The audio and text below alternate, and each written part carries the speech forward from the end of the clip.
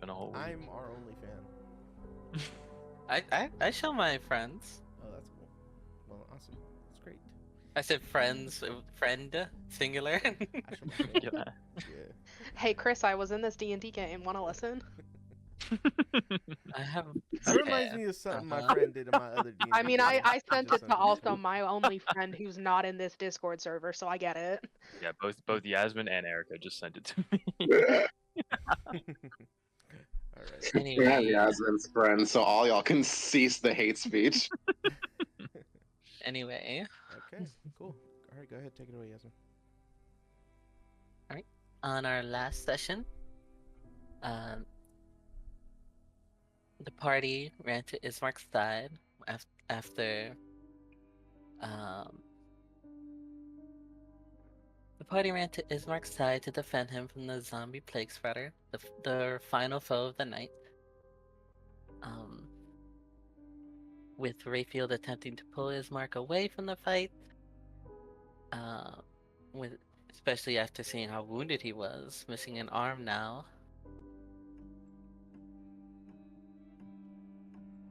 Unfortunately, he was not willing to part to escape, and instead chose to stand his ground. And Rayfield was not strong enough to do anything about it. Calm, instead of attempting to do something like that, she used her own speed to get in front of everybody and defend Ismark, while Oksana and Arene ran to try and aid Ismark as well. Not before Arene offered her last spell to Chef so he could join the fray.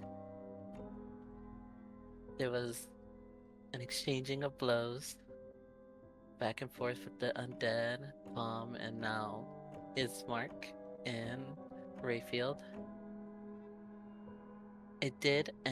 The fight did end up costing a lot more than they thought. Just 5 people against 1. Even then, it was still a hard fight.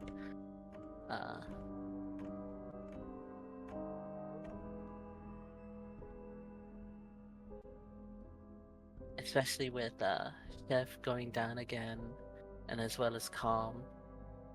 Thankfully, Oksana used her final spell to raise her as well.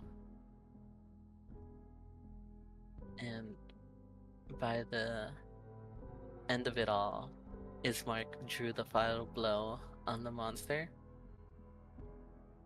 The danger hadn't passed just yet, though, as when they brought Ismark back to the town square to his people to see if he could be tended to, an elven man strode with an army of undead behind him. And a man that we soon learned was Rahadin.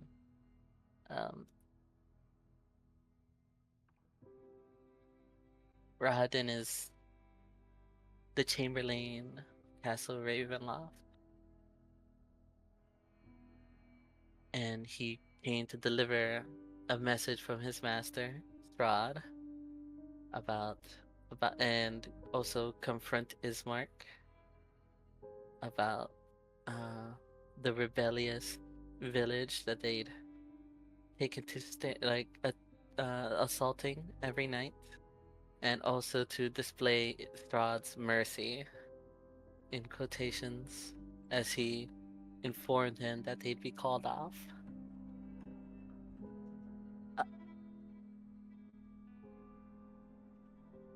This wasn't all the man did, though, and he left a chilling set of parting words for Ismark, bearing his other arm, as he'd say the new burgomaster would need an arm to write with. Rayfield was the only one that could properly picked up on the meaning of the words, and with that, when Rahadin rode out of the village, he bade the party to rush back to the manor. In the manor, though, they found the sight of two bodies: Irina, Ismark's sister, and the burgomaster. Um, Ismark, full of grief, rushed to their aid, though there was not much to be done about the late burgomaster as he had succumbed. But at least Irina survived. Though on further inspection of her, she was left with lightly, like, faint breathing and cold to the touch, and 2 pinpricks on her neck. The stress and the strain of the night, though, finally crashed down on Ismark, leaving him laid out across the floor, passed out, in which Calm would take the initiative and carry him up to the burgomaster's chamber to be tended to, leaving the rest of the party with Irina and the corpse of the burgomaster. Soon enough, though, with some aid from Irina was able to rise and take stock of the situation, learning that the burgomaster is dead, and making her way towards her brother.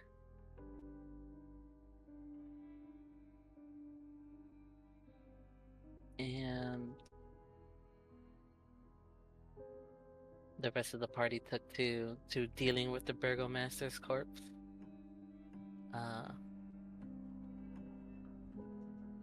Rayfield offered searching for something to cover him, so he was a little bit more dignified, and Steph carrying him down to the basement where he'd be kept cold and wouldn't rot quite as quickly.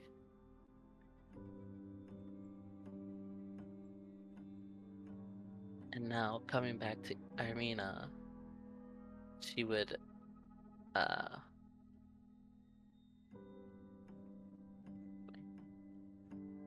believe, actually, after they had taken care of the corpse, Rayfield led her up to the room so she could see her brother, offering some words to brace her for the state of Ismark's being.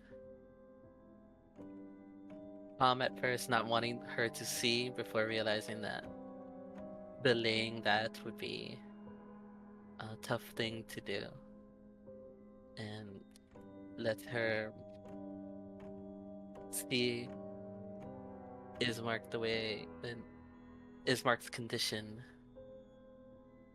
And after that, they leave the two alone, and the party splits off now to deal with their stress from everything. Irene and Rayfield having a moment to themselves, ending with them promising to share a room for the night, and then splitting. A chef and Oksana headed to the kitchen to prepare some food for the night.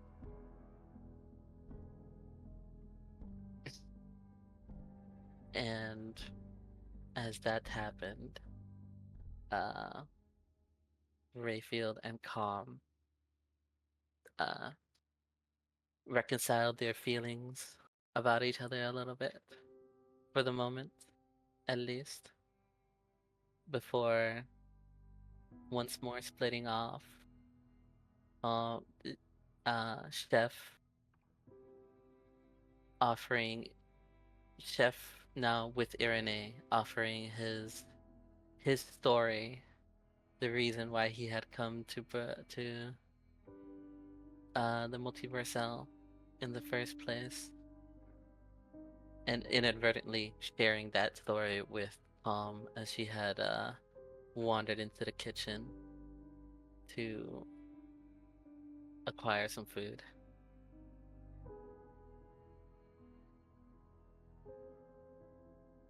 Finally, though, Tom offers Chef help in passing out his meat buns, and everybody and they went out with them.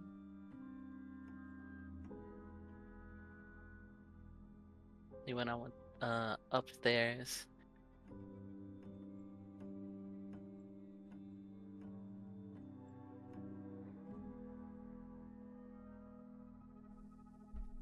Alright. Is that it? Now I'm drawing a blank. Ah, shit. It's fine. They went upstairs, but then I interrupted it. Yeah, okay, yeah. I thought that was it, but I was completely unsure.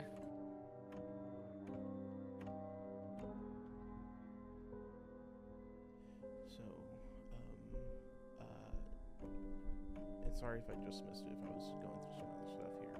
But we talked a little bit about Oksana's, how she had a moment with Ismar. Yes, right as Steph and Calm had resolved to passing out food for everybody, as Ismark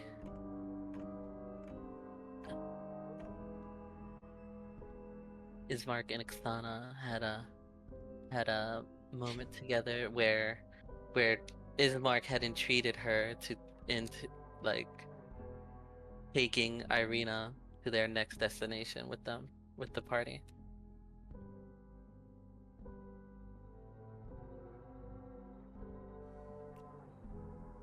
Wonderful. As well as offering the the first kiss of the campaign. Okay, kiss on the back of the hand. It's not a big deal. Not a big deal.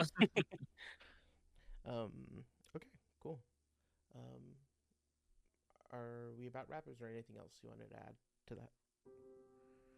I think that's it. Cool, right on. I think that eventually left us all to, because I remember I interrupted and said, hey, I thought you guys were going to eat downstairs.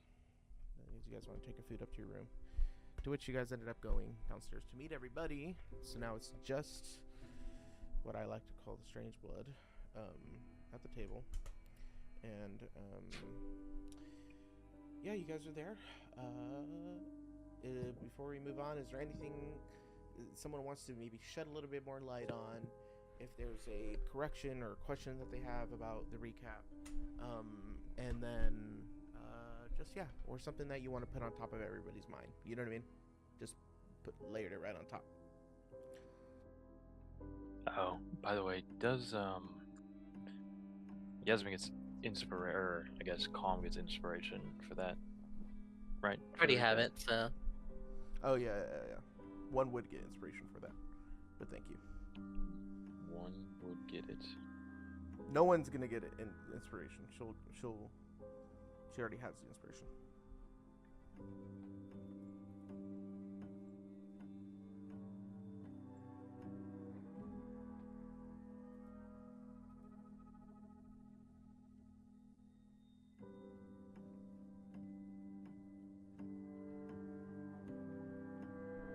Right.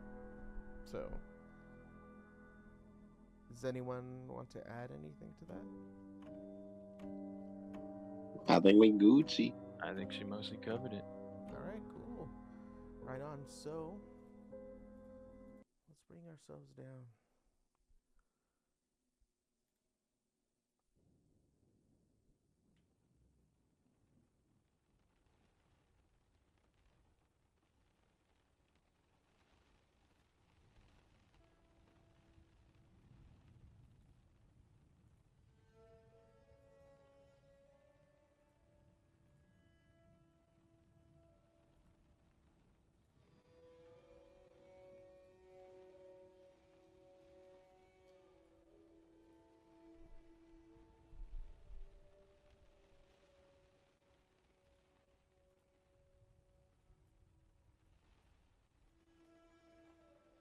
I pulled the map up.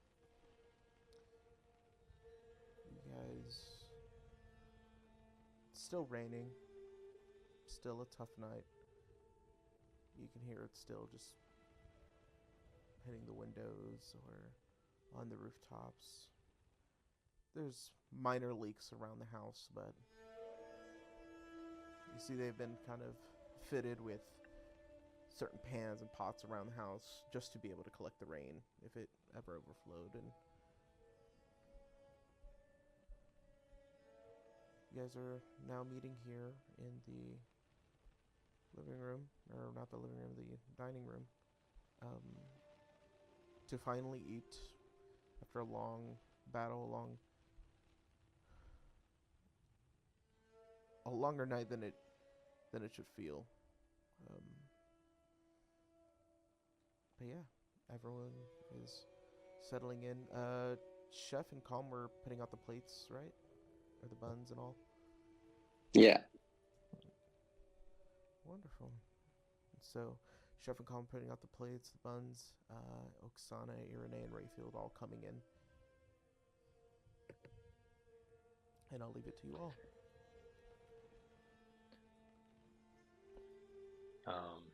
Yeah, Rayfield is going to take his seat at the opposite head of the table from where the burgomaster was sitting, and where he was sitting previously as they first came into town.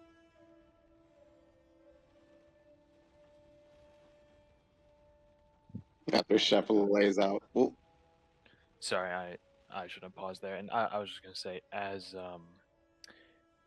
I said at the end of the last session, he went upstairs and just dressed down a little bit, got out of his blood and mud riddled like overcoat, and is now just in his sort of puffy armed white undershirt.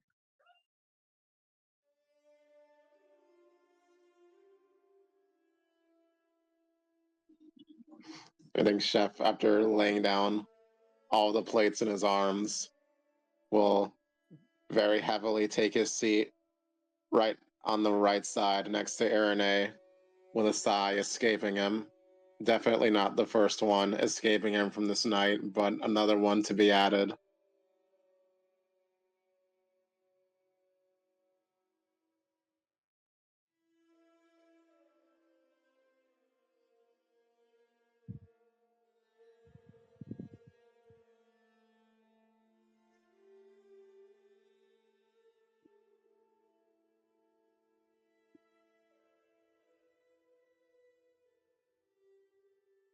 Okay, awesome. Anybody who is here at in the dining room, kind of run behind Chef from these like more ornate doors here that probably lead to more private quarters. You hear a sniffling at the bottom of the door. Chef, a little on edge from what he experienced downstairs, but also remembering that there's another one who lives in this house, opens the door to see if it's the family dog, looking to get a sniff of the buns. Awesome, yeah. You open the door, and you do encounter Beryl. And he's sitting there, and he's like laying down at the floor. You open the door, and you see him like back up. He's like still, laying on his stomach. He'll back up just enough, and then he'll just look up at you, and then like continue sniffing and smelling towards you. Chef smiles and says, "Ah, Battle, my friend. Good to see another friendly face at the end of this night." And you talking to it and not sounding mean or anything, it almost takes that as an invitation, almost stands up and gets closer to the door.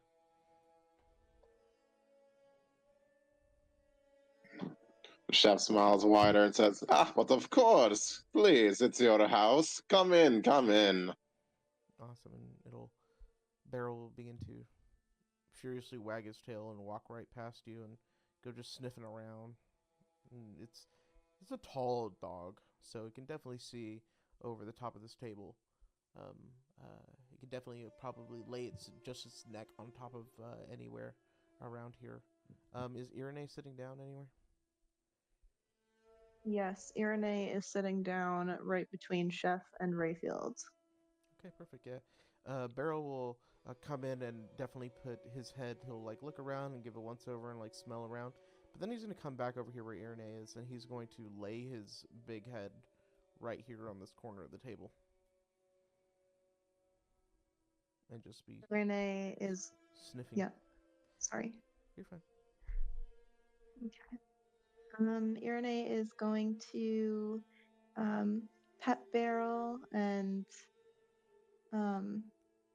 she might like turn her head to Chef, and uh, she's just gonna ask politely, would you be offended if I gave Beryl just a little bite of one of your buns? Chef chuckles and says, "Not at all, my friend. The more the merrier, I say. Please give him a whole bun if you wish." Okay, awesome. Thank you, Chef. Um, and she's going to take a delicious meat bun and she's going to present it to Beryl. You see, Beryl's almost hesitant, almost thinking that you didn't mean to do that. And as he looks at you and looks at the bun, he waits for another sign of assuredness. Come on, boy. This one's for you. And she'll kind of nudge it a little closer to him. And he'll put his mouth over and grab it. And it's almost like he could put the whole thing in his mouth if he wanted to, but he'll sheepishly drag it off the table and then do like a spin and then run over to the fire and then go lay down by the fire, and you'll see him. He'll be eating it as he lays down over there.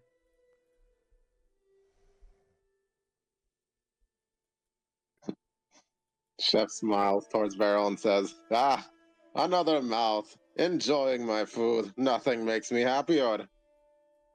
And then he'll go back beside himself and he'll remember the matters at hand. And I think he'll wait for everyone to settle down before resting his elbows on the table with his hands or his paws over his mouth in contemplation, and then saying, "Before we start planning out the future, I think it needs to be said that no matter what, we need to know that this village is no longer safe. And I know it's not safe anywhere else, but if anything, that makes it all the more the reason we need to find others amongst this land.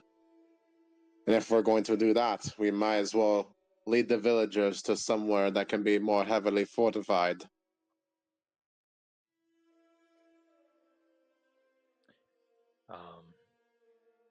Rayfield is going to be in a similar position to Chef here. He's going to be sat head of the table. The steak will be in front of him. The meat will be in front of him.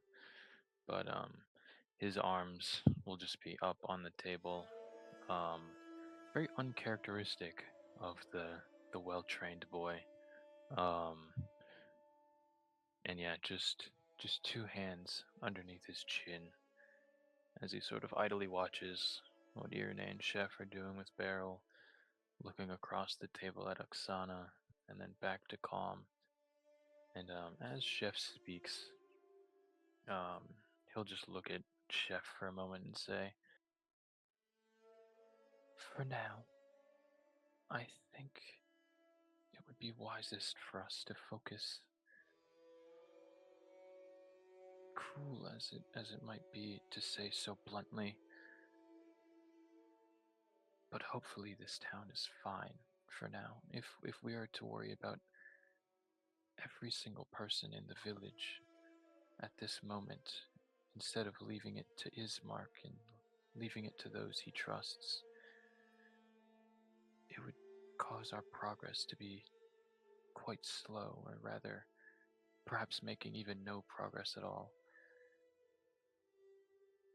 I bid Uh, that after this night, and after we gather ourselves and gather some supplies, we move on.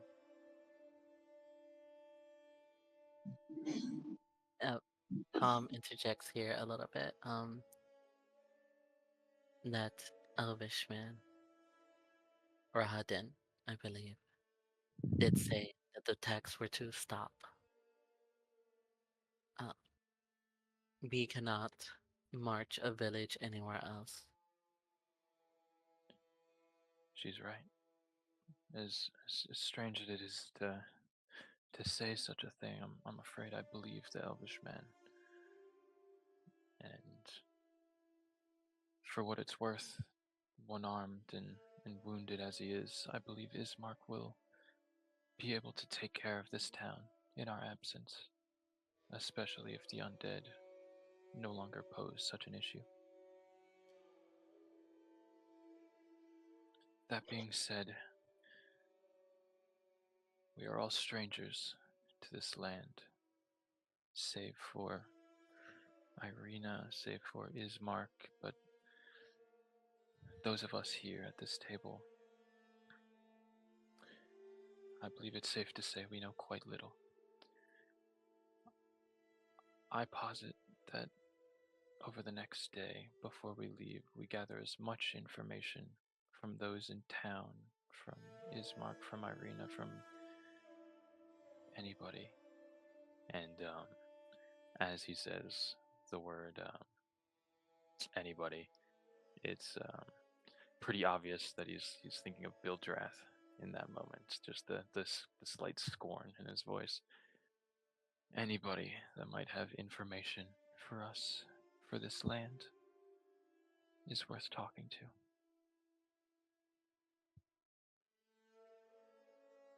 I think it would be wise to speak to others, but Lord Ismark did ask that we take Irina with us to Valaki. If we're looking for someone somewhere more fortified, he'd said that they likely have an army and haven't been as besieged as here, so it might be a good option, and then at least for a while we could travel with someone who's familiar with the area. Is traveling with Irina, is she bid to go with us? Would she even want to leave? I can't speak to it. I know Ismark intended to speak with her after they were able to bury their father, but he seemed sure at least that he could convince her and that it was the best thing for us to do and for her. Well, she does seem, at least in appearance, quite capable, and I would not mind having. I know I spoke of not taking the town with us, but she would be a good addition. Something else I think is worth speaking on, and he'll sort of put his head down for a moment and not really make eye contact with anybody. Could we, for a moment, speak to our intentions in this land plainly, please? And in that regard, I shall go first, if it would help. I am no savior. I am no hero. I am no protector of people. If it would serve me, I would. If I knew a way to leave these lands and escape the mist and go back to my life, I would very much like to do that. I don't see that as a possibility at the moment, but I know there are those that are braver than I amongst us. I just wanted to say my piece.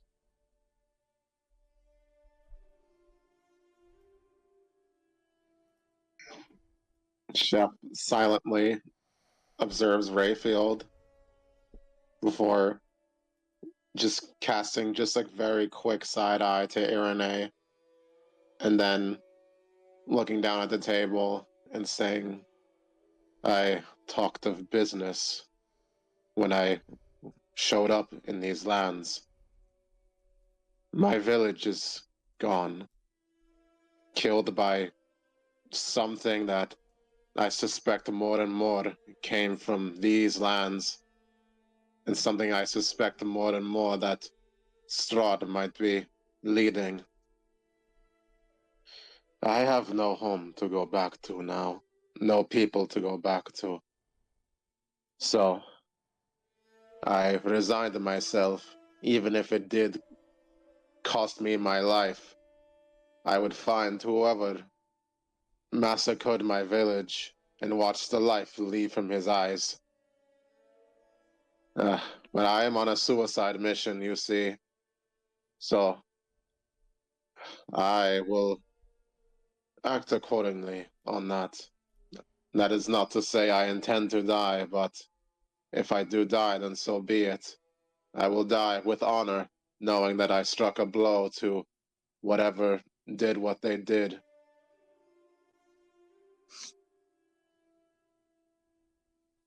Chef, I think that is very brave of you, and I hope you will forgive me for saying this so plainly. That scares me.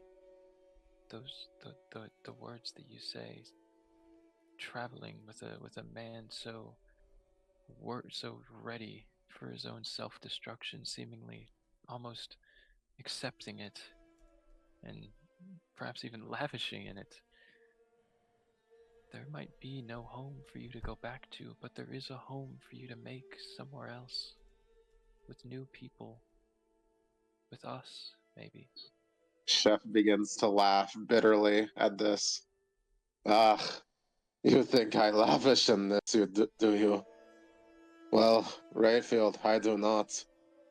It is simply me accepting the reality that if I choose to chase after whatever did this, I may meet the same fate as my people.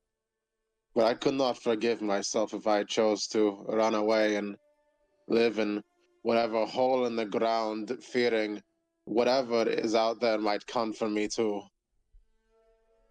The chef sinks his head lower into his hands.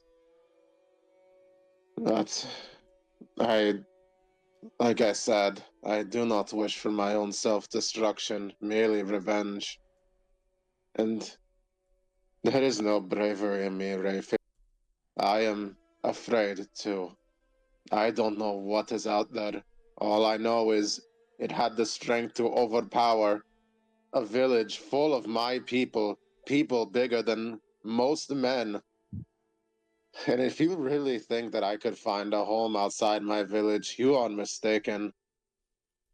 There are so many looks of fear cast my way, and I do not blame them, really. Not the way my village treats other people, not the way the monsters treat us. To them, to the villagers outside, I am no less a monster than the ones outside. The only difference is I have a sort of leash around my neck, and you, and I guess myself, are all holding it.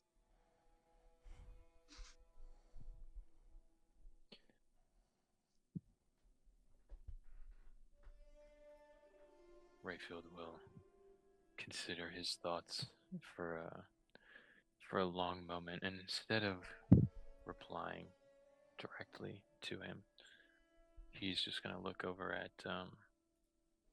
Irene next to him. His gaze is gonna shift from Chef to Irene. Irene, what say you? Renee will look from Rayfield to Chef and then back to Rayfield, and she'll say, well, uh, like Chef, I have no home to return to, but Unlike Chef, I am voluntarily choosing not to return to my home. And I've mentioned before that I am a follower of Celestian, and we believe in wandering. And well, I've wandered too far, and my traveling companion Helena is missing, and I was hoping she might be here, but she's not. And, and if she is surely dead. So that that is why I'm here. What would you, were we to find an exit to this place, even if it meant leaving the people to their fate and securing our own safety and going back to our lives, you left again, once again, to wander, or perhaps, and he'll pause for a moment, or perhaps finding some new life that pleases you. Would you take that, or would you stay? She'll ponder this for a moment. Uh, her her her chin tilted down, before returning her gaze back to Rayfield's. And she'll say, I don't think in good conscience I could leave any of you.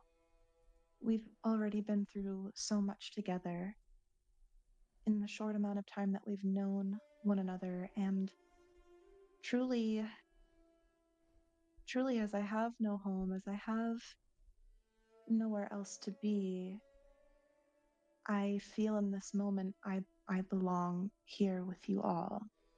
So I will not be I will not be leaving these people um, to their horrible fates, and I will do what I can to help, and I would stay. Rayfield, Rayfield will just give her a long look for a moment, just as they look between each other, and eventually a small smile, just the barest, like pulling up of his lips, as he looks at her. She is in many ways much stronger than he is, and once again she has proved it. He does not have the courage that she does, but being close at the table as they are, he will lay a hand out, perhaps to bridge the gap, and hopefully bidding her to take it and perhaps sharing in some of her courage.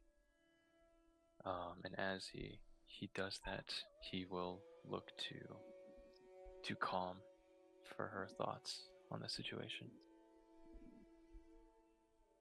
Tom, being as decidedly silent as always,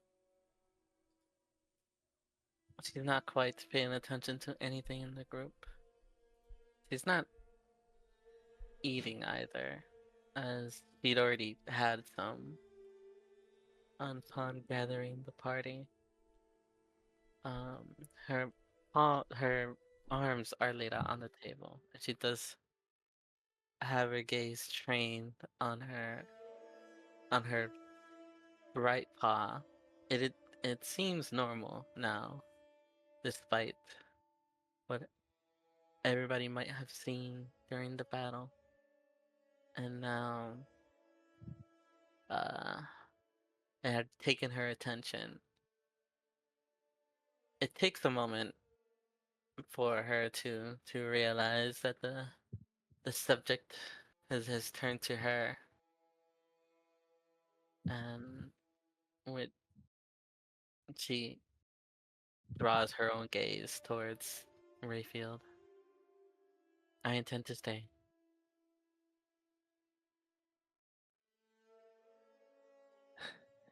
he will wait for the shortest of moments, but he knows that that's probably all that she will be saying. And he just slowly turns his gaze from her over to Oksana. Miss Oksana, what are your plans? Um, I was expected at the Multiversal, and I suppose I should try to find my way there as to not worry anyone. But I'm happy to try what I can to help you all. I'm not sure what we can do here or how we would leave, but I hope to not stay here forever. I'm expected elsewhere, and it would be improper of me not to go.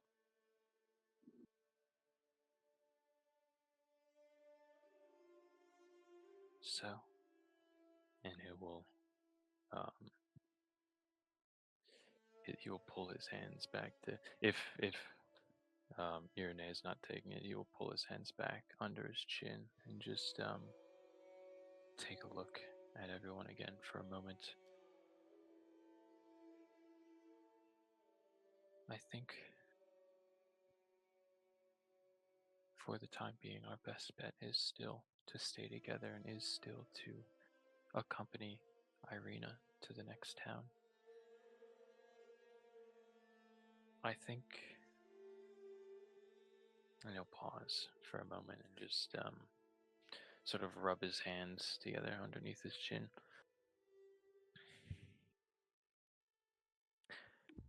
I worry this is beyond us.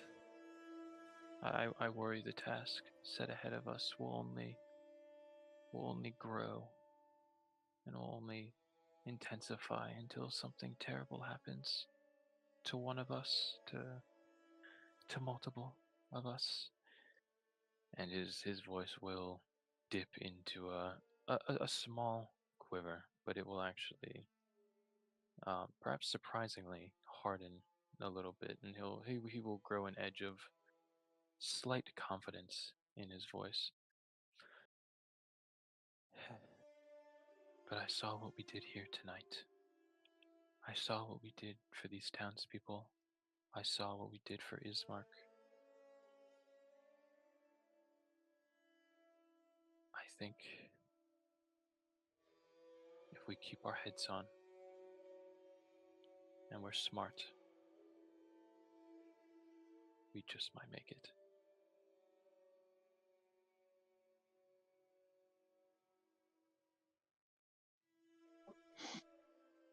Shep's eyes will soften at this, his mental darkness starting to clear, if only a little bit.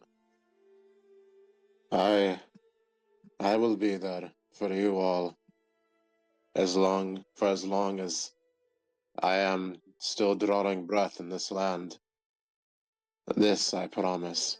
No matter what we end up doing tomorrow. Yes, let us speak of tomorrow succinctly. I imagine we are all, despite having recently slept, quite exhausted. I intend to turn in for the night after this conversation and leave the rest of our action for the coming morning. I would like to, and he'll look down at himself for a moment. I would like to wear something beyond my royal colors. I know Ismark said that we might get some provisions from Bildrath in town, or perhaps there's some stuff yet in the manor that we have not found. Perhaps we can ask Irina about, but were we able to find me some protection, I would be most appreciative.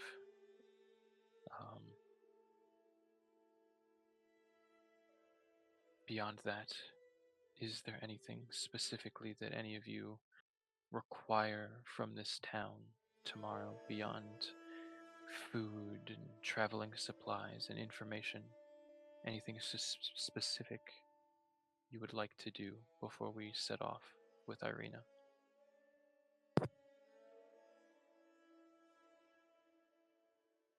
I would like to help with the funeral if they'll have us. Seeing the night was rough for everyone in the village. It would be a shame for them to be alone as they bury their father. I agree. In that sentiment, and he'll look at Chef for a moment. Chef, are you still in? Do you still have the bones of Rose and Thorn from the manor before? Shep shifts his pack to show that the bones are indeed still there. Yes, my friend, I would never let them go, not for anything. Wonderful. Perhaps it would be proper of us, and perhaps if we have earned it in his eyes, we could ask Ismark to spare a plot or two for the children. It is not the nicest place, but we do know people here, and I do believe that Ismark would take care.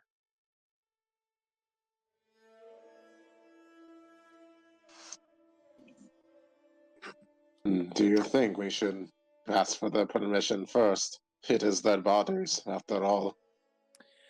Yes, of course. I have not felt their presence in a moment ever since we left the manor, ever since we got in that carriage. I have not been able to speak to them aloud nor in the mind. I don't know if you have been able to have any contact with them, but they've been quiet for me.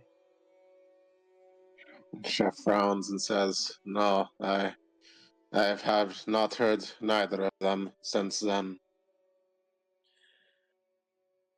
I would only hope that perhaps in relieving them of that house and relieving them of the horrors and setting some small thing right in the manor, that perhaps their spirits were able to move on. But if not, perhaps laying their bones to rest is the final step necessary. I know little of the magic of the spirit or such things, but it seems only proper. And he will actually look over at Irene for a moment. Would you? I know you've lived more years than most of us, Miss Spellweaver. Would you be able to perform some rites, perhaps say some words, or otherwise portend to the burial of the children, and perhaps the burgomaster as well? I would be honored to say a few words to help the children's souls rest easy. And of course, I would say something if it would please Lord Ismark and Lady Irina. It is not for me to say, but I believe it would. I believe it would. He will look back to the food in front of him, and he just does not have the stomach for it right now. So he will just give it the smallest push away from him as he pulls back his chair a little bit. Right. If there's nothing else that anyone has to say for the night, I suggest we all retire. And he will look over at Chef as he does this. Chef, I would hope to speak to you privately, if we may, after we are done here. Chef's eyes steadily gaze into Rayfield's, and he nods. Then, if there's nothing else, and he will wait for anybody to say anything, and if they don't, he will stand. Calm reaches over and grabs his food. he's not gonna stop her. She can have it. Chef smiles at this and pushes his plate towards Calm. Beryl puts his head on the corner of the table where Calm is sitting now. Would Rayfield also be able to reach the dog? But like, if it's just on that Yeah, corner. it's just on the corner. He's just laying his head on Okay, the corner. then as he stands, he's just gonna look to the dog and give it a bit of a rub on the head, just a little creature comfort for the tired boy. Yeah, he'll wag his tail. And Continue Tom staring. sort at of the sighs. food. Tom sighs a little bit. And she looks over to Irene. You set a bad precedent. Now, Uh, normally I don't abide by feeding dogs from the table. However, he's special. Chef Brandon says, "Nonsense, Calm. He's done a great job guarding this manor. Surely a reward for this, no?" she has a thought, but she bites her tongue. I know exactly. Um, Out of character, he's done like a 50-50 job protecting the ass. she takes one of the buns and splits it in half.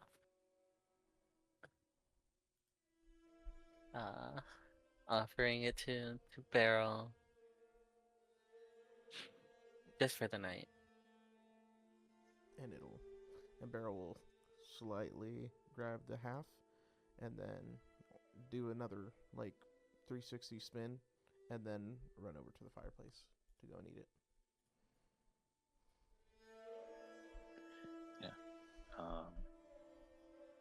And yeah, if there's nothing else from anybody else, Rayfield's gonna stand up and sort of just stand by the door here, waiting for Chef.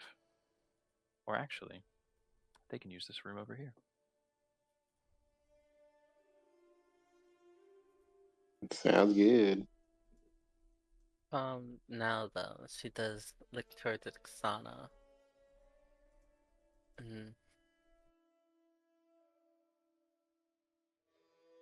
You've taken to sitting far from the rest of the group. Oh, I didn't mean any offense. I just didn't want to impose.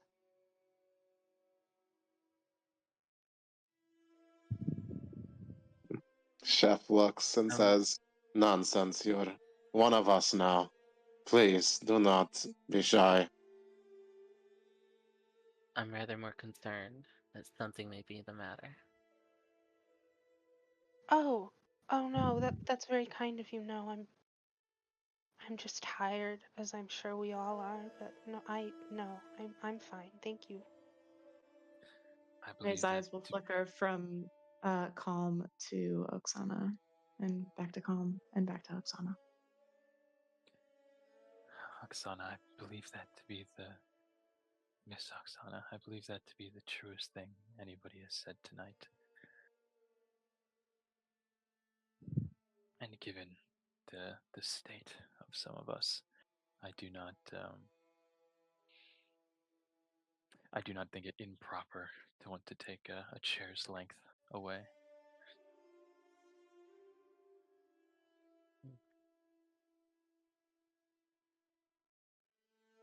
And after that, he will open this door and sort of bid Chef into the room. Chef looks back and says, "Good night, my friends." And he'll stride into the room. Awesome. You find yourself in a like a small lounging area, and this is actually just right outside some bathrooms. But then you do find that there is a area here that leads to a desk, a more private place to talk, where anyone can hear you from doors.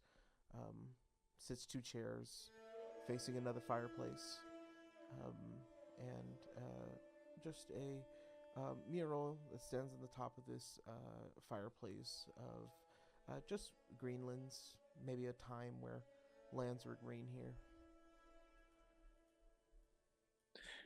Yeah. In seeing the rest of the room, Rayfield will move in farther, and instead of taking a chair by the fire, he's just gonna take the chair here and just sort of pull it and angle it as if he were sitting about here and the chair is facing that doorway. Right. Just so he's in a more in a more open spot to talk to Chef, and if Chef wishes to stand or do the same, completely up to him. I think Chef will take to standing. And Rayfield will sit down and just cross one leg over the other quite tightly and place both of his hands upon his top knee and just look all the way up at Chef. And there's still that spark of fear in his eyes. There's still that spark of hesitation. Still that look of potentially having doomed himself if Chef were to be let off his leash, as it were, or to stop pretending perhaps that the leash is there at all.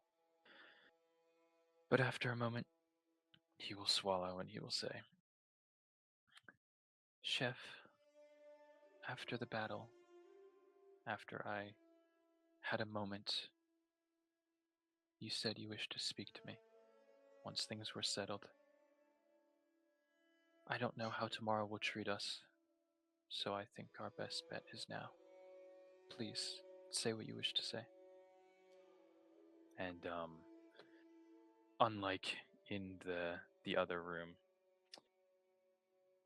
Rayfield will take a bit of a cold edge to his words, not unfriendly, but just very to the point with him. Chef gazes steadily at the man sitting down, almost cowering even, and knows that this is the very man who saved his life. But he will hold his silence for a moment and say, You are afraid of me, and yet you revived the monster. Whether you actively think of it or not, there is something about you. It has changed since then, since we first met in that fog. Would you not say so? This place, whatever this place might bring out of me, I don't know if it has changed me or if it is something that I've always had within me. But I did not, forgive me for saying this, I did not revive you for me. I did not revive you for you, even. I think it is fair to say that I revived you for us, for this place, for the town, for those of us that care about you. Notably, he did not include himself in that, just those of us that do. I am smart enough to know that you are better kept to us an ally than an enemy, or even an ally rather than estranged and taking off on your own. But yes, Chef, I am very afraid of you.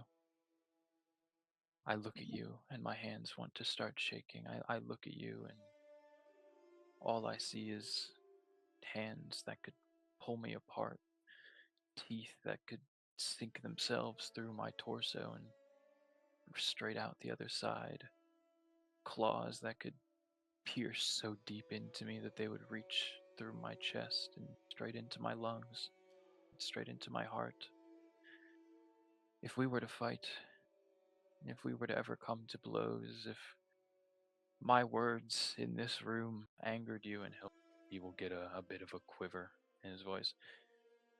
If my words in this room angered you so much, I'm fully aware, in the state that I am in, that you could destroy me before the others even had a chance to open that door. Take a deep breath. But I've also seen the gentleness with which you can act. I have seen the way that you have treated Burgomaster's body, the softness in which you have spoken to us, to some of us, in the way that you have prepared this meal for us, unasked for, but still absolutely appreciated. I'm sorry I did not partake. I don't have much of a stomach for it. It is in my mind that this dichotomy comes. And honestly, I don't know what to make of it. I don't know whether to continue to fear you or to think of you as the gentle giant that perhaps you are. But one thing must happen between us. I must be able to trust you. And we need to figure out how that will come to be. I don't think I need to play into our short history and remind you why I might have difficulties with that.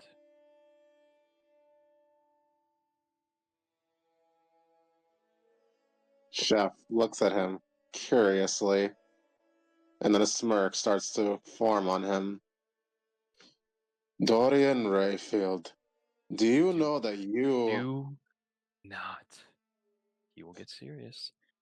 Do not refer to me as that name. You do not know the history behind it.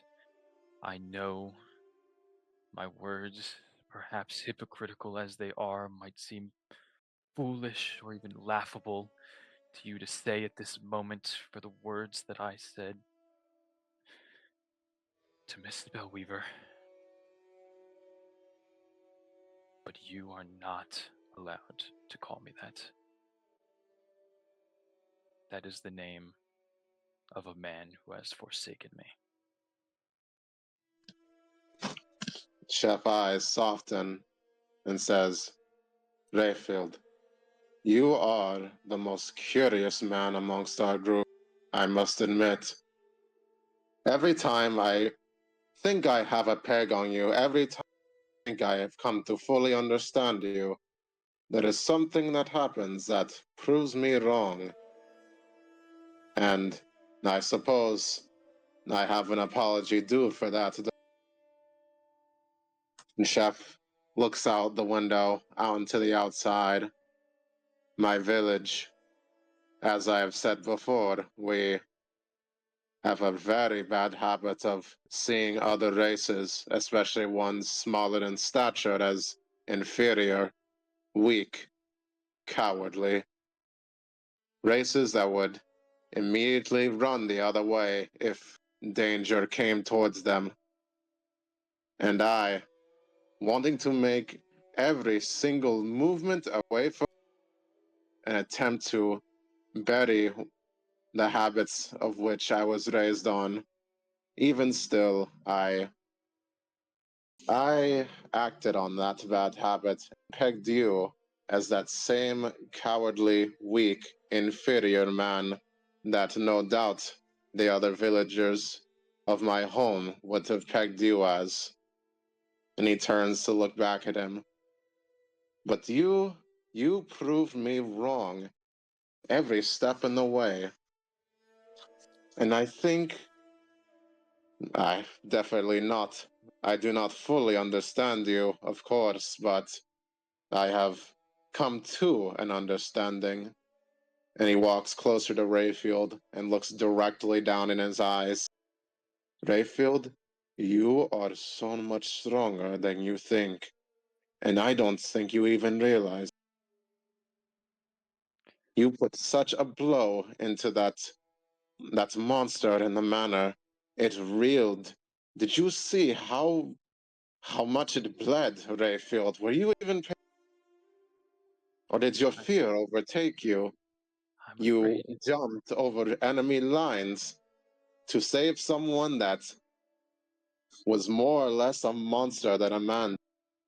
And sure, you did not do it for me or you, but you did it to save everyone else. I don't know what that says about you, if not that you are brave and strong. And when I think of myself compared to you, Rayfield, a part of me even believes that you are stronger than me. Not in physicality, maybe not, but in what matters, Rayfield. You have the spirit of a dragon, as you and your family have come to idolize. That is what I see in you, Rayfield. And that's why I wanted to talk to you tonight, because beyond all that strength, there is yet a hint of weakness, a hint of the feeling to run the other way. And I must stamp that out of you, Rayfield, because it's not just you who can't afford that. It is the people behind you, Rayfield. You are a man of strength, even though you do not fully realize it yet. But I will tell you this, Rayfield. You may see me as an adversary, an obstacle to overcome, something that is scarier and bigger than most of the things lurking out there. But I am, in fact, your friend, Rayfield. And I hope there will come a day where you realize that, and that you will realize that have always been the man you've always wanted to be. Chef's words will pierce Rayfield, especially the line regarding the strength of a dragon that perhaps lies within him. In his time with the Baron, he had to do certain things to make the Baron happy, and one of those was the things regarding the dragons, the prayer, the belief. He never took too heavily to it, but some amount of it, of course, being around it so much did impact him, did impact his beliefs and perhaps even his wants. Um, so hearing this beast of a man say that not only did he think he was perhaps stronger than he, but the strength of a dragon. Rayfield liked how it sounded, strange as it was. He will stand up from his chair, with Chef now having closed in on him a little bit. The two will be standing quite close, and he will have to crane his neck up even farther to see the height of a man and meet his gaze. But he will. And the look of fear, it's not gone from his eyes, but it has lessened, and there seems to be more understanding in that gaze. It's not just blind fear like the commoners and the townspeople before have shown to him. A fear that had no understanding, a fear that did not even wish to understand. There's fear there, but it is fear with knowledge. There's fear with understanding and even respect. He will put out his arm for Chef to either shake it, do as is his custom, before saying, Chef, I do not want to see you as my enemy. I don't know if this strength that you speak of truly exists within me. I've done some minor brave deeds in the past day to save myself, to save my friend, and to save my... He'll let himself trail off for a moment. I hope you're right. And I hope that going forward, you are the friend that you say you are. And I hope that I can be the man you hope I am to be. And he'll put his arm out.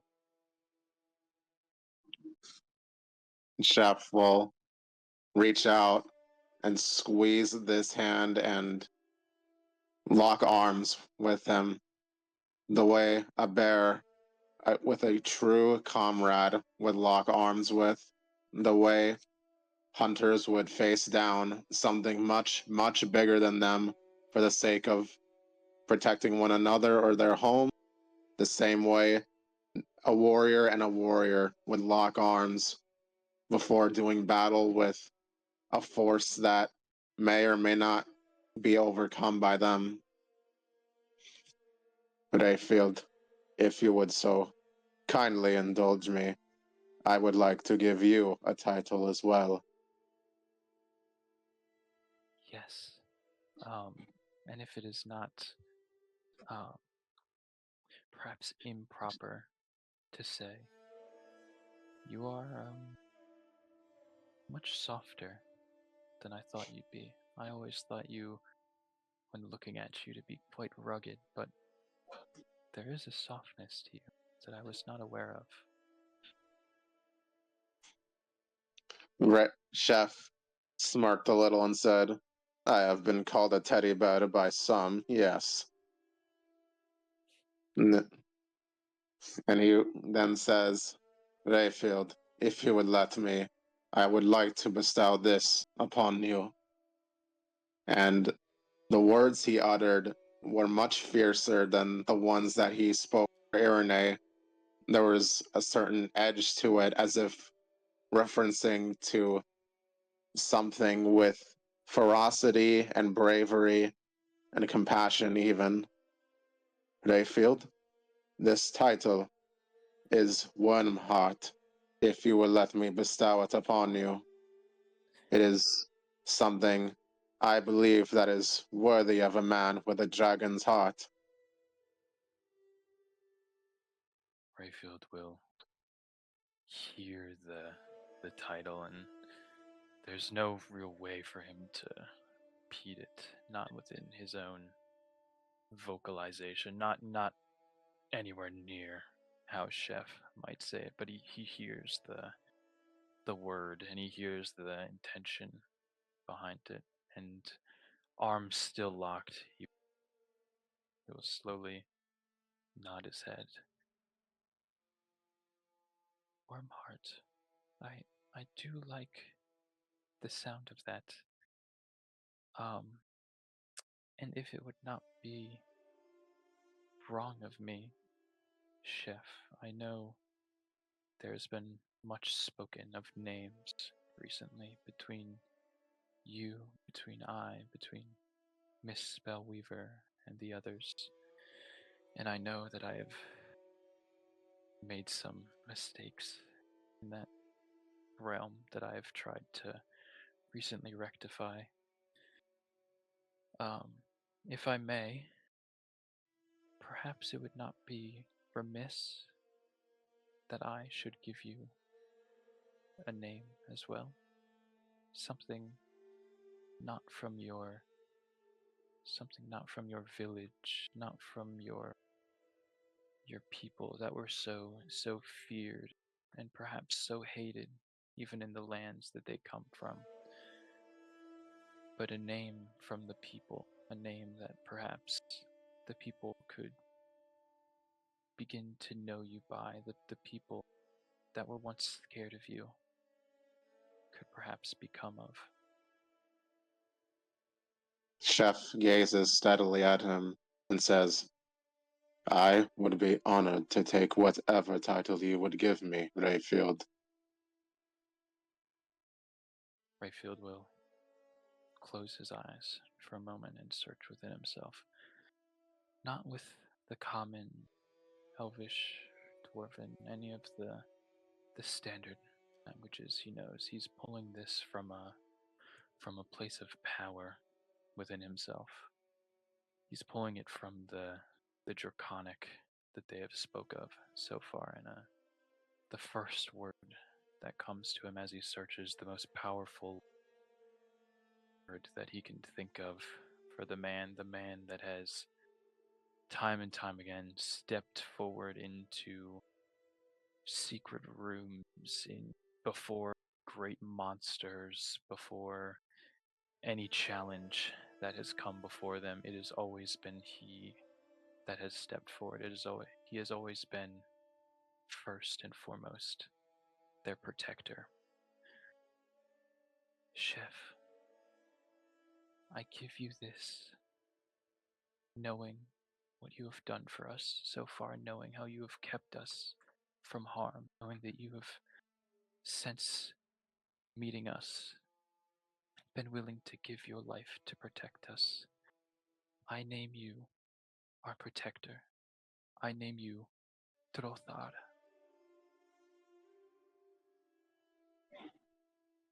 Chef's eyes soften, and he sees now not a man who fears, but respects, and maybe even would willingly, if there would ever come a time, die beside him in battle the way comrades would. I take your title, Rayfield, and I will wear it for all of my days to come. Perhaps it is time for us to rejoin the others. I'm glad we had this conversation, and I am almost remiss to say, but I feel as if we could have even had it a day ago and have been such friends already. And he will grow decidedly a little bit more chipper tone in his voice as he speaks, even trying to throw in a joke there. Chef will smirk and say, Don't worry, my friend. We have many more days ahead of us to come to catch up. But yes, I think getting back to everyone else would be best, yeah? After you, Drothar. Chef Drothar leads the way. And they will walk back. Irene is going to have to do a double take towards the door to the kitchen. She spots some movement. It's brief, but it does catch her attention. And she spots a rat. And just as she sees this rat, it scurries further into the kitchen. And so Irene is going to jump to her feet and she's going to be like, rat, there's a rat. And then she's going to turn to Beryl and she's going to plead with the dog. Do you kill rat? Can you please? And she's going to gesture to the kitchen and like walk over to the kitchen and she'll be like, Beryl, come here, boy. Barrel's Come gonna get this get up rat. like in a huff. Barrel's gonna get up in a huff, hearing the word rat, and just, and it's gonna move towards Irene.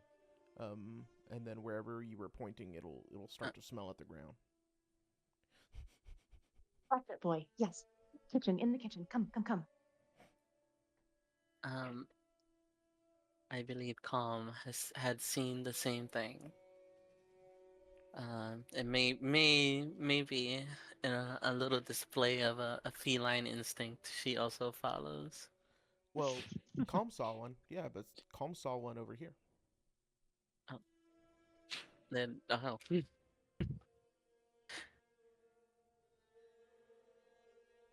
then she doesn't announce that there was another rat. Well, she does stand up and motion towards this other hallway. Like she stands back and she stares at the bottom of the staircase, the not the staircase, the The door. door where she had seen the rat scurry into, and just pushes past the door now.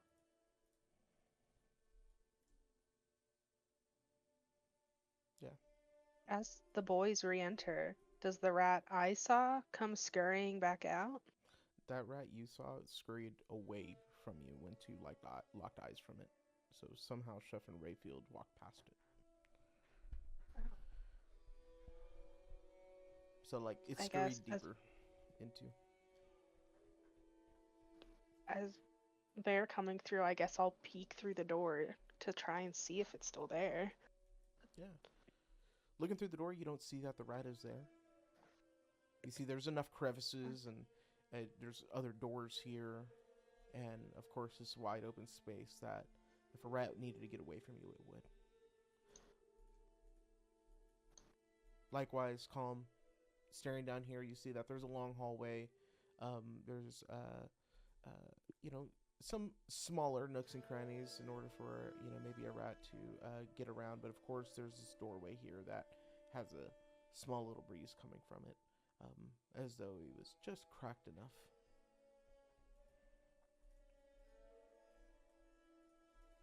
You two do not see the rat. Does Chef have an idea that something is amiss? Well, Irene talked about it, and Barrel's in the kitchen right now. And he's sniffing. Chef will just look at everyone around him and say, "Oh, whatever is the matter with all of you? What you said we're chasing a rat, Irene?" Yes. There's rats. I sent Beryl after one. He's doing a great job. The chef sighs and say, "All right, I'll help with finding the buggard. Can't have the little thing eating our stock, no sir."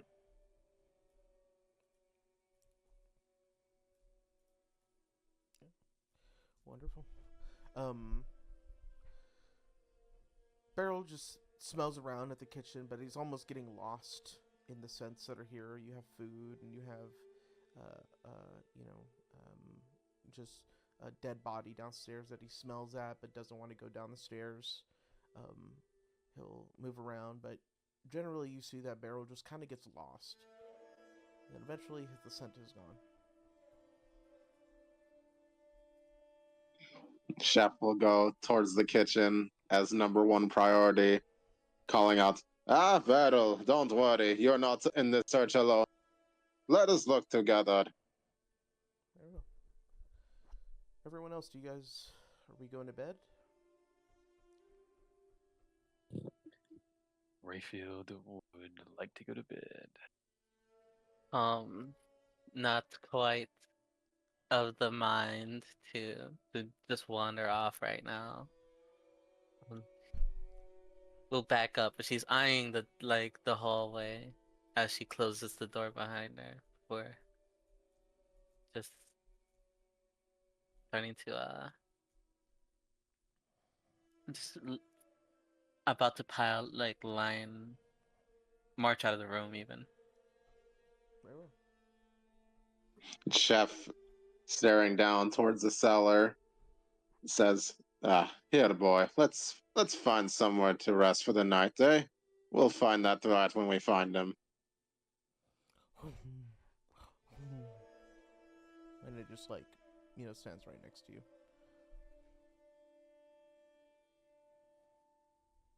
Chef's gonna lead him right out. Alright, cool. Let's go to bed. Bedtime. Eddie bye. Yeah. As they go, I suppose Rayfield will just say to Irene as they walk back, Irene, would you like to that is. He does the first two almost under his breath, trying to find the right word for it. Would you like to still spend the night together? I of course wouldn't mind being by my lonesome upstairs if it would not please you.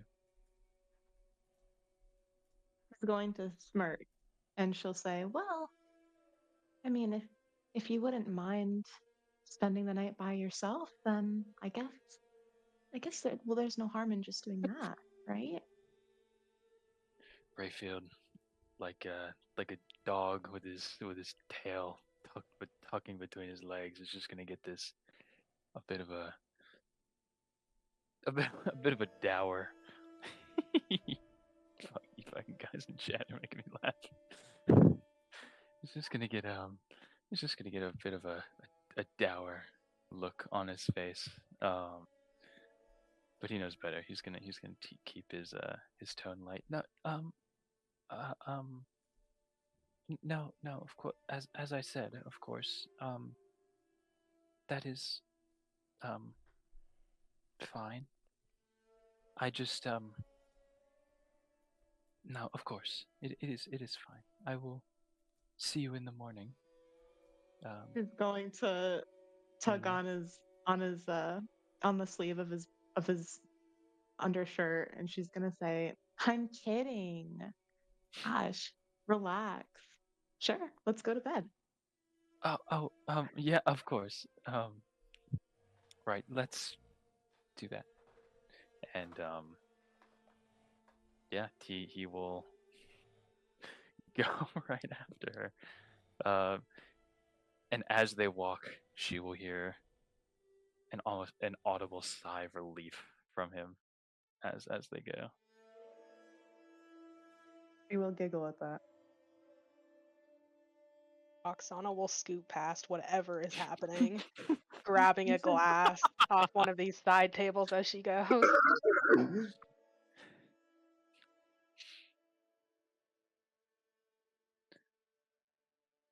Awesome. And as they walk back to the room, Is outside of her door.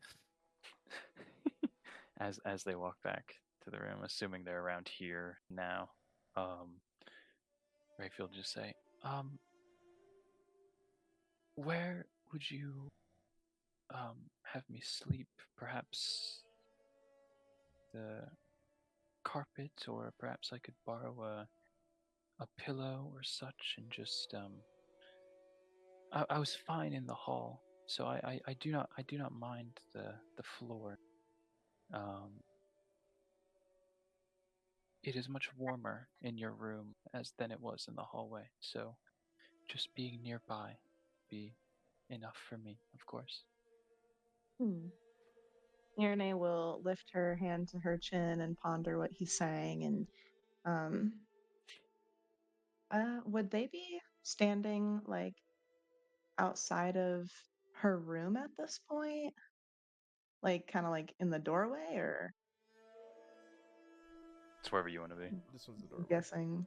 so you'll be out of here. Oh, okay, It- okay. Got it. Okay. Okay. Yeah, so It's calm um standing there. Roxy. Tom is observing. Tom, okay, Ir- she does interject here though. You do know how small these rooms are. Shouldn't you go upstairs? Irene is going to fire back. She's going to say, "Oh, I'm aware." And she's going to look around her room to which she opened the door to, and she's going to kind of ponder like her surroundings. She's going to be, mm-hmm. Well, Rayfield, Right. there's always this dog bed. What do you think? I mean, it looks pretty fluffy and soft and well used. Beryl really likes it. I mean, surely we can't sleep in the same bed, but that should be fine? Calm is now having that mental image in her head and laughing, and now she's gonna leave them alone because she's gotten her entertainment for the night. Rayfield is just gonna give as Irene steps in and says as she is saying, Rayfield is just gonna give Calm a quick look as if like asking for any sort of guidance, not asking for help, but just a big what should I do? Uh, she's go- she's just gonna raise an eyebrow, and she's going to laugh. She's and, and she shakes her head, turns around, and you're on your own. Rayfield. Sorry. Rayfield will has now he was so excited to be in here. Why is he so hesitant all of a sudden? But he's gonna hesitantly walk into the room and he's gonna look at the dog bed, and it's for Beryl, so it is quite large enough to fit him were he to curl up a little bit. Large enough that she is not saying it in a way as to just make fun of him, but he will look at her real quick and either like insight check or otherwise just try to take a look at her and get a read of the seriousness behind this. Okay. Yeah, and so insight. If you guys are trying to insight check each other, then I'm gonna leave it up to the player to decide as to whether or not that's passable to, for that to be perceived. For example, Irene would decide the number that Rayfield has to be in order to do that. Yeah, and so that's it. You adjudicate it yourself, and that's pretty much it. You also do not have to feel obliged to even allow it to be possible. And if it's not possible, do not have them roll. Honestly, I would say in this situation, it's pretty clear just by Irene's demeanor and face that she'd be like Rayfield would be able to read this pretty easily. She's smirking, her eyes are bright, and the mood is very jovial. She's absolutely just having a great time teasing him. And he would absolutely know that just from her expression and her demeanor. Yeah. Fucking air. Yeah, Rayfield will look to the dog bed once more and then look to Irene and just just shuffle his feet for a moment. Um I I I suppose that would be all right. Y- Potentially much better than sleeping on the floor itself, and it is made from the same fabrics that you and I would otherwise sleep on. You can tell he's sort of trying to ration. He's already.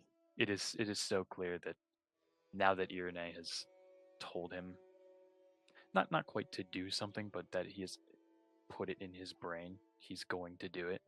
And now just comes the steps to rationalize and make this less embarrassing for himself and keep him up less at night. Um, and Beryl is quite big, so it seems that it would um, fit me quite well. I hate to intrude upon his space, but I suppose the dog bed would Irene if it meant spending the night with you. If I could perhaps have a pillow again. Irene is going to raise one of her eyebrows. She is quite surprised by his response, and the thought of this quite uppity aristocratic man uh, staying in her room for the night and on this dog bed is the thought of it is just all too hilarious to her, but she is surprised that he would even consider such a thing, knowing him. So she's going to kind of take a minute before she responds. And she's going to say, yes, of course. Sure thing. And she will grab a pillow from her bed and hand it to him. And she'll sort of like hide her amusement with her hand a bit, lifting her hand to her mouth. Rayfield will take the pillow, and in taking the pillow and getting his small bit of it is a bit of a trade. He will sleep in the dog bed so long as he gets a pillow. Good job fighting for yourself, Rayfield. But he got his pillow, and that means he's sleeping in the dog bed. So he will just look. And where is the dog bed in this room? Just foot of the bed, I imagine. Judo / Yoon. Um. So it would be at the foot of the bed. Yeah, and so he will just look to it and look to the bed,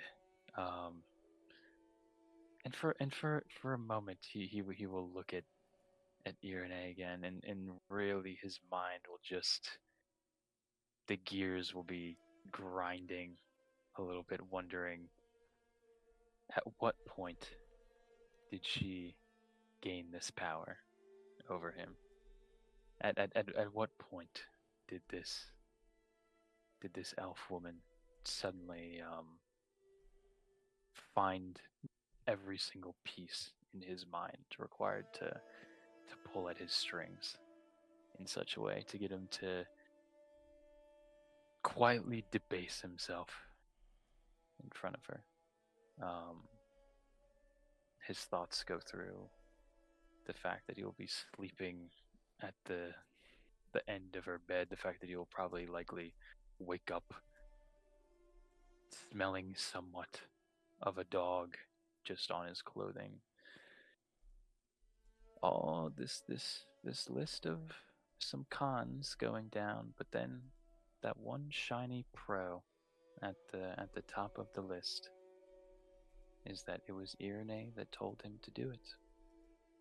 And thus he will begin to settle himself into the bed, quote unquote.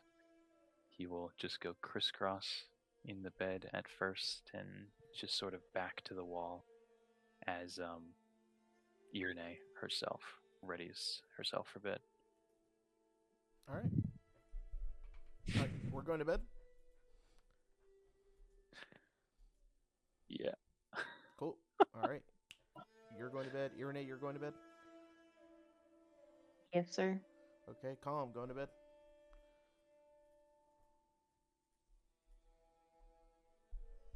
Calm. Going to bed. Sleep, yes. You're muted, Yasmin. Oksana, bed. Modal, bed. Okay. Cool. Chef snores or speaking the Until the foundation. house is quiet. Wonderful. Rayfield's curling up. Cool. You gotta stop. Okay. We're done. We're going to bed. So, you guys are all gonna rest. You're gonna sleep. You're gonna long rest. Go ahead and put that in. Reminder that Thank God. These are exceptions to the rules. So when I bring up later that you can't sleep more than twice in a 24 hours, that's just because I'm allowing it. Otherwise, you wouldn't. So go ahead and take the long rest. Make sure you reset all your abilities.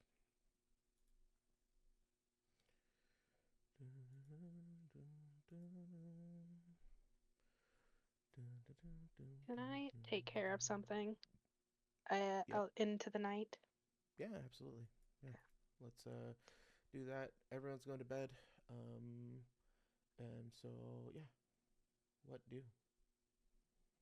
Oksana will retire to her room and dress down into her nightclothes like she had before and wait for a while for the house to go quiet.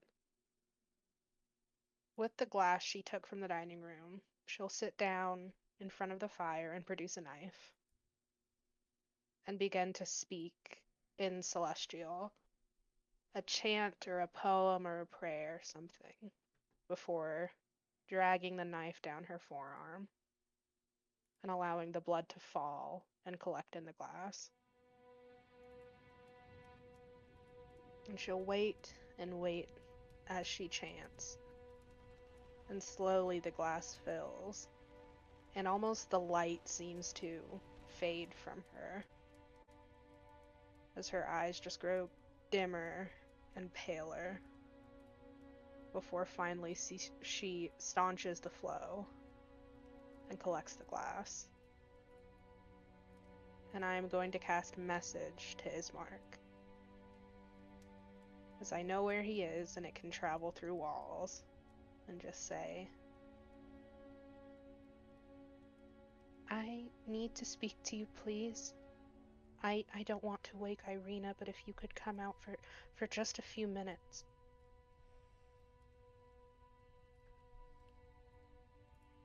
And he is able to respond if he chooses to do so. Awesome. A response does not happen, and minutes later, there is a subtle knock at the door. Stowing the dagger and pulling her sleeves down, she will open the door. Awesome. You will see Ismark is standing at the door. You'll see that he has attempted to throw over some sort of shirt on himself, and he's wearing some pants and all. He's barefoot, and he's asking if you're okay, and he has a sword in his hand, and he says, "Are you okay?" Yes, I'm sorry to worry you. No, And although it's she fine. is fairly untouched, she never took any direct damage in the fight. She almost looks as bad as he does. And she'll hold out a glass full of golden liquid. This will heal you if you drink it. You have to drink it soon though. Just to ease your pain in your arm. And he'll reach out for it, but then he'll notice the look of how you look, and he says, "Oksana, you're not okay. Is something I'm in your just a room?" bit tired. No, I just need to rest, but I wanted to take care of this first.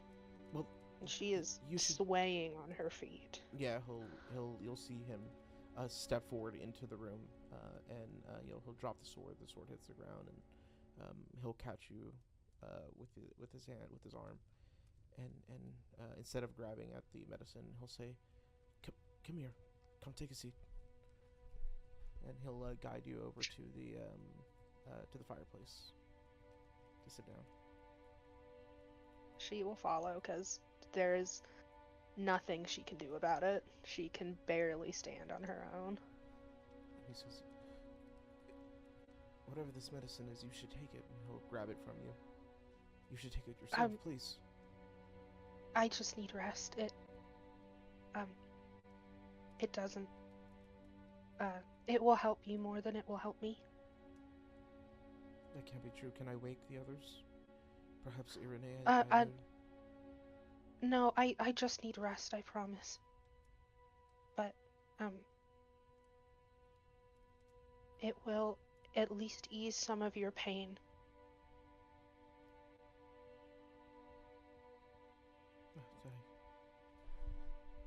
I appreciate it.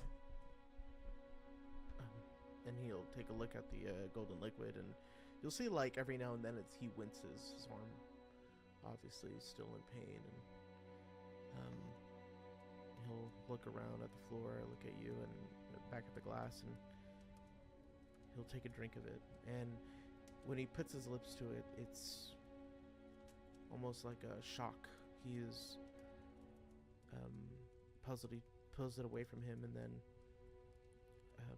as he swallows some, he then goes and back for more and drinks the rest of it, just with great fervor. And when he finishes it, he says, "It's the best medicine I've ever tasted." And he'll put the glass down, and he says, "Is there any more for you?" Not tonight. No, it's magically produced, so I can only make so much. But I'll be fine after I rest. Okay, Oksana. Can I at least take you to your bed? Do you have enough strength with it? She will attempt to stand, and as she does, the same way you've seen her use like magic in combat, that kind of weakly golden glow will glow from her chest, and she regains a bit of balance. Yeah. I can at least walk. I should let you rest again. I appreciate the offer though, but Here. No. I'm sorry for interrupting your rest already. No. And he'll grab at your hand, and he says, "Please. If not, I have enough strength for Sure. both of us. At least for one of us, and you can borrow it for now." And She'll nod and allow him to help her. and he just takes you to your bed, and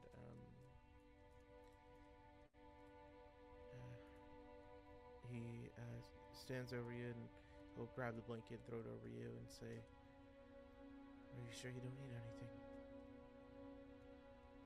I'm fine, thank you though. I spoke to the others and they are willing to take Irina with us.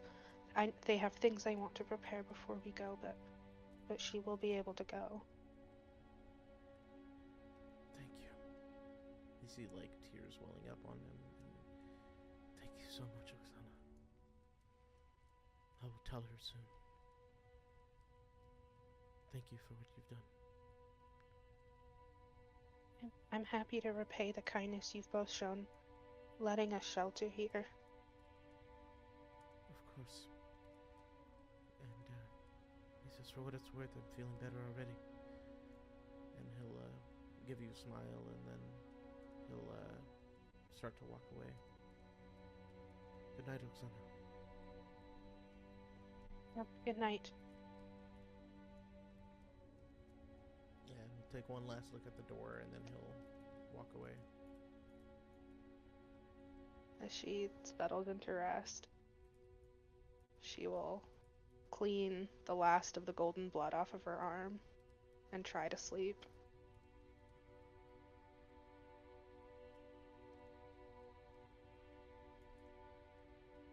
Wonderful. And she goes to rest.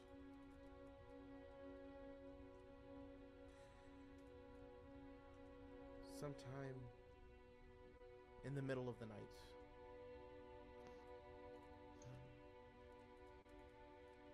there will be a knock at the door. Rayfield and Irene, roll a perception check.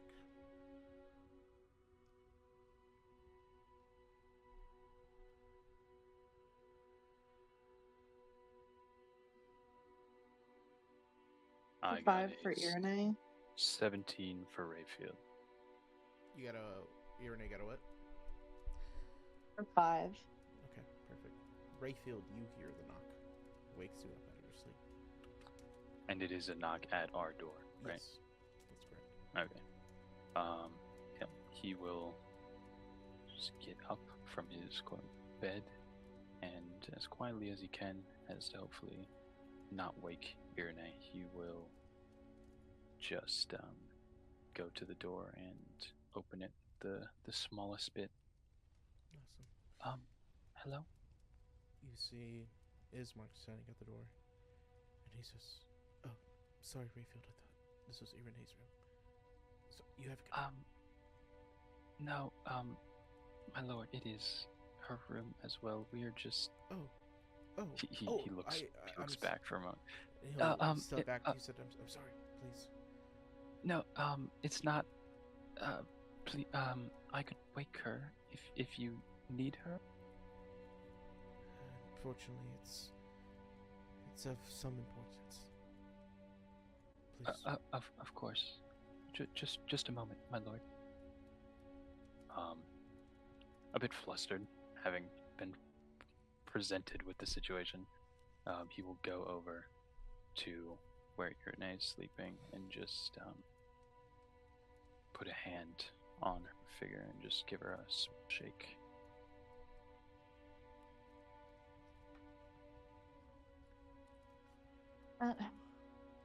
Yes? Irene, I'm sorry to wake you. It's a matter of some importance. Lord Ismark is at the door. He wishes to speak with you. She's going to abruptly sit up and swing her legs over the bed and stand, walking over to the door to her room to find Ismark there. Lord Ismark, what can I do for you? Please, Ismark, it's fine. Irene, I'm sorry to bother you. Do you have a chance to speak? Just you and I. Of course. She'll glance back to Rayfield and before following Ismark to where he'd like to speak.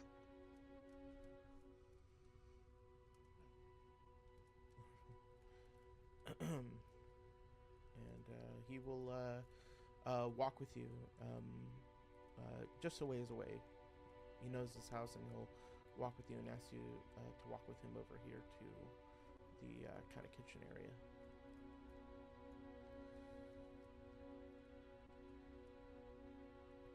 But in his walk, you'll see he's standing taller. He's not hurt. He's aware, and he's just healthy in his steps. He'll hold the door open for you, and then he'll close it thereafter and join you in the room and say, Irene, I'm gonna be honest. I spoke to you because you've been a little more nicer to me, and a little bit more, I would say a little bit more attentive to helping me and all. Tonight, Oksana offered me medicine. And the medicine, it worked well. At first it stopped the pain almost minutes after consuming, and then soon I could sleep, really sleep, not out of exhaustion, and then, well, and then this, and you'll see him take his like nightshirt off, and when he takes his nightshirt off, you'll see that his wound that's at his shoulder is healed over completely. There is not blood, there is not a bandage. It is almost as though it had been healed for years. Her eyes will widen, and she'll shake her head ever so slightly. How is this possible? I don't know, and I thought, I don't know. I know Oksana came here before all of you, and I don't know, maybe I've seen you talk a couple of times to each other, and all I can say is she's upstairs right now, and she's weak. She talked about a medicine, and that the medicine she could only provide, sometimes she could only provide it, the way she mentioned it was, at least today she wouldn't be able to offer herself the own medicine she made. But she's definitely weak. There's nothing I can help her with, and I'm going to be honest, I'm just worried for her health, and I've never been one with magic, and I know you are, and I know Oksana is, and perhaps maybe you could check in on her, make sure everything's okay. Irene will ponder this. Her look is a bit far away. She's thinking on all of the moments that she's had with Oksana and what she's perhaps noticed in Oksana and what others have noticed, and just her overall suspicions of her before turning her attention back to Ismark. Of course, I'll go and check on her now, make sure that she's all right, and if there's anything I can do for her, I'll do it. Okay. Thank you, Renee. I'm gonna try to get some rest about this. I am truly grateful of what she did, but I hope, at least whatever it is, I hope it's not what's making her feel so sick. Mark, what did the medicine look like? The medicine she gave you? Well, it was golden. It was sweet. And it was given to me in a glass. Not administered. It wasn't a needle. It wasn't a dressing at all. It was just a drink.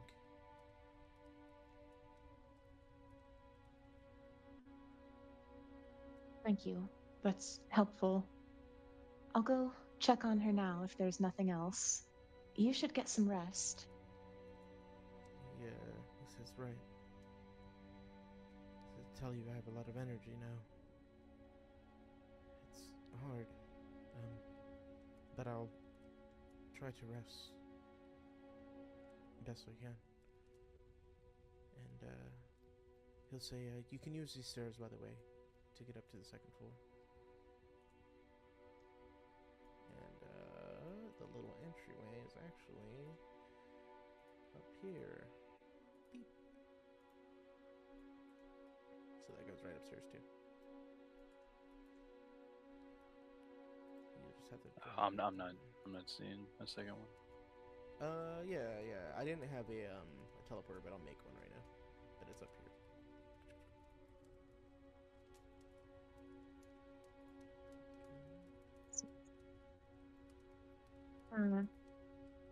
Irene is going to approach the door to Oksana's room, and she's going to knock gingerly before calling out, Oksana, it's Irene.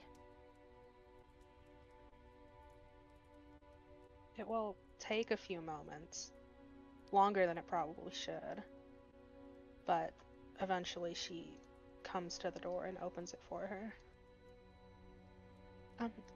Yes, did you need something? I do, actually. I came to check on you. How are you feeling tonight? Oh, I'm all right. Just tired like everyone else, really. If above table, Erica, would you like me to roll for insight or perhaps perception? I'd like to just kind of evaluate your condition on the like how you're looking. Yeah, go for it. Which do you prefer? I guess it would be pretty obvious how tired she looks. It looks like she hasn't slept in days, as opposed to, a few minutes ago at the table, it was just, a long few hours. So I guess a perception check to see if you notice anything else. That's a 22. Jesus Christ. Get my social security number. She looks untouched. She wasn't wounded in the fight, really, and she hasn't been now. She's just dressed in a simple nightgown, and there isn't a wound on her. She just looks very, very tired. Though she is pale and looks uncomfortable and almost fearful of Irene having come to her in the middle of the night.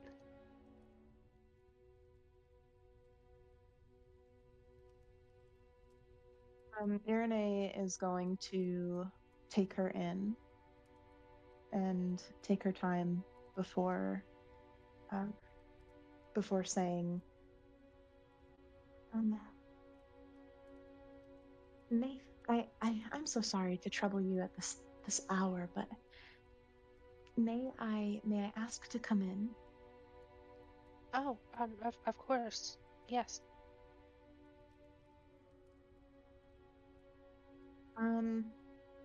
At this point, based off of what Ismark has told Irene, she's quite suspicious.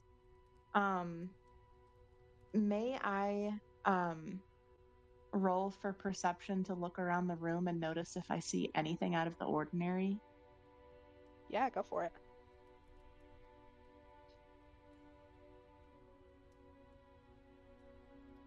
That's a 13. It looks very orderly. Everything put in its place. I think the only thing would be there's just a glass on a side table that looks like it had some red wine or something in it, mostly empty, but just some dishes that hadn't been cleaned up from their rest before. But that's it. Just her things are stowed, and it looks like she was just sleeping. Irene is going to just pace a bit, not all around the room, but just a little ways in front of her. You can tell she's trying to choose her words carefully. And then she's going to turn back to Oksana, and she's going to say, I was visited by Lord Ismark. He's looking well. Very well. Uncharacteristically well for his injuries, the injuries that he sustained today. I know that you gave him something, and I have to ask, what did you give him? Oh, it's just medicine. That's magically produced. I can't make very much of it, but I thought it might help him at least a bit. Irene will smile and nod, and she's going to say, Irene, give me a. I can tell you, Sorry, Irene, can you give me you choose if you want to give me an Arcana check or a Medicine check as to whether or not you've seen or have heard of healing capabilities that work like that, spells and all. That's a 21 on Arcana. Awesome, that's great. Yeah, no, you have not seen that. You have not seen that in your life, and you have not seen anybody or heard of stories of people who could do something like that.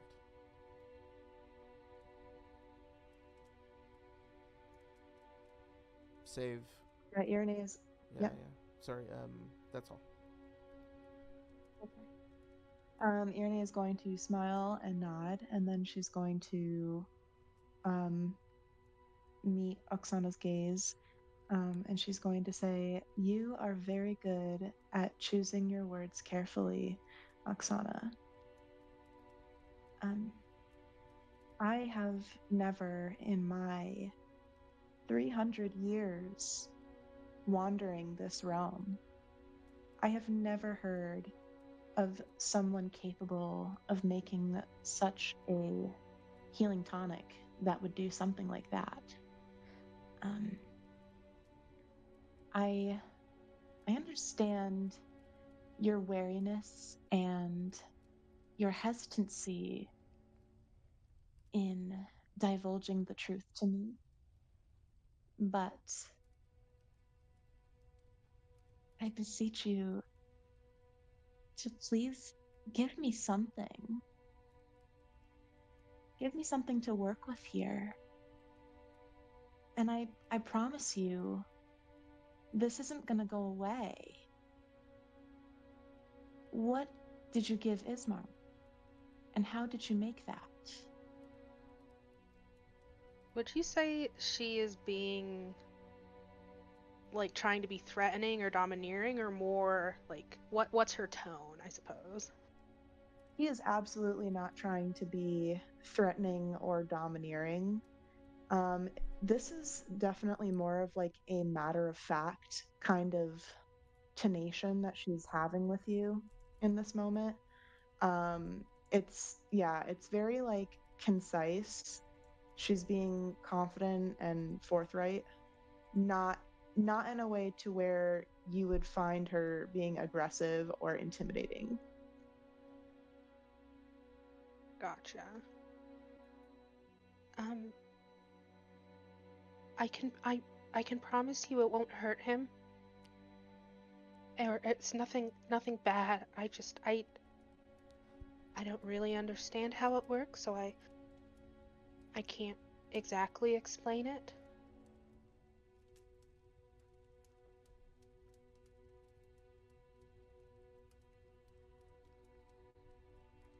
It's just something that I can do sometimes. It makes it's difficult. A difficult process, but I promise I'm not trying to harm anyone. Sana, I have every confidence that you aren't trying to harm any of us. I know that you would never hurt Ismark. What you did for him, however you made what you made for him, it was a good thing. It helped him. There's no question about that. I just, how do I say,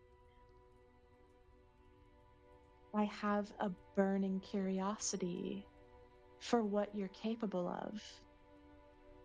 How I need to know. How are you able to make this healing elixir? He told me little about it. Golden color, a liquid that he had to drink. How do you make this golden elixir?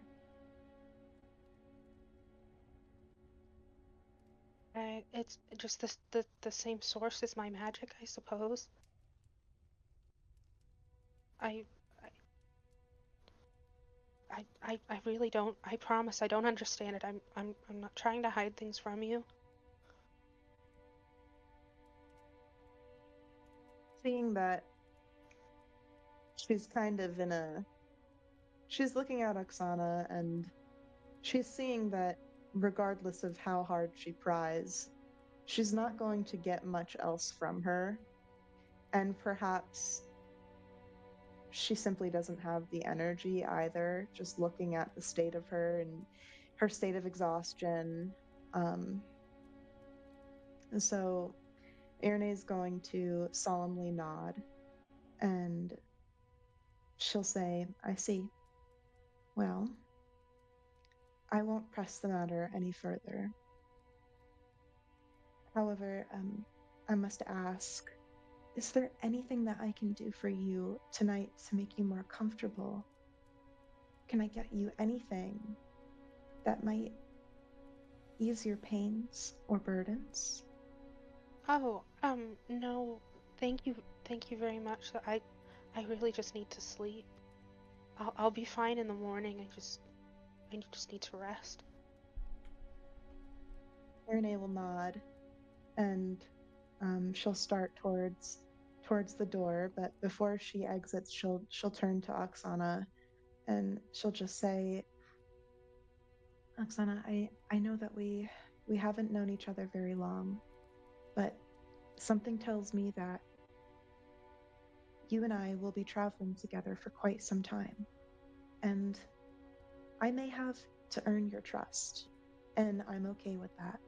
But just know that I'm not here to hurt you. I'm not here to tell your secrets. I simply just want to understand you and be your friend. I'll leave you with that for the night. Sweet dreams.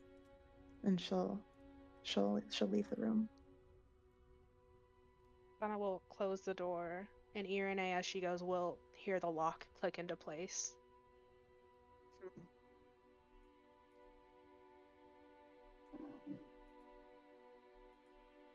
Question: was Chef able to hear any of that? Are the walls thick enough to not let sound in? No, I don't think you would have heard that. All right. And as Irene returns to her room, Rayfield will be sitting on the edge of her human bed, and as she opens the door, he'll stand up and just look at her quick. Irene, what, is everything all right? Was something the matter? Everything's fine, darling. Go back to sleep. Of course. Good night, Good night. darling. He'll whisper the last word like he can't get it out, but he will go back to sleep. Awesome. Actually, that word will probably keep him up for a while, but he'll go to sleep regardless. Sounds great. Sounds absolutely great. Over the table. It's a long rest, guys. You know, you're supposed to rest. You know, you're supposed to be sleeping, right? For fuck's sake, it's Mark. You can get away with 3 hours every 3 days, but we can't. We fucking can't. All right. We're not elves. He interrupted you in the 2 hours that you have to do anything you want. Wonderful. Perfect. Yeah, let's take a 10-minute break. Back at 33. Okay. Sounds good. See?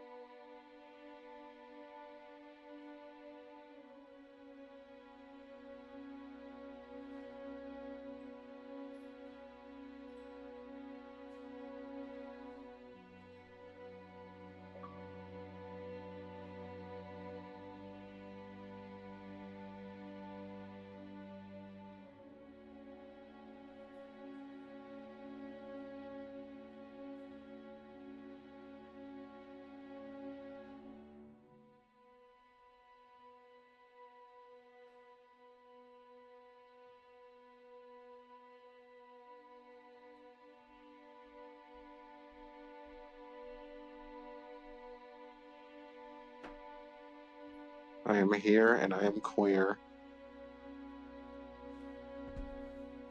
I too am here.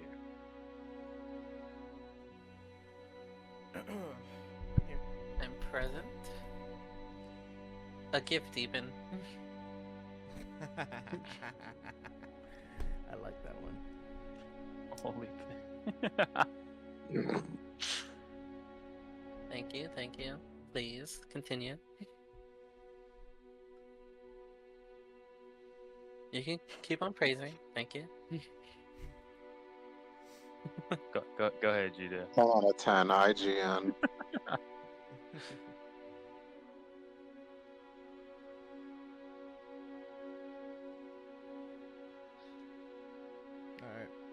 Alright. Yoon's here, right? Hello. Okay, cool. Awesome. Did Erica say something? Eric is here. For Okay. sure, I can feel it. Her what? Her fucking. Her.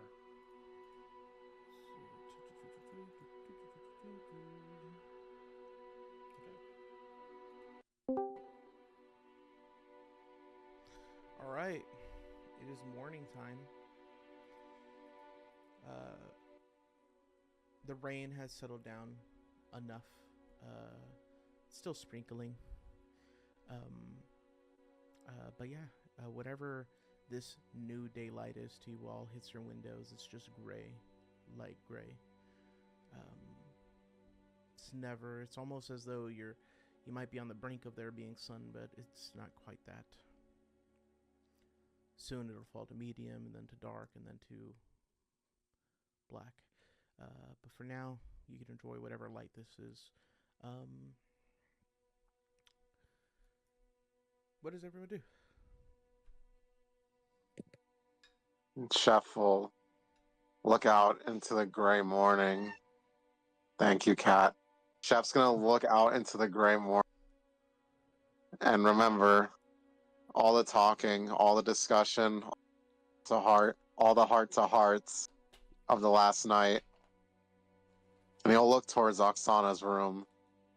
And with that trepidation, that fear of being feared, he'll also remember Rayfield. And this time, with feeling, he'll stride outside and knock on the door, asking if she is well, if she is up, if she's ready to begin with the morning's work. I think you'll just hear through the door. I'll be down in just a moment. Thank you, though. I'm just gathering my things. Of course, my friend. Take your time. Do not rush on my account.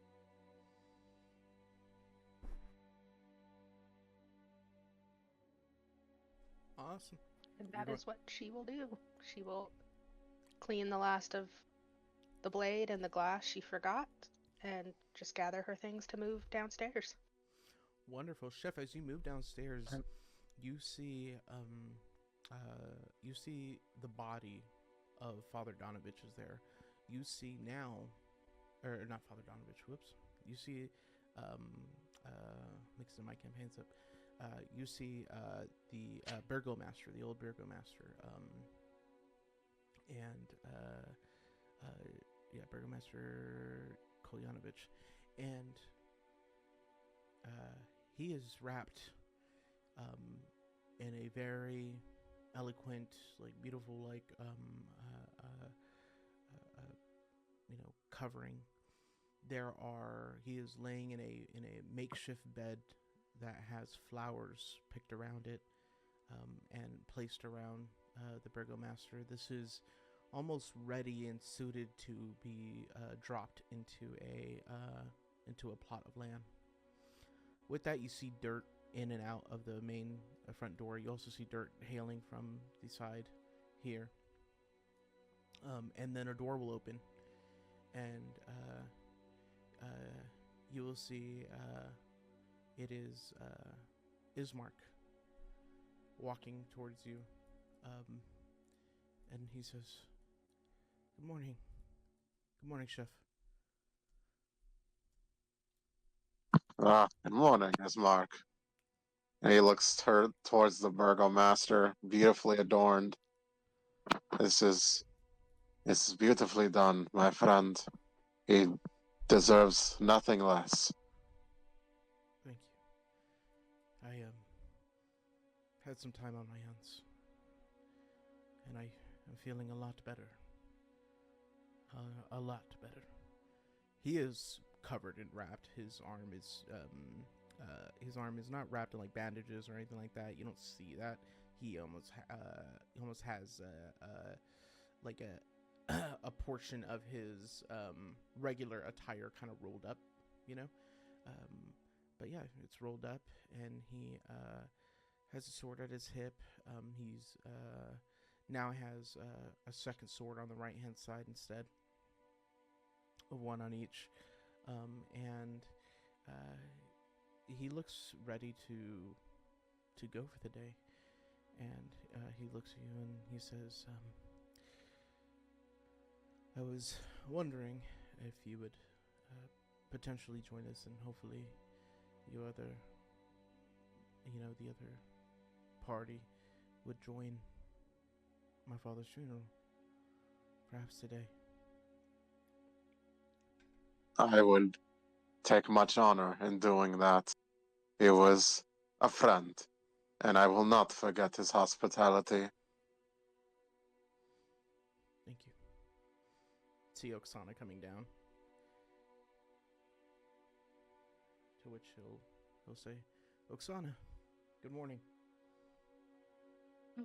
Good morning, Lord Ismark. Again, please, just Ismark.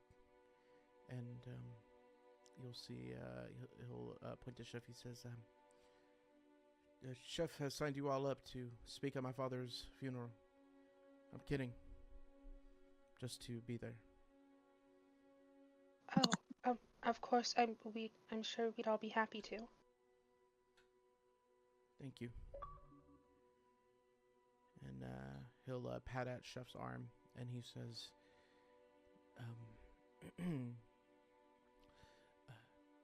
today I'm going to need to do the rounds of the town, make sure that they all know that I'm still alive and that there's still fight here. And I will need to do so around the town, make sure morale is up. We need to begin rebuilding. I'm certain it will. The chef says, go ahead. I'll say, Ismark will say, I'm certain that there will only be a few of us in attendance today. So what I guess what I'm asking is, there's been some trouble with me reaching the father. His name is Father Donovich. He's at the church. At least he was. But he has not opened the door in quite some time, except for Periwimple, I believe. And he says, in any case, perhaps you could go and check in on the father, make sure everything's all right, so this way we could offer my father his last rites. Chef says, of course, I'll go do that right now. But, Ismark, if you would do me a favor, and he motions for his pack containing the children. We met 2 children at the manor that we came from. We would not be alive without them. Their last request was to be buried somewhere pleasant, somewhere away from their home. Is there a way we could have a space for them as well? Yes, of course. Well, there's, as far as I remember, there's maybe 2 plots left. 3. One for my father and one from Irina and myself. And he'll think it over and he says, they should take our spots. Ismark, are you sure about this? He says, Jeff, you saw me yesterday. I looked like I was ready to die. Anytime soon.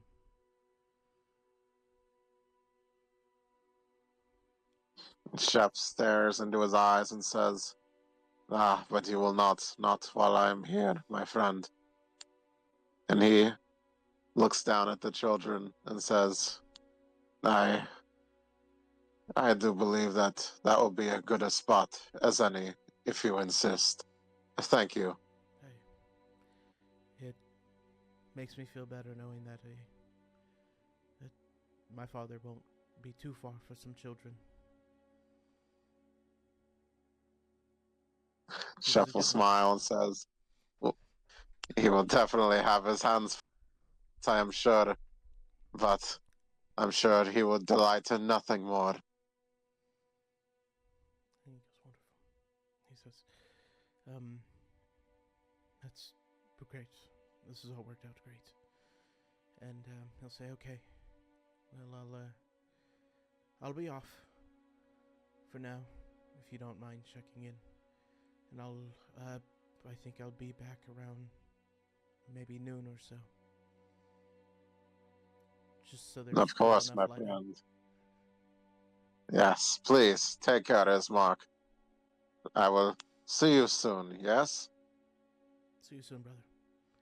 And he will say, he'll walk over to Oksana and he'll say, I hope you do not mind. I sent a visitor your way last night. And he's speaking quietly. He doesn't want to be heard. No, I appreciate your concern. I'm really fine though. I'm fine. He says, I'm glad to hear it. You must have not heard me, but I attempted to make sure you were okay, but you locked the door on me and had to use one of my playful tricks to get in, just to make sure you're still breathing. I'm glad you were. Oh. I'm. Forgive me for locking a door in your own home. I didn't mean any disrespect. No, never. Never that. It's privacy, and if I was anything, if I was one to worry about you locking doors in my own home, I would also be one to mind myself into walking into a woman's room uninvited. But I've been known to be brash and rude sometimes, but I never meant to that. I never meant it that way with you, just to make sure you were safe. And I'm glad, and I appreciate what you've done. I feel as much as I can be back to myself again, or back to who I want to be. You've done me a great kindness.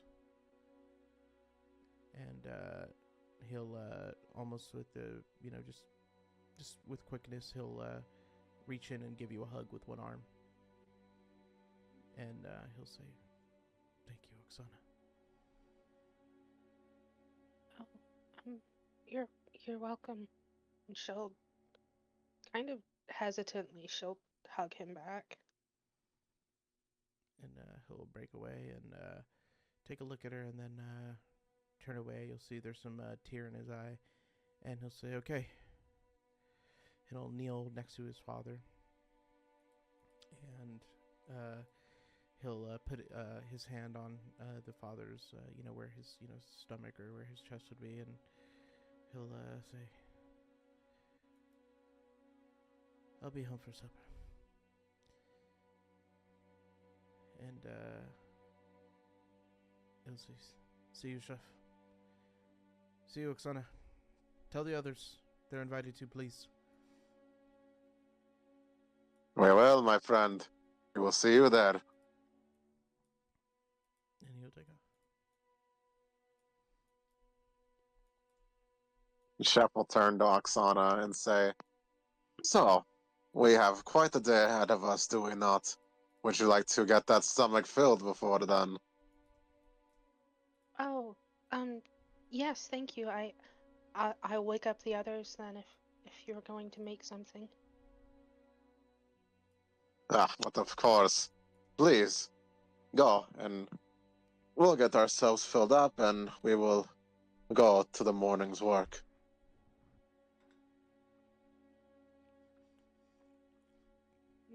Yeah, I guess moving kind of slowly, Oksana will go and to knock on everyone's doors and just wake them for the day if they're not already up. Oksana would find Palm is already awake. She's standing outside of her door, staring at the one opposite of her to her. Oh, right. Um, Chef is going to make some food for the day, and Lord Ismark asked that we make things ready at the church. Okay. She doesn't really look at Oksana as she answers.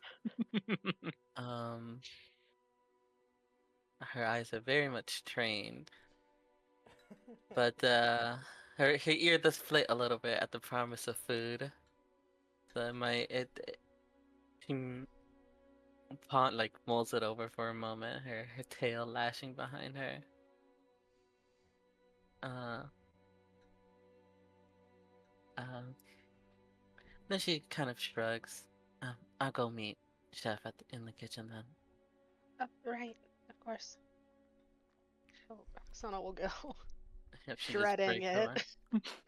to knock on the door gently. Rayfield is still asleep. Elves only need 4 hours. Chef is making breakfast if you would like some.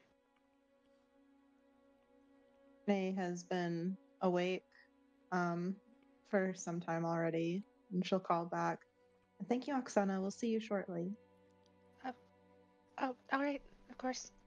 She'll shoot away. Irene will gently wake Rayfield just by shaking him gently. Yeah.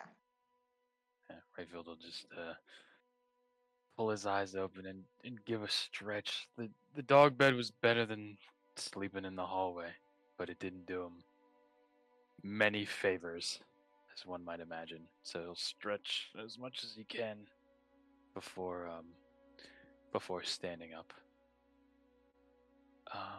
And he'll look to his situation, and he'll look to Irene, and just give just the smallest little nod to her. Perhaps I should return to my room for a moment to reorganize myself. I'll meet you perhaps in the dining room. Okay. I should be just a moment. I just want to put my my shirt back on. He seems almost at a loss for words, but he will step towards the door, and as he goes out, as he's able to slip out of sight and slip out of almost earshot, he will give a I'll see you in a moment. And as he turns the corner, darling, and he'll go upstairs. Irene will smile and shake her head and proceed to the dining room. Yeah, Rayfield's just gonna pull back on his overcoat, his royal blues, and make his way down with everybody else after that.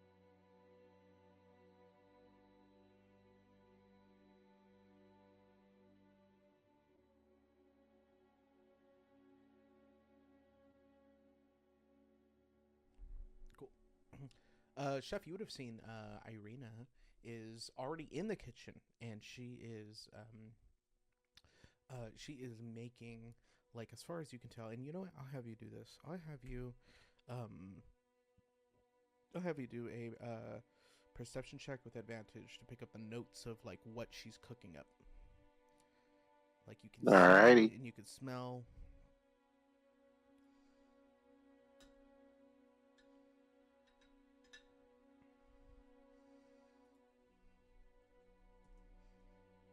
That is a 13. Awesome. And that was with advantage. It was. It's always defeating to hear that, but good.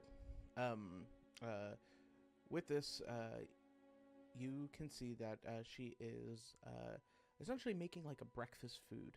But in what you see that she is almost stuffing breakfast food with some already cooked meat.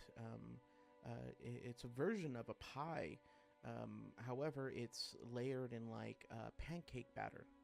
And you see that there's blueberries on top of it, and she's almost making like this kind of, if I could get over the table here and say, it's kind of looks like an Uncrustable made of pancake with sausage, and it has blueberries on it, like onto the pancake. Love Uncrustables. And there's some egg in there as well, and she's like cooking away, and she says, "Chef, good morning. I'm glad you're here. Would you mind turning those over, please?" Chef raises an eyebrow and says, "Well, it looks like someone beat me to it. Yes, of course." And he flips over the strange crust thingies and says, "Do tell, Irina, what are we cooking? I have not seen nothing of the sort." Well, probably not. They're my favorite, and so maybe I thought, I would show you guys what I like to eat. At least this morning it feels better.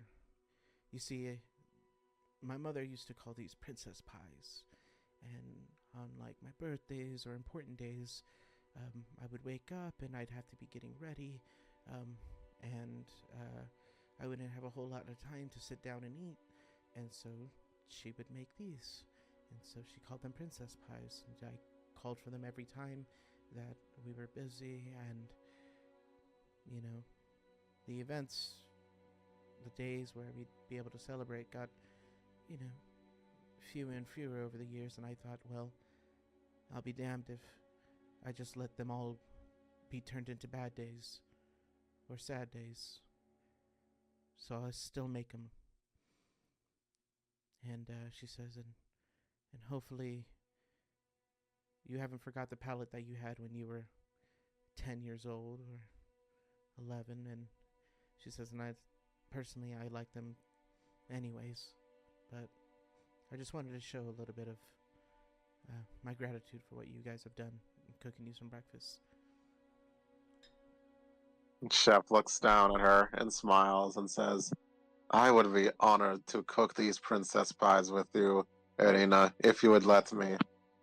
And as he sets down to prep some ingredients, he says, of my palate of when I was a child, it was, and he remembers the chef before his chef, who was not so dedicated to his craft. Let's say it was a work in progress from my village. Oh, but it did not stay too horrible for long. My teacher, my previous chef, he taught me everything I know, and damn, was he the greatest teacher I've had. Sure, I've had recipes from other traders that I've seen from the Vistani, but none could compare to my teacher, you see. That's beautiful. Excuse me. Would I perhaps be able to assist, perhaps in setting the table so we may eat? Right.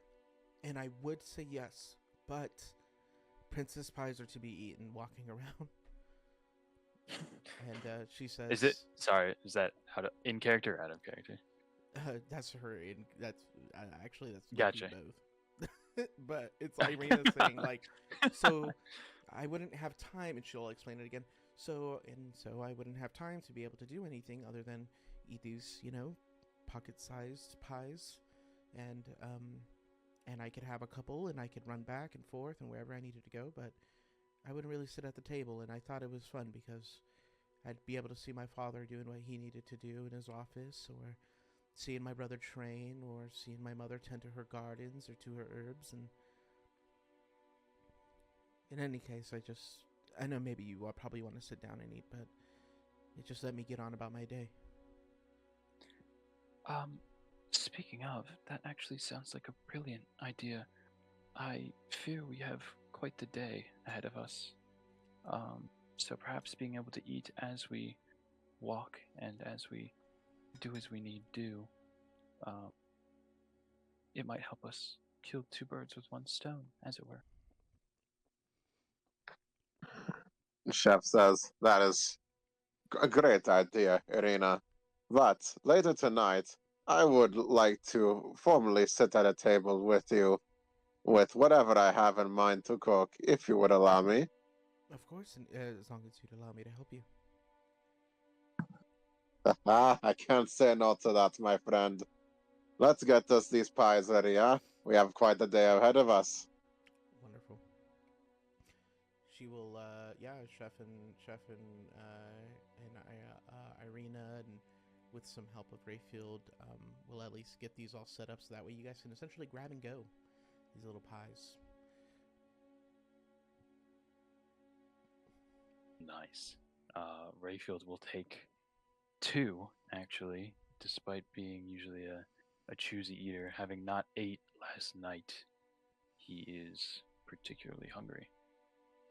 Cool.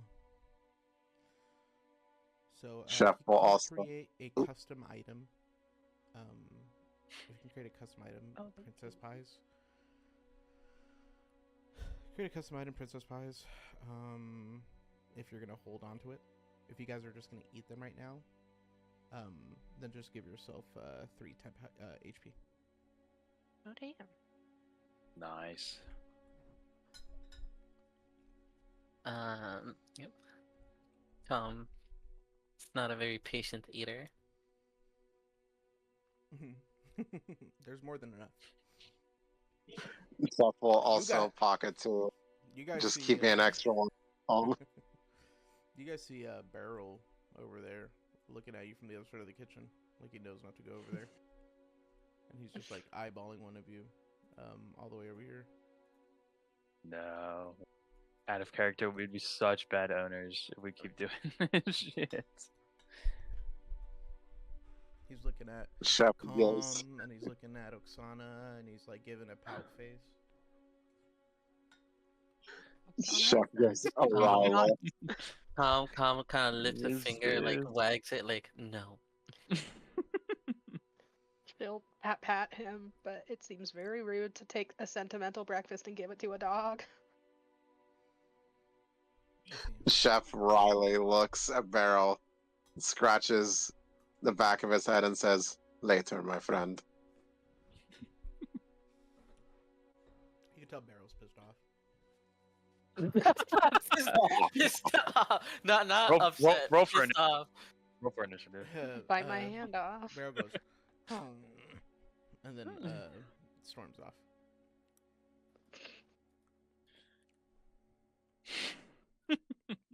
This is Erin's fault. It is kind of Irine's fault. All right, awesome.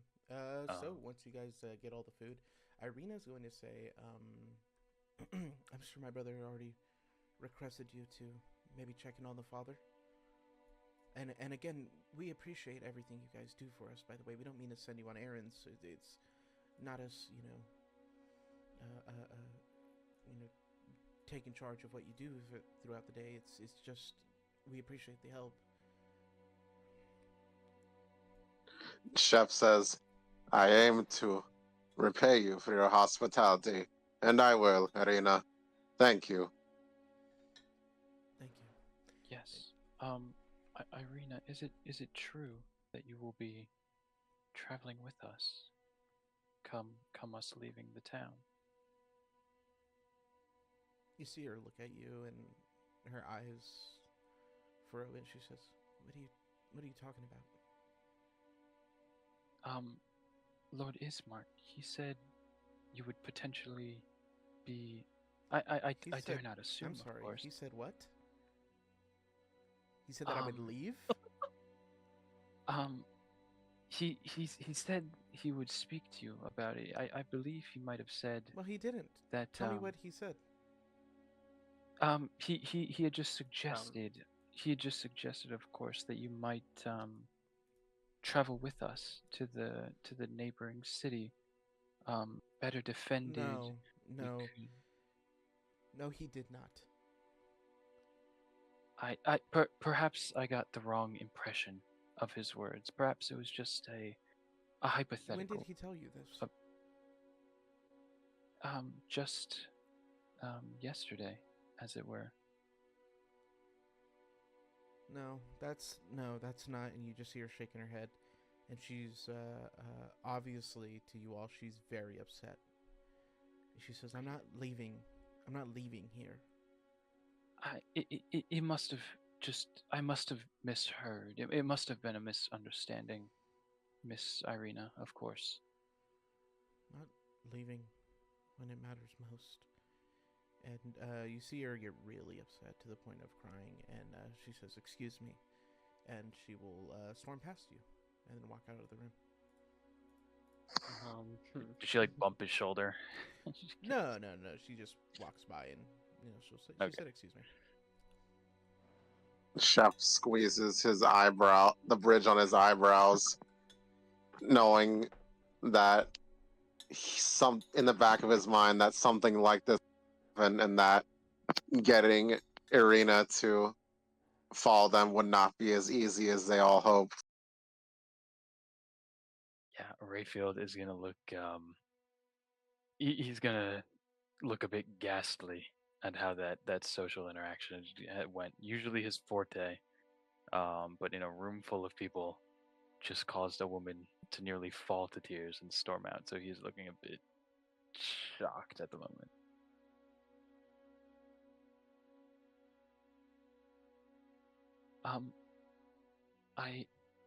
And he'll look back to where she went, and then look towards everybody else as Calm and Oksana come into the room, and they obviously heard and saw everything. I thought she knew. Ismark said he would speak to her. Yes, I don't believe I misheard. No, I'm sorry. That is, he had said he would speak to her. I suppose he just hadn't had the chance yet. I'm sorry. I should have warned you. He said she'd probably be upset and she wouldn't want to. No, of course I shouldn't have presumed to have brought it up so immediately. Before, of course, their father was even put into the ground. Perhaps, perhaps after the funeral, she might be more willing to speak on the matter. I dare not suggest that we force her. If she wished to stay, she wishes to stay, but a matter for another time. Perhaps we do have much to do today. Chef deciding to take a different path towards consoling Rayfield since the event of yesterday, he will agree and say, yes, what is done is done. Let us set about on the morning's work, and we will see where the day takes us. Yes. A few stops for us to make some provisions for the road. Perhaps one of us or a pair of us should see if we might be able to rent a carriage or a wagon or something of the sort to carry us. I imagine it to be quite a long walk if we were to do so. camp supplies if the trip is to take more than a few days. Arms and armor, if anyone, including myself in this, needs to get their equipment looked at or perhaps get something new for themselves to wear. Speaking of the matter, I would request everybody perhaps try to find some common clothes beyond what they have been wearing now for the past few days. We cannot always be in our armor, and I would like to have something to wear beyond this same shirt for the next. He'll pause for a moment. Forever. Chef will consider this and say, Rayfield, I have the mind of something else that we need dearly if we are to get provisions. You remember that note you found, yes? About what vampires are weak to. Wooden stakes, running water, that kind of thing. I think we should find some in the market today. Yes, well remembered, chef, might I say. It has been quite a day, and I must say I had forgotten the contents of the note. Stakes as well, yes, good idea. Stakes, armor, provisions, securing travel, camp supplies, food, water. Is there anything else? Clothing? Is there anything else we should need? I think one of us, and Chef ponders this, maybe one of us who best at diplomacy would go see Bildrath and see if we could procure anything extra, hopefully for free, if he would allow it. Lord Ismark did say he was the one to go to for anything we needed. Loath as I am to speak to the man after the night passed, I suppose he did show some bravery. Not every man would stand at that wall, even with the undead upon us. Perhaps even we now share some kinship, given what we have done together. I would not mind speaking with him. And he looks over at Irene next to him. Irene, would you potentially wish to accompany me into town? He nods. And he'll look back at the rest of them. And for some reason, he's looking a little more chipper. Well, I suppose that settles some of it. Irene and I will go to see Bildrath and see what supplies we can get. We will also need somebody to speak with. What was it again? Judo, bishop, priest, father, right? Yep. We will need to have somebody go speak with the father, and perhaps somebody else would be able to help with the proceedings tonight. I imagine Irina will be helping Lord Ismark, but I imagine there's only so much he can do with one hand. Tom kind of steps forward, towards the two. I don't mean to intrude, but I require better protection. I should go along with you too. Oh, of course, no intrusion at all. She kind of looks at Irene now. Are you sure? Annie raises an eyebrow, looking a little confused, and she's like, "Yeah, come on along." Chef Kind of has just utter amusement shrugs in a his little bit. eyes. Sorry, say that again. Myriaz. fuck, both. Both, actually. I said Uh, Chef has just utter amusement in his eyes at this. she kind of waves out off with a shrug. Just okay. Shep realizes where exactly that puts him and Oksana. And at first, he's jovial, and then in his head echoes the thought, oh, gods above, Oksana, she still fears me, doesn't she?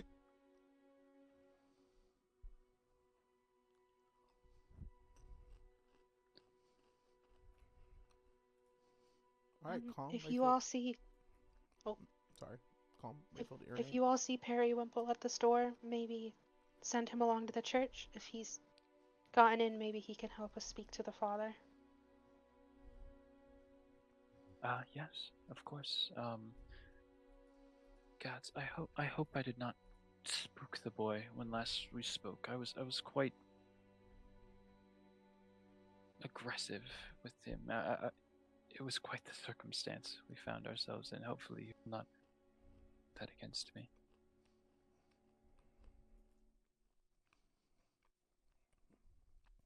I'm sure he will know that what you said to him was without bad reason, my friend. I'm sure he will understand.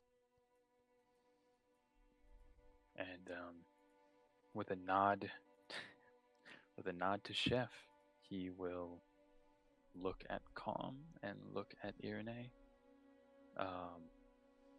and still eating the last of his Uncrustable here, will turn towards the door and hold it ajar for the two, for his two companions. Let us make haste then. I fear the time will get away from us before we know it. And he'll smile at the two of them.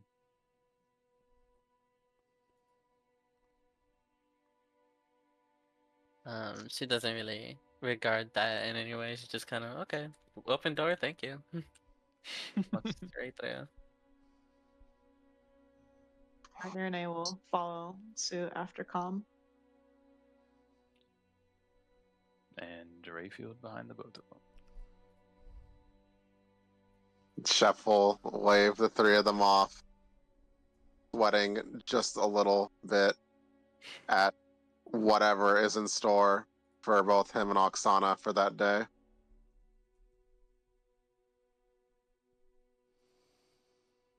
Wonderful. Be-do-do-do. Be-do-do-do. Be-do-do-do. All right, let's take a 5-minute. Sounds good.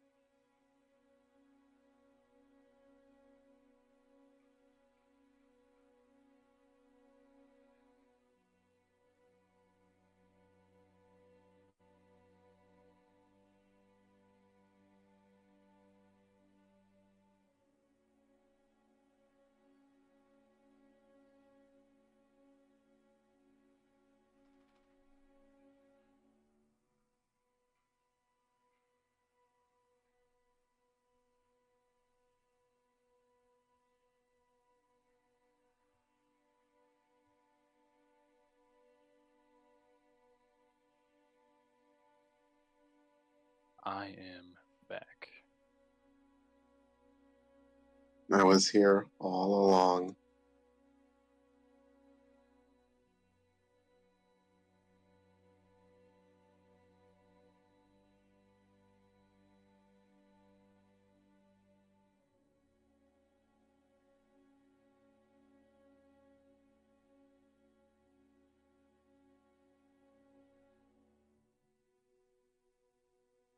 Roger, Roger.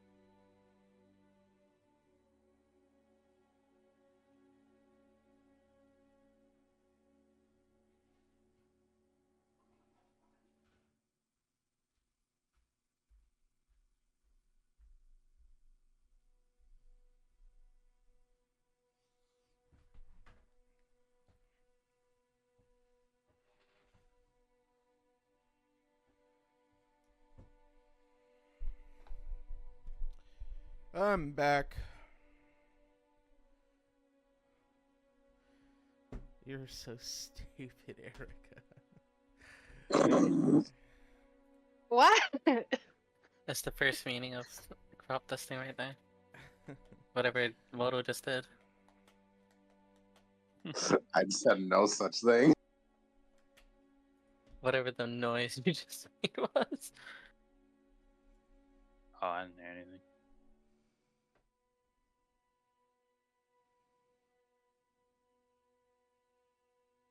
Alright, shopping episode. Yeah.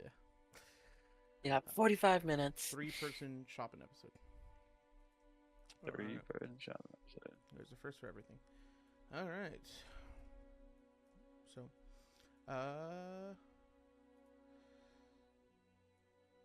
there are 2 portals here. One leads to Bildrath, one leads to the church. Bildrath is on the right. It's at the bottom of your characters on the map that you guys are all on. Sorry, will you say that again? There are 2 portals here. One goes to Bildrath's. One goes to the church. Oh, I see. Ah, It's yes. at the bottom of the map. Has one Bildrath. I like leads to the the right. portals. I like the portals. Yeah. I like the portals too.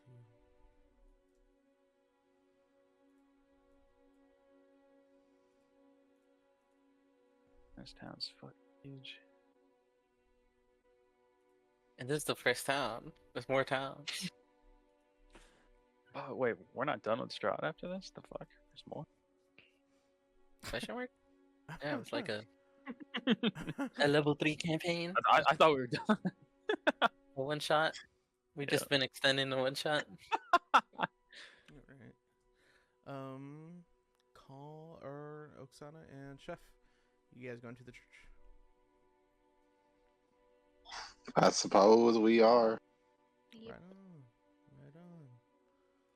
Let's do it.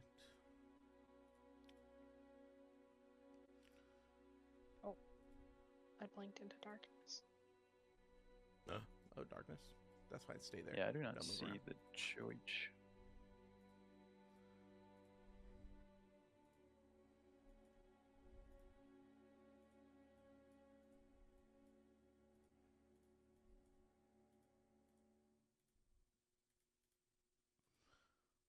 Wonderful.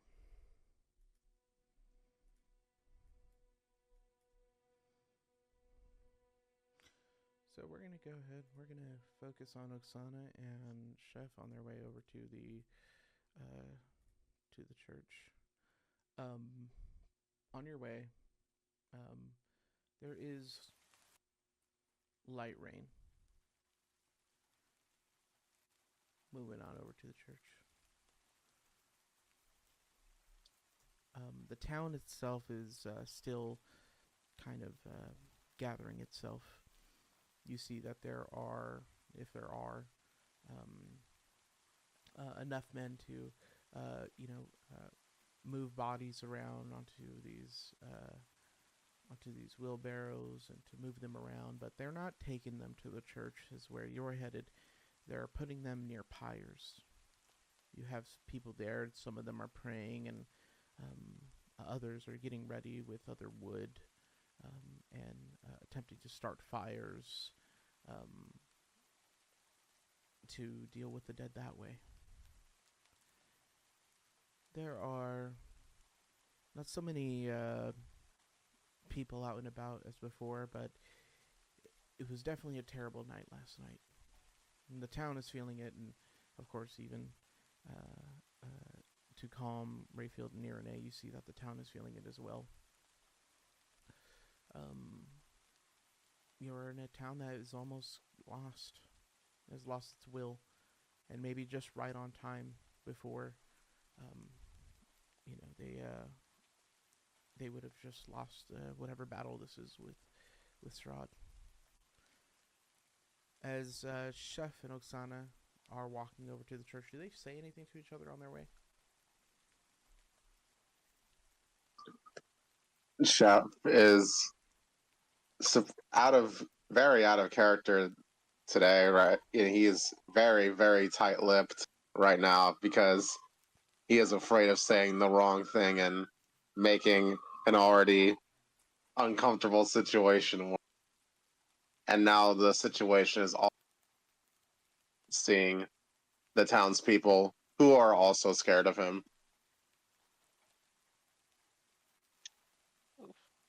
Yeah, Oksana will just be silent as they walk.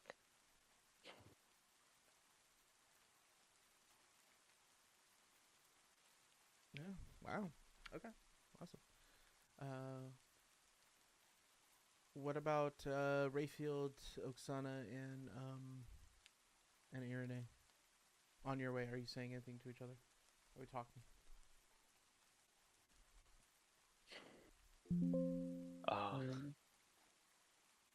Sorry, you were gonna say something.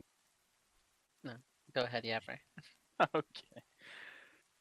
Right, as they're walking, Rayfield just a step behind the both of them. He's just gonna look at the two of them, and Fine. he's just gonna for the first time in a while, the rain is still coming down. It is not lost on him that he has not seen the sun since he first got into that initial carriage that was supposed to take him to the multiverse cell. What would usually drag down his spirits is being propped up at the current moment by Irene and Calm, and just having moments of some amount of normalcy. They are going to prepare for their journey into this strange land, but a bit of shopping is much more normal than what has been going on recently.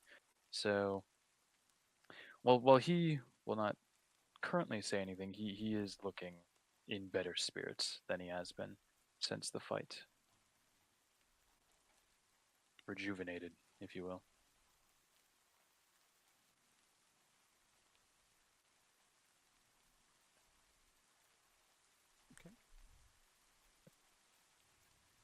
Isn't quite as introspective as Rayfield is being in the moment. Her mind focused on the task at hand, mostly because she's been feeling the effects of the poor armor choice. So she kind of she's very much as eager as she could seem, uh, ready to stop. Though she does stop at the side as she's not. She realizes she's not quite the face, if you will. If there's anybody who would ingratiate them a little better, it would rather be probably more Irene, given the circumstances with Periwinkle and everything.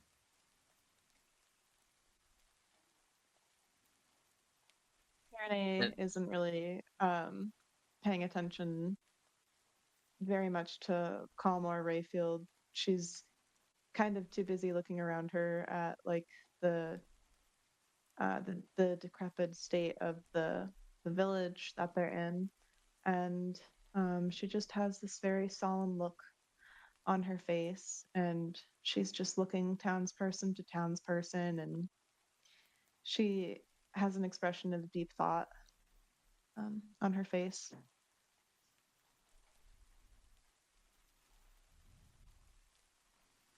Wonderful. Wonderful. So then we're gonna go back to the folks at the church,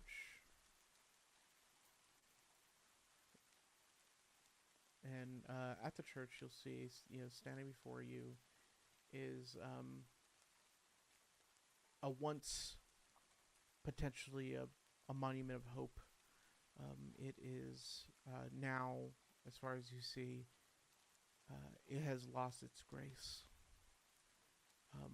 Walking up to it, it's unfamiliar in terms of the symbols that you see, though maybe if you focus just enough, you could potentially tell what a symbol probably represents. Can you guys both give me a perception check? Yes, sir. 16.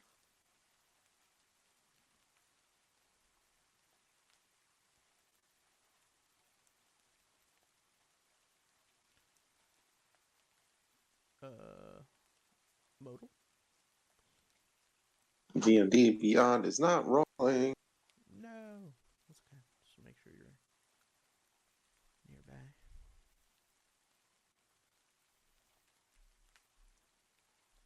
All right, that's a 12. Okay, awesome.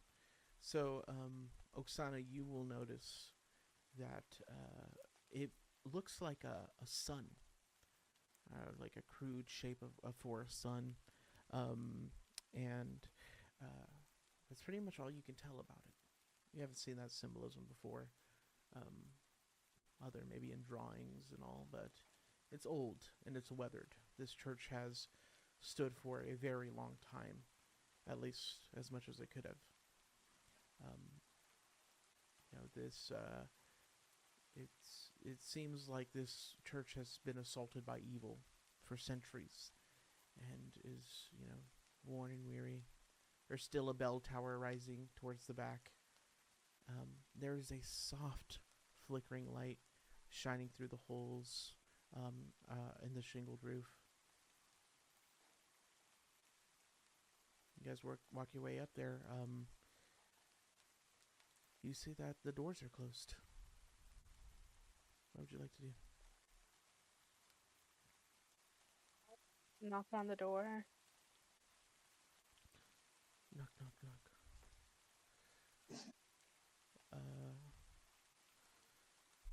As you knock on the door, you don't hear anything. There's no response, even though you wait an appropriate amount of time.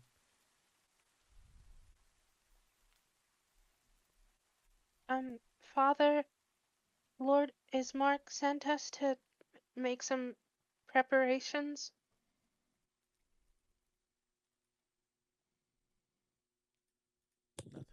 Nothing back at you all.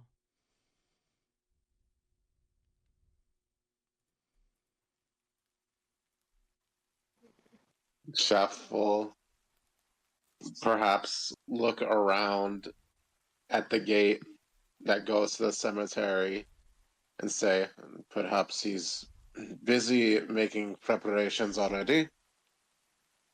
Oh, a good thinking. Yes, probably. Chef smiling a little inwardly, hearing the first nah, not compliment, but slight praise from Oksana today. He is counting his progress, though, however little it is, and he goes to the gate to see if it's unlocked.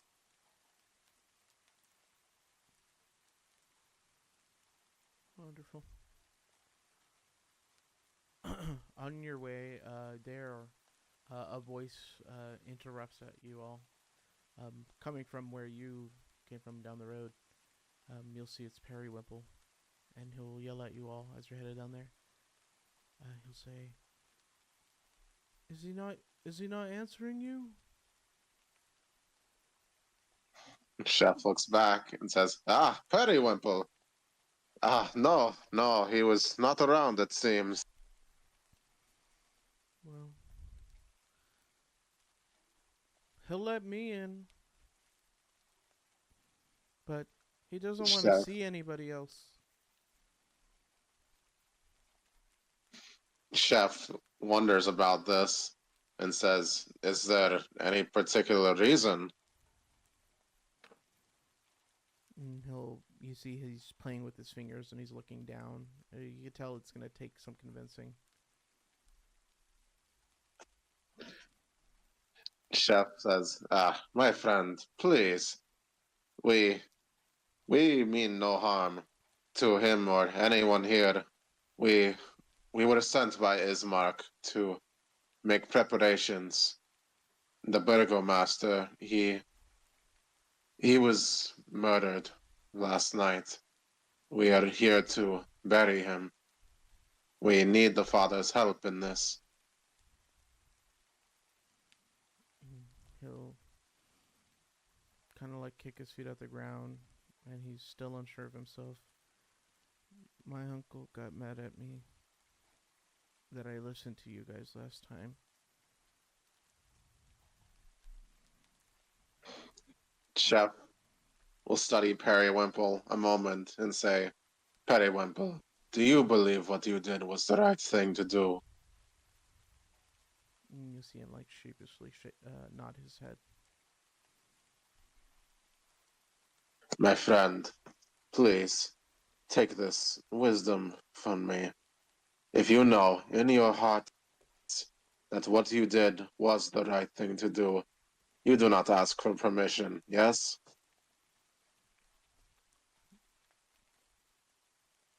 He doesn't nod his head completely, but he gives one shake of it, and he walks over to the door and he says, "When he opens it for me, I think you'll have a chance to talk to him. But he's sad about his son right now. My friend, Doru."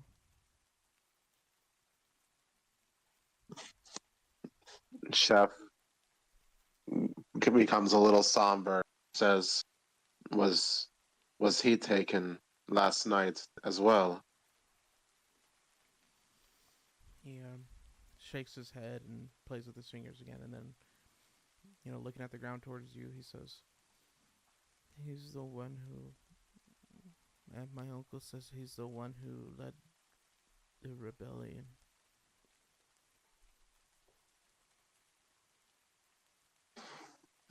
I see, Chef says. Was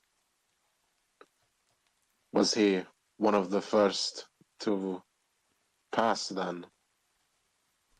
He again sheepishly nods his head.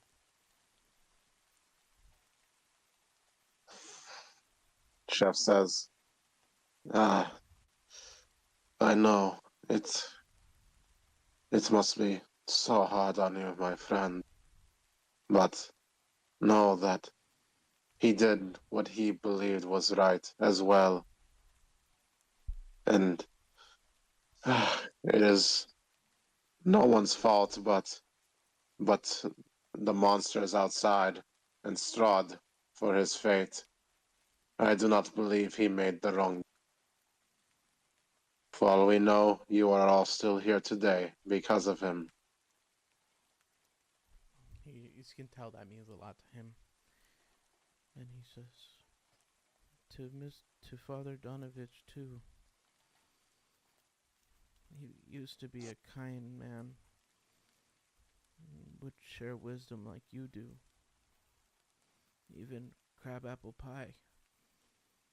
But he turned people away, and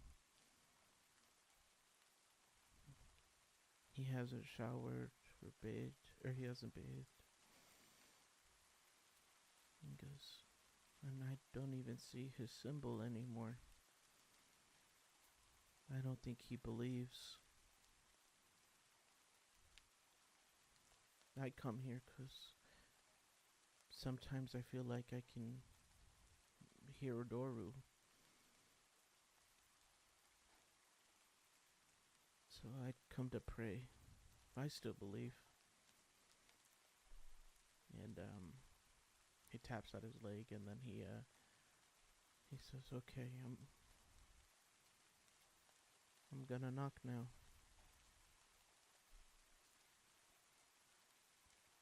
Thank you, Periwinkle. He goes up and he knocks. Gong, gong, gong, gong. Gong, gong. And eventually,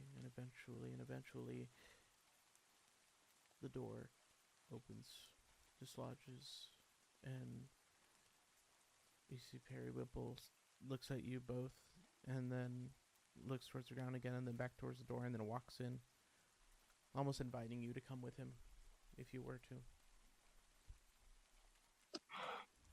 Shep looks behind him towards Oksana and says, well, we'd better not keep them waiting, yes? Yes, I'm sure the father, it sounds like he has a lot on his mind.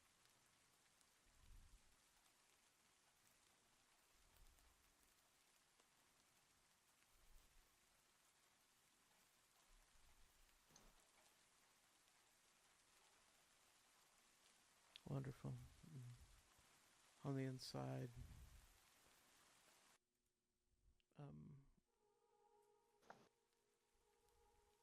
you're walking in, and you see that there is a man at the end on his knees praying at an altar, and he is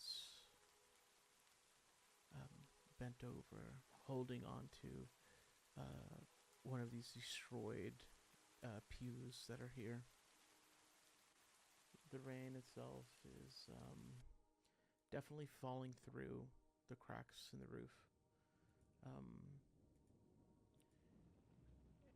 But beyond that, you hear just repetitive prayer, ceaseless, just over and over and over again. As this man is just whispering, until the morning, Lord, you save my son. And then I come back. Please come back and save me, Lord. And you see Periwinkle like sheepishly walk forward again. And then he'll stop over here by the door, and then or by the hallway, and you'll just see that he gets down on his knees to pray as well.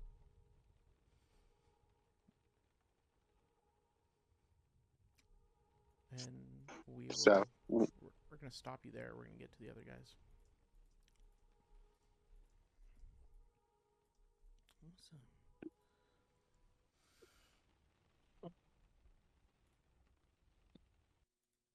All right. Over to us. Over to you guys.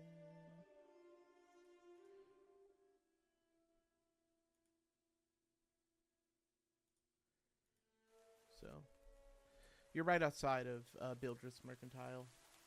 You'll see some people step out just as you enter in, or are about to enter in. And it's just some folks, and you see that they're sniveling, but they have some goods in their hand. And they say, "Thank you. Thank you again." And they walk out past you all Were they saying that to us or to Bildreth? into the building. You're not sure. Gotcha. Yep. Yeah.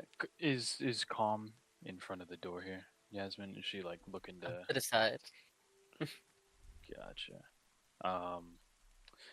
Rayfield will go to the other side, and as they walk up, he will share the sentiment that well as he is usually to talk to people, his face and voice is probably not the one Bildrath would want to see. Calm, he knows, is going to say nothing, so he looks at Irene. Irene, would you mind being the one to speak to him initially? I fear I've traded some words with him the night previous, and he looks at Calm and says nothing and looks back at Irene. I think you might be the one to do it, if you wish. I will smile at Rayfield and will open the door. Wonderful. There's your token inside. You'll be in the abyss for a short moment. Turn out the lights.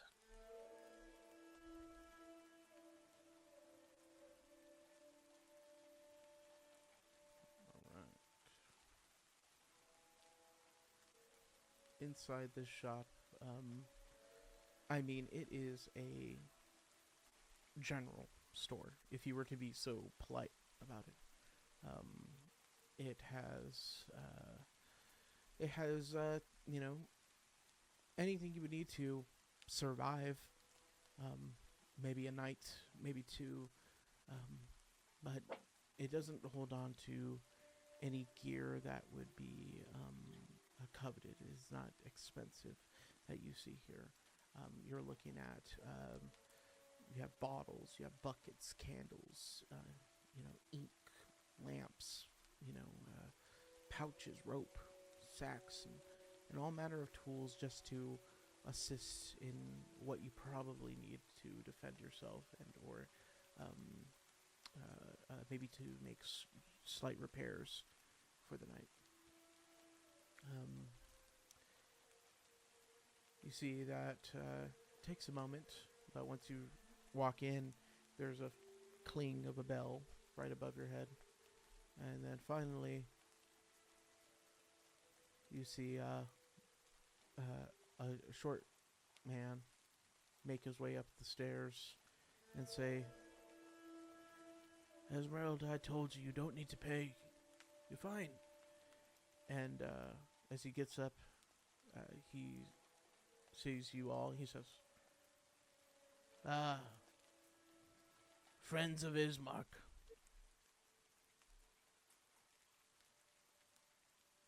What brings you here today?" Irene will step forward. And before you Well met, start, Bildrath. my nephew's Oh. gone, so you can't borrow him as much as you'd like to today. That's all well and fine, Bildrath. It's not well and fine to me. It's rude. Right. We A have boy a listens to his different. uncle. I think I'm sure he think does. Calm braces up against Irene now and like kind of The muscle. It'll strong arm me. Now, Bildrath, I don't think there's any need for hostility. We're just here to give you some business, if you'll Perhaps let the us. redhead can climb onto your shoulders. Maybe then that'd be a sight to see. Something to be scared of.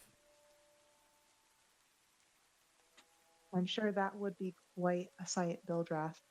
Um, besides that, if you would be so kind as to let us know what you have in stock, perhaps anything that could help us for the battles to come, that would be really great. Battles to come. You're adventurers, aren't you? Battles to come. Yeah, we sure are. Ah. Well, you should be ready.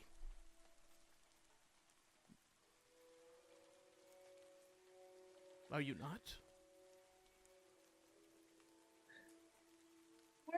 We're mildly prepared, yeah. I would say so. Um, but one could always be more prepared, no? He says. Mildly won't cut it here in Barovia. Hell, I've seen paladins walk through here. Asked me for extra bottle. That they had holy water on them, that they could create it, that they were ready for the night. I've seen them gone. I've seen the rescue parties come here searching after, and I sent them off as well. All gone. And they were very prepared. Mildly won't cut it. You might as well learn a trade. Perhaps to farm or to cook. Well, Bildrath, you fought alongside us yesterday. Would you say that we're just better off farming or cooking? Well, I think Is you've that earned your your opinion? keep, is all. I think it's nice that you can say a few words and summon some lights from your fingers. It's pretty. I think it's brave to jump down the barricade. But I think it's stupid to think that I would want to do it any longer with you.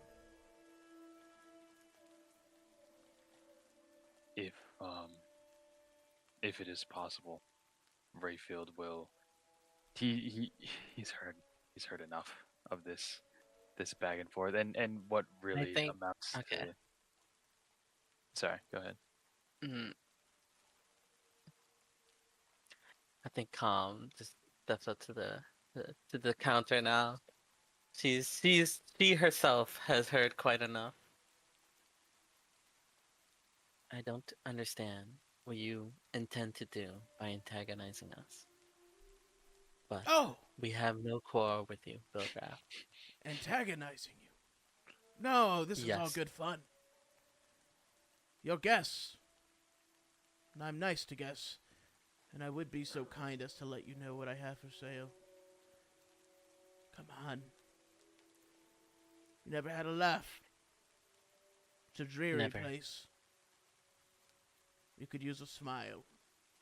And he'll throw a ledger onto the table. And he'll say, here you are. This way I don't have to waste my breath with you all.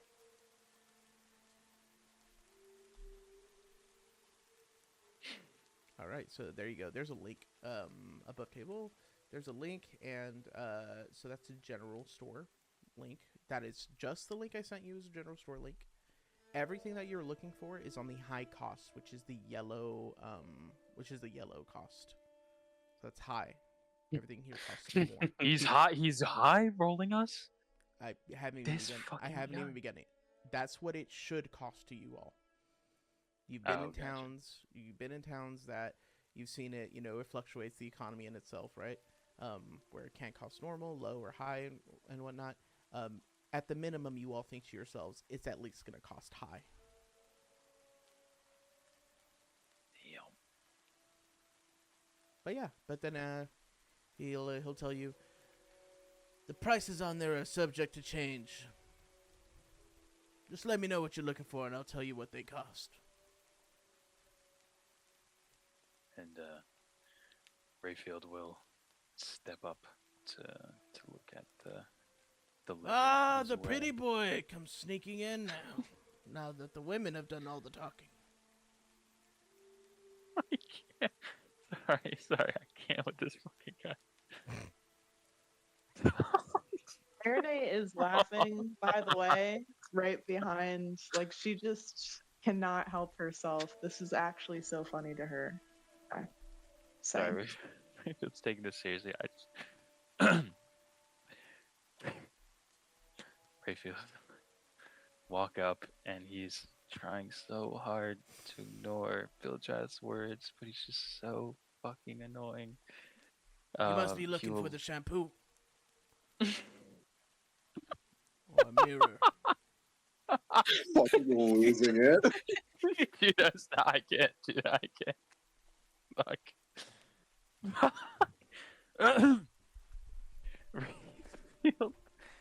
Rayfield wants to step up to the counter and look over the ledger, and he's trying to ignore the words that Bildrad is saying, which is so fucking grating. He will eventually look up and just with an exasperated tone in his voice, just say, Vildrath, I'm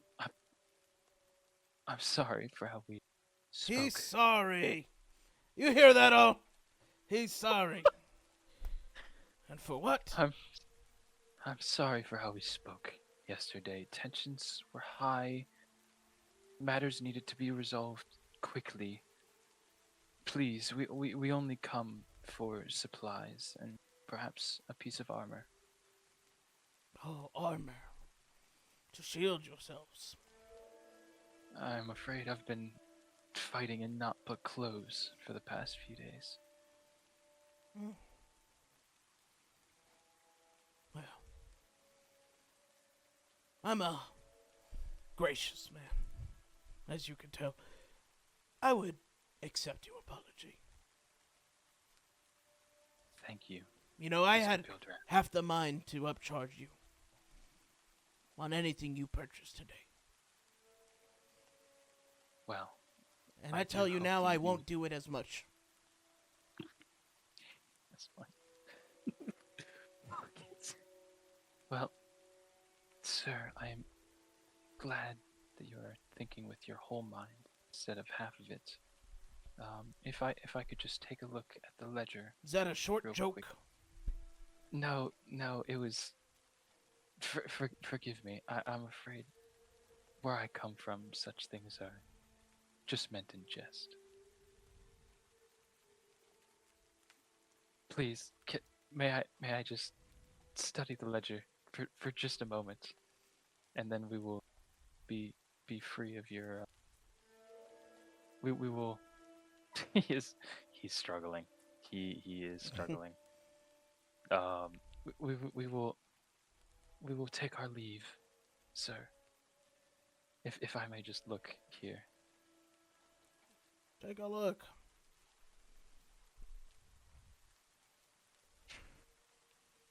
I'm watching you, Easy. elven lady. Mind your Watching fingers. me. And Irene is going to smirk, and she's going to nod, and she's going to say, "Yes, sir. I'll keep my hands where you can see them." He looks over Mr. at Calm Bildrath. like he's gonna say something. Can't. And then he looks back at Rayfield. What do you want? On this list, I don't see any listings for armor or protection of the sort. Do you happen to have that in stock? Perhaps off the list? Armor. Yes. In this day and age. Leathers, something easy to move in, perhaps. Perhaps I have an armor. Let's say I had some armor. Yes. You would pay what is fair, right? I would, of course, if we come to a price. that we think is fair. Wonderful. I'm a fair man. You seem like a fair lad. And hell, I'll throw in the shampoo myself. I see no reason why this transaction cannot be beneficial for the both of us. What kind of armor are you looking for, boy? As as I said, sir, just something light, easy to move around in, perhaps pockets, Well, places with which the only thing I Does he have is look like leather. a tailor? The only thing I have is I- leather. I can strip it off what I can, and whoever sells it to me. Because some people take my advice. Some people become farmers. Some people become cooks. So here's what I got. But it's all leather, and that's it. studded leather. Do you? Sorry, above table, Judo. Do you Yeah. remember the AC studded? The AC for studded leather, I don't remember off the top of my head. I want to say 13. I'm just wondering how much better it is than leather. And does it impose disadvantage on stealth? It is a so it is a No, 12 plus dex modifier for studded leather, and then it doesn't. I don't think it imposes. I don't think any light armor does. That sounds right. Padded armor does. Padded. Yeah, that's the cheapest of the cheap. Studded leather. Okay, so he's gonna be. Is he showing the armor to him, or is he No, just you're looking telling at the him leather. about it? Yeah, you're just looking at the leather. Okay. Oh, okay. Gotcha. He is gonna look at both options, and he does have some good coin Mm-hmm. on him, but he's not quite sure about buying 90 gold worth of armor. 90 gold. I would never sell it for 90 gold. Sorry, that was That's- above table. That was Okay. Cool.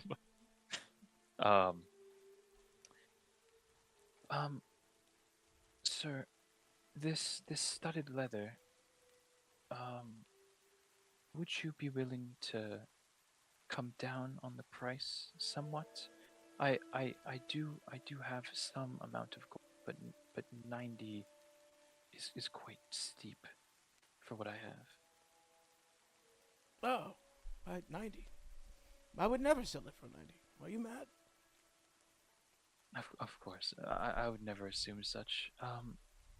What would you sell it for, sir? 450 gold. I knew. Rayfield is just going to stare at him for a moment. But Yes. what's the issue? Sir, I must have misheard. 450 gold. Yep. See, you were disrespectful at the bar, and then you took my nephew from me, and you made a short comment about me. Yeah, 450 gold. Rayfield's just gonna hang his head for a moment before looking back up. As I said, sir, I'm sorry for the words that I said, but I'm sure there's some reasonable price we can come to. Okay. Perhaps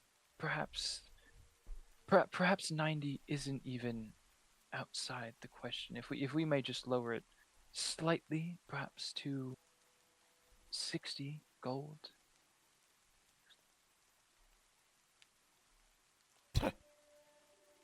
From 450 gold to 60 gold?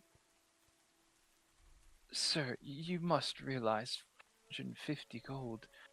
I'm not sure all of our money combined could afford such a thing. And we Oh. have supplies still to get. Well, I offer the supplies as well. I mean, I don't know what to say. Tell you what. I have leather workers' tools. You could purchase those. I know, perhaps not in this town, but in Villaki, they potentially have some cows. Cattle. From here to there, if you just work on fixing other people's boots, eventually you'd make enough money to purchase a cow. And from there, maybe you could sell the milk, purchase another cow. Then they, and hopefully you know the anatomy, then they can make a baby cow. And soon enough, potentially, 10, 11 years from now, you can get enough leather to make yourself an armor. How's that? Irene will interject here, and she'll kind of level with Bildrath a little bit, and she's just gonna like politely ask him, now, is that 450 gold, does that apply to Calm and I as well? Because as I recall, we've really said all but 2 words to you. So Well, that makes sense. You are the wives of this man. The wives. It would make sense that you wouldn't speak as much. Rayfield's It would just gonna make hang his sense head. if we were the wives of this man, which we are not. So I ask you, does that 450 apply to Calm and I, or just our friend Rayfield? That applies to you. Wonderful. Do you barter? Do I barter? I'm the king of barter. Look at my place. You know, I started with leather workers' tools. Irene is going to narrow her eyes and look at Calm and Rayfield, and then turn back to Bildrath.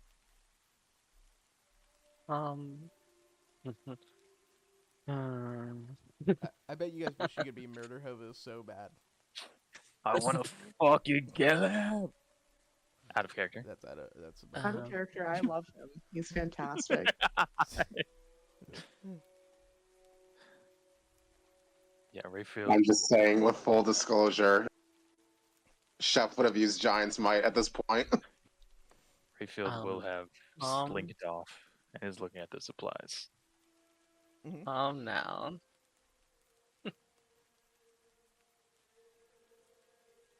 You must think highly of the boy, if you think he could handle the both of us. Well, perhaps, but I see his hair,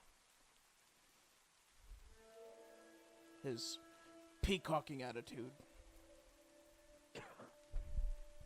I can see how some could fall for that illusion.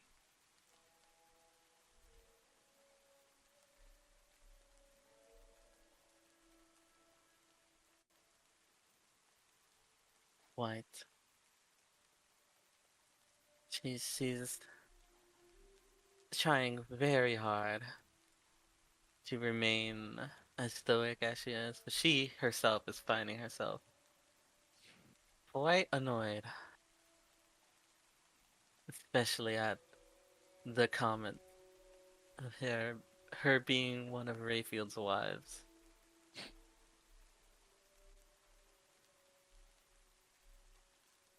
Of course, she finds it in herself to not go the way she usually would with a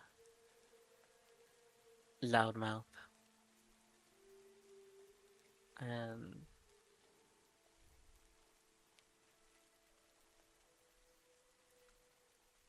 alright.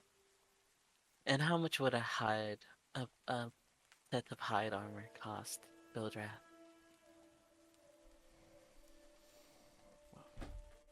Hide armor would cost about 100 gold.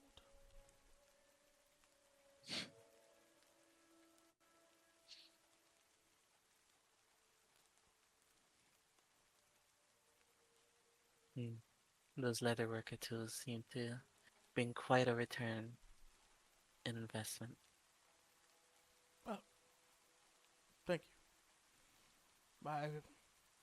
I'm a self-made man. I've had to earn my way. I've had to earn my way too, Bildra, but not quite in the ways that you have. Well, what's your trade then? If not a wife, if not a leather worker.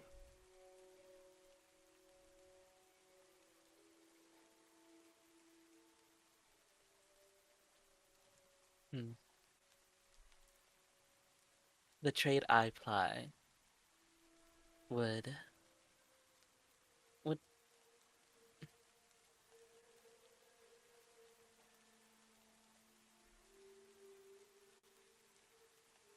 I think she does summon her sword here. You can think of me as some sort of a weaponsmith. And she lays her sword out on the table. I would be willing to trade it for a fair price.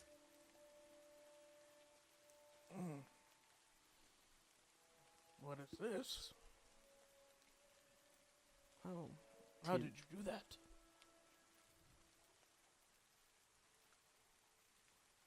I just happen to be quite the skilled weaponsmith. Well, I have to know its quality first.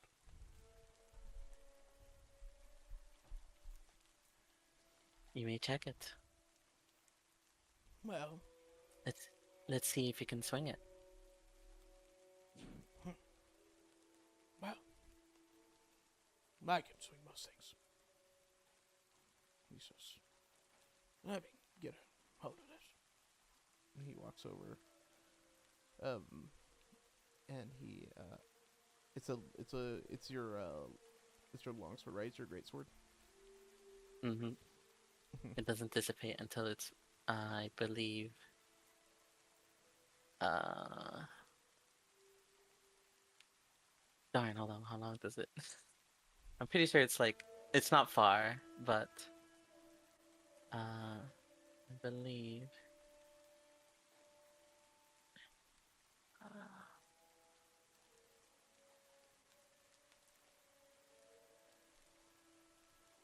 Well, he'll just pick it up right here within 5 feet. yeah, within 5 feet, yeah. He'll try to, and he goes, perhaps an enchantment on it that only allows its user to hold it. No. Quite the normal sword. No. You Maybe- might not have the strength to wield it. Well, perhaps, I've grown tired over the night. I've valiantly defending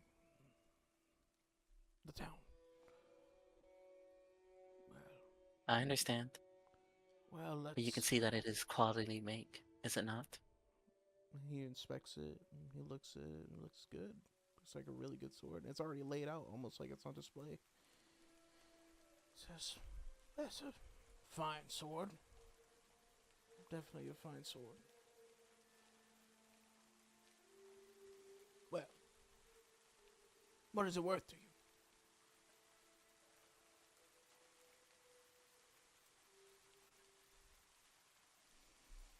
She ponders for a moment. Now she wears quite the uncharacteristic smile. Mm-hmm. I would say at least 500 gold.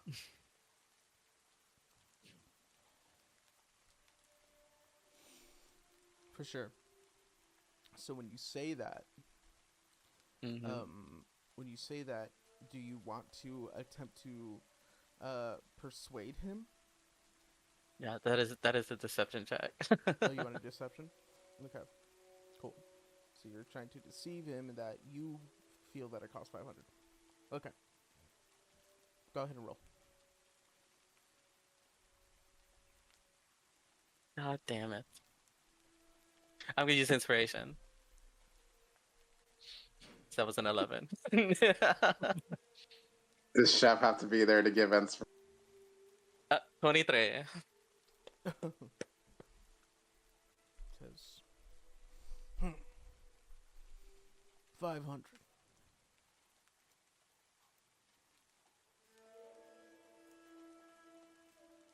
Tell me before I entertain purchasing a sword. I only offer it as a trade, not as a purchase. Hmm. We will pay the difference A for trade for the those leather? two items, for the leather and the hide armor. Not the studded leather.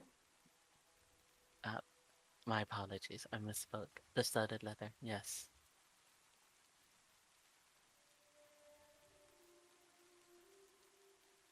Studded leather. It's 450. Goes.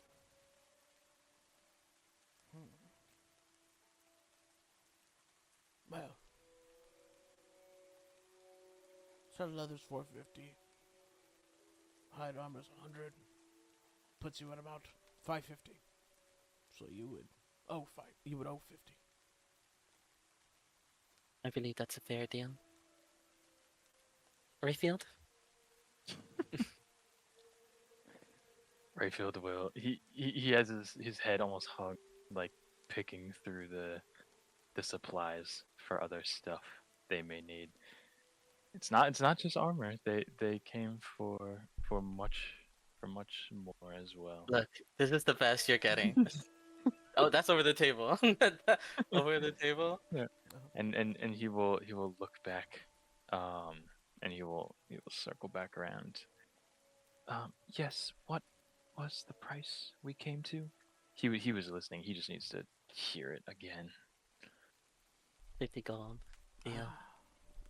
So you're the purse.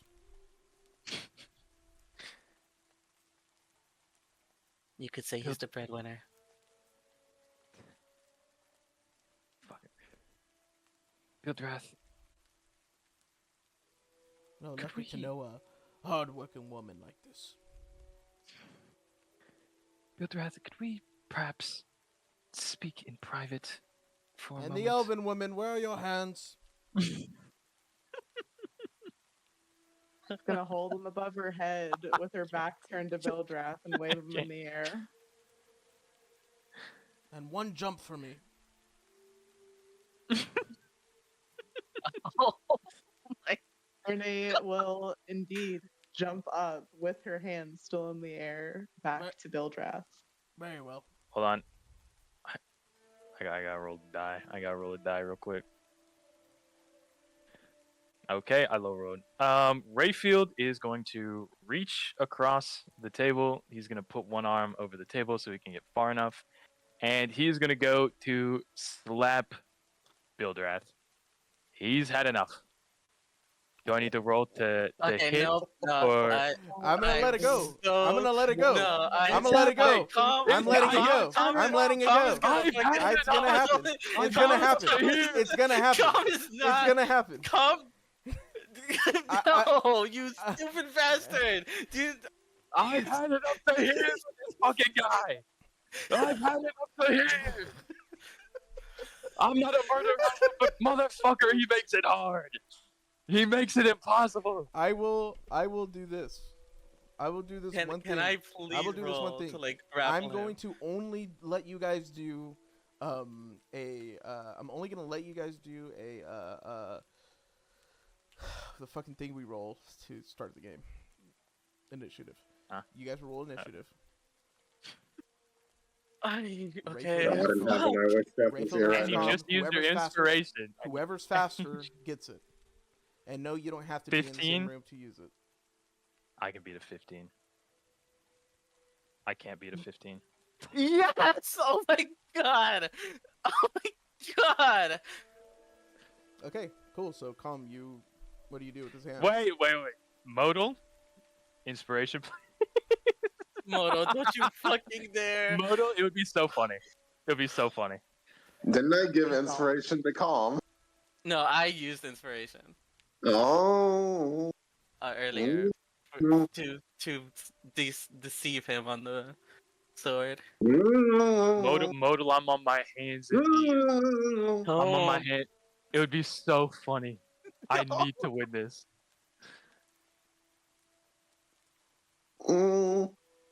Nah. All right.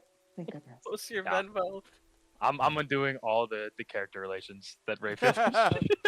All right. So, Calm, do you like catch Yep. his hand? You see Rayfield doing it. Yeah, no, It- she catches him by it was like it the was forearm so, and and it was so and close. like turns it and like holds it behind his back like in a painful hold. It won't break anything, but he is now getting Yeah, Rayfield's hand will I think it was literally 15 and 14. So Rayfield's hand will come close to this motherfucker. He was so close when his hand gets grabbed and twisted around his back, and he will just he will yelp a little bit. He's in pain again, low pain tolerance. You see And Rayfield was and then counting out calm. counting out coin when you were doing it, so he doesn't really pay attention to what happened. Or he like looks at you and just sees you yelp. No. He should pay attention because Wait. So he's like unfazed, Judo, over the table. Bildrath was counting money. Fuck, he didn't even. I can't even threaten him. I can't even threaten him properly. Okay, yeah, go ahead, yeah. he yelped and she turns to Bill Death like apologies. He can get quite uppity at times. Apologies for what?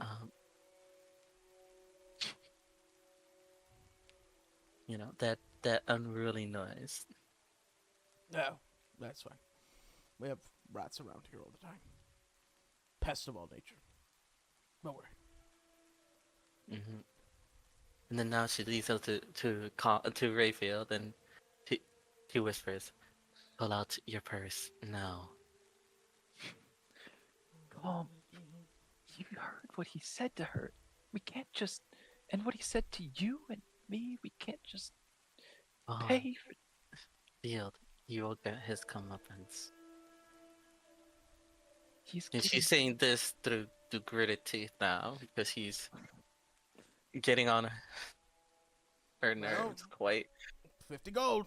We both. And I assume they're like. And now she loud. speaks up. She speaks up and like pushes him against kind of pay the man. He'll like against the counter, and his hands will come forward, and he'll stand back up, and he will look back at Calm, and he just has a fuck. It's one of those angry, resigned looks in his eye before turning back. God damn it! Turning back to Bildrath, pulling the purse off of his hip, filled with the gold. 50 gold.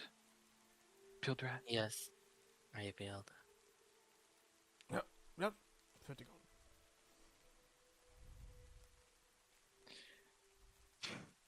He will. But it's a gracious price, isn't it, Rayfield? He'll reach into his purse, take out the 50 gold pieces, and actually, what is the currency that's worth 10 gold, Judo, over the table? I think it's Platinum. worth 10 gold platinum. Yeah. The Baron actually sent him not only with some gold, but with some platinum, and so he will put 3 platinum pieces on the counter, as well as 2 10 stacks of 20 gold. And you can see it practically kills the boy to let go of this money to a guy like Bildrath. But he does it. Bildrath takes each of them to his mouth and takes a bite of them. Yep. Checks out.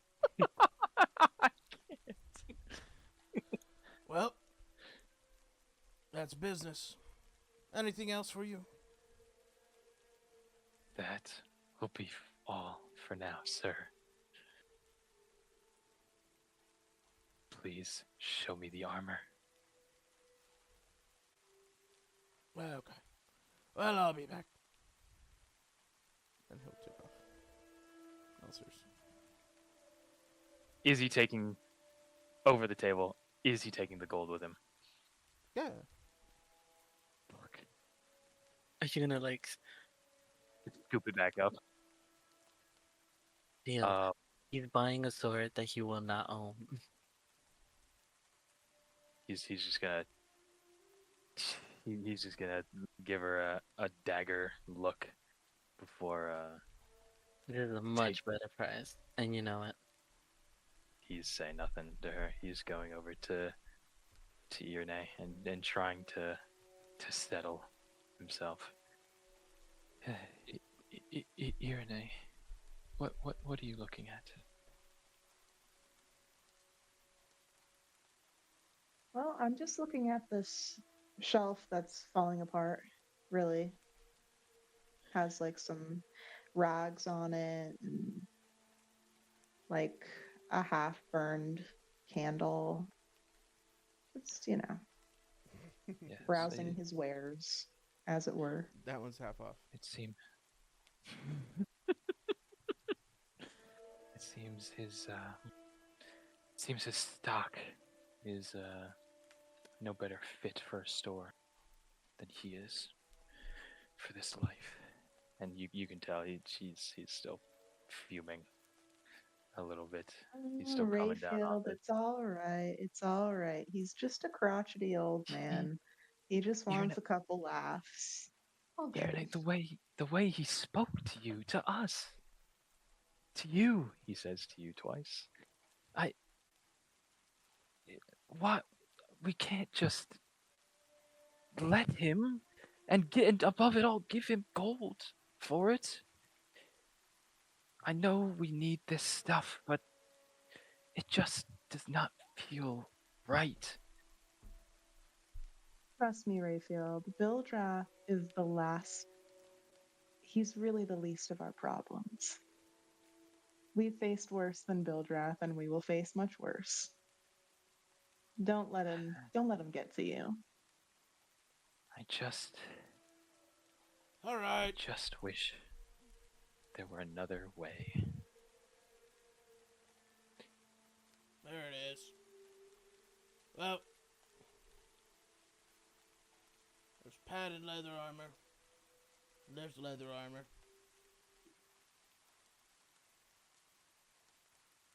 Sorry, over the table. Judo, did you just say padded leather? Right. Didn't you guys ask for padded leather? Studded Oh, leather. oops. Pat is the shitty one, and I thought he was intentionally coming back with it. Nah, And I thought he was it was hide armor as well. It's studded. Yeah, it's hide armor is 100, right? Studded leather was Yep. over 50. Okay, cool. So yeah, Yep. he'll come up with both of those. He'll come up with both of those, and he'll throw them on the table. And then he'll say, "Here you are. Hey, what is your name?" My name? Yes.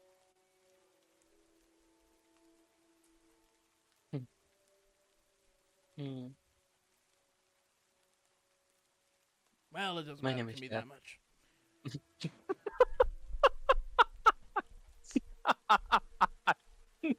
What I want to say is thanks. Coming in here and making good business. I saw the way that boy tried to swipe at me, and I'm glad you stopped him.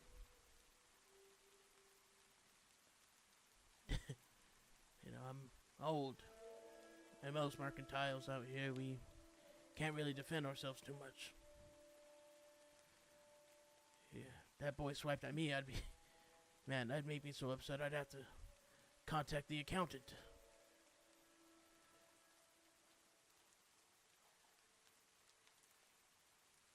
The accountant? Ah, yeah. A new person. Yeah, the accountant. Merchants can't really defend themselves, so they spend their money on protection. Anybody who does us I wrong, see. anybody who hurts us, we send up for the accountant. And they handle all our affairs. Mediate, if you will. I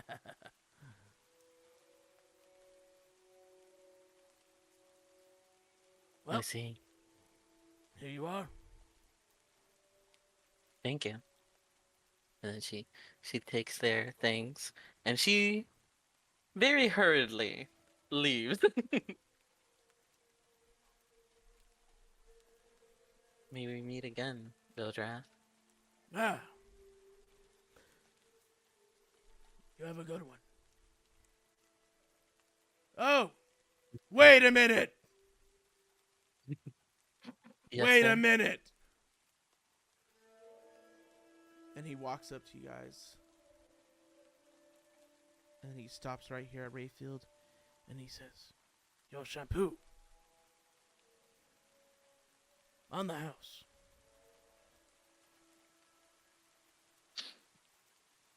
Why, thank you, sir. And then she grabs both of them. He grabs and go.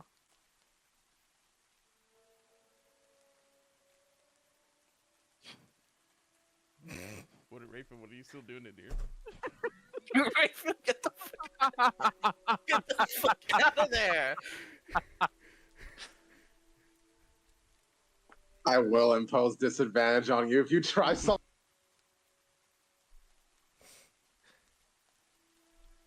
Oksana, Erica, stop grabbing my shit. What are you guys doing?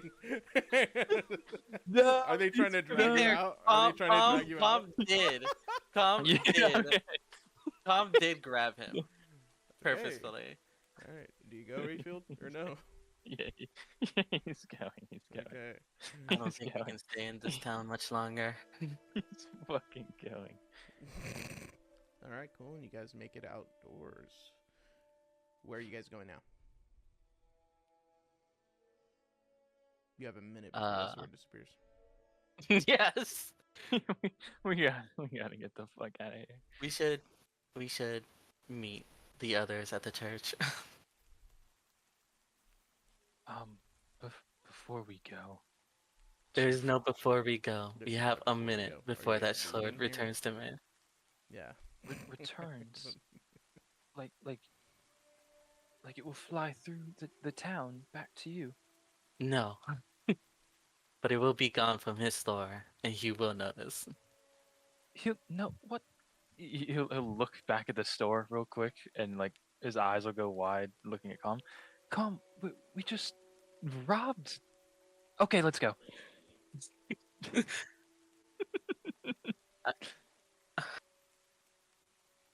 So yeah.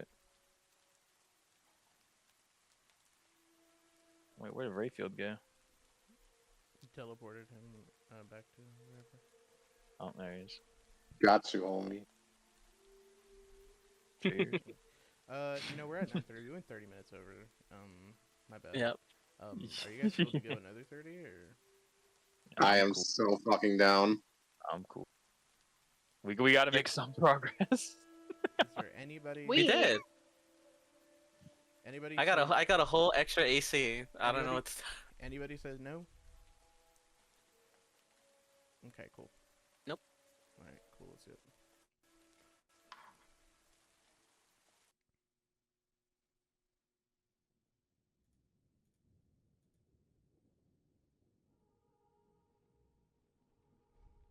In the moments that all of that was happening, we have Chef and Oksana inside the house, or inside the church.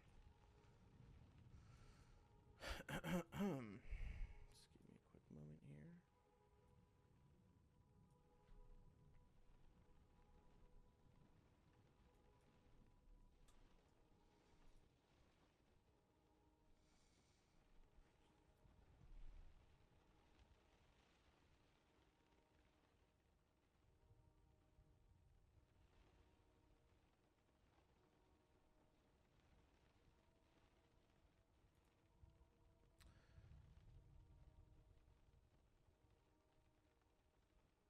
You see,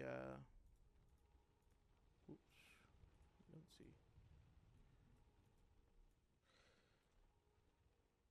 this is a 10-foot wide, 20-foot long hall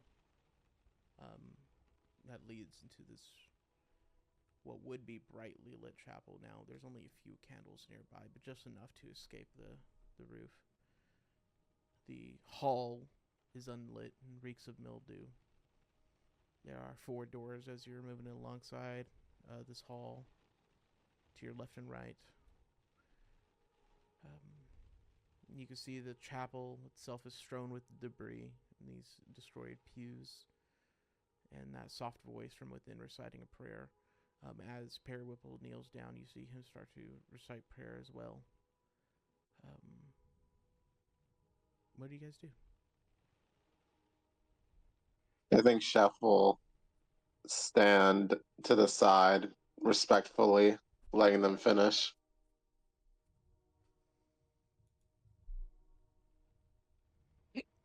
You'll see Perry Wimple will eventually finish, and he'll stand up and start to walk away, and he'll say, I hope you can help him. And then he'll walk through.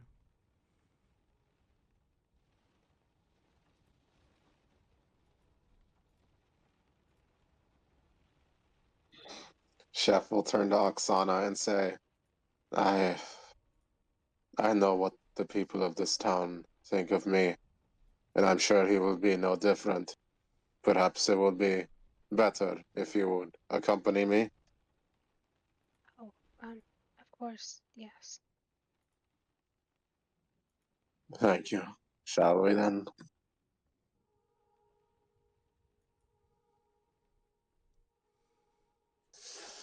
As you walk forward, the sound of mumbled prayer stops, and you hear a hoarse voice. You see that it's tired, and it's coming from that figure kneeling before that altar. I cannot offer the blessing you seek. Go, and leave this accursed place in peace.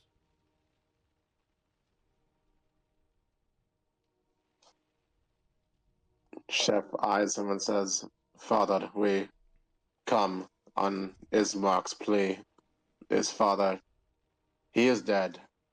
He was murdered by the night creatures. We wish for a plot of land to bury him and to hold a service for him, and 2 other plots for these children. And he gestures towards his pack, if you would be so kind.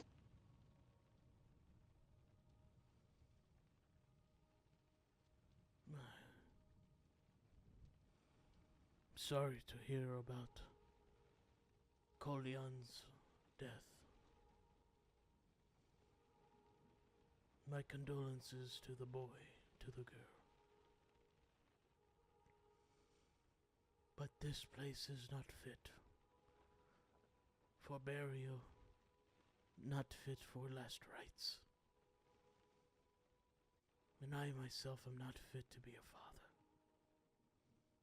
in either regard. I'm afraid you've wasted time this morning. I will spend some prayers that you may find salvation elsewhere.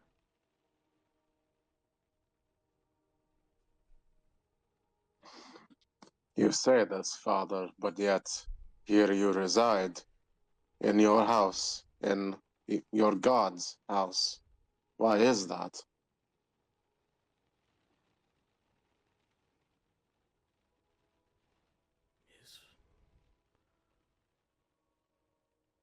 His house is not my house. It is my prison.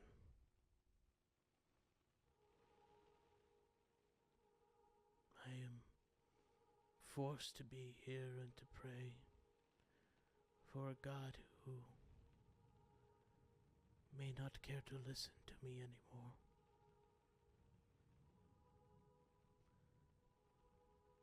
It sure You that are you listened to me sure of that? when it mattered most.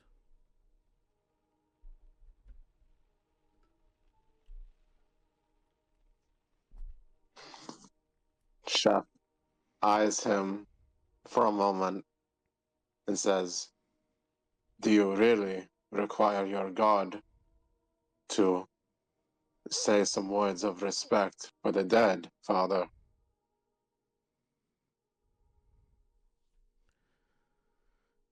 The last rites aren't just words. The last rites are a blessing so that the soul will not be taken by the undead, so that they may finally rest. But I no longer have the symbol that allows me that righteous power. And he'll barely stand himself up finally, like picking himself up on this broken pew, and then he'll face you, and you see that, normally you're gonna see, a priest or a follower in the robes, and then finally with at least a symbol, especially a priest, especially the father. And he does not have a symbol around his neck. In fact, you almost see it looks as though, his clothes look like faded, as though he used to have it on all the time. That it's so much as burned a kind of it's kind of protected the colors as it will on the clothes. You could tell something's missing. A symbol, you say? That is all you required? Just a focus for prayer? No. I require something much more dire. Then you, Chef and Oksana, you hear something calling from beneath the floorboards. Almost a moan or a groan. But you hear it says, "Father." And the father looks at you both as you hear it. And he waits on your reaction. Chef is immediately taken back to the bottom of the manor, like a piece of him never truly left. He heard the same desperation in another voice before, and he starts to shake and says, "Father, what is going on?"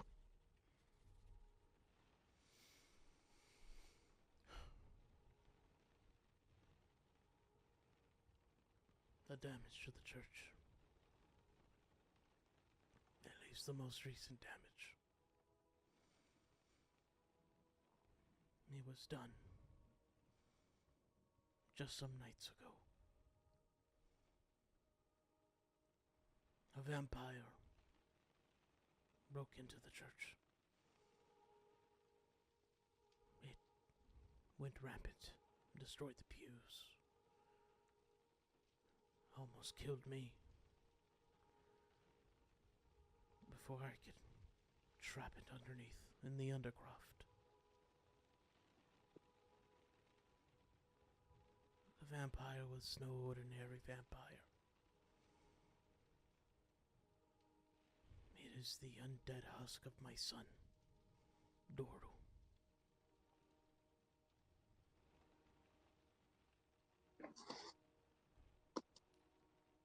Chef says, "So, what Periwinkle said was true. He is still here?" The boy is mistaken. My son is gone. All that remains is that vampire, that demon, wearing his skin. But he still wears my symbol. The same symbol that I gave him the night he left to face the devil.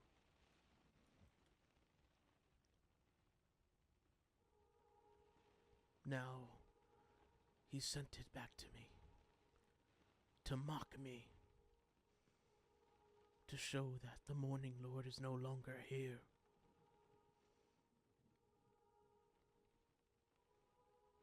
And he's right.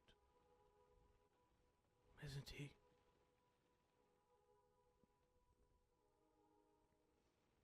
You see him sit down on a broken pew.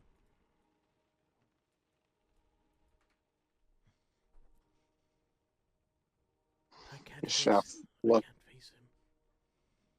I can't get it back.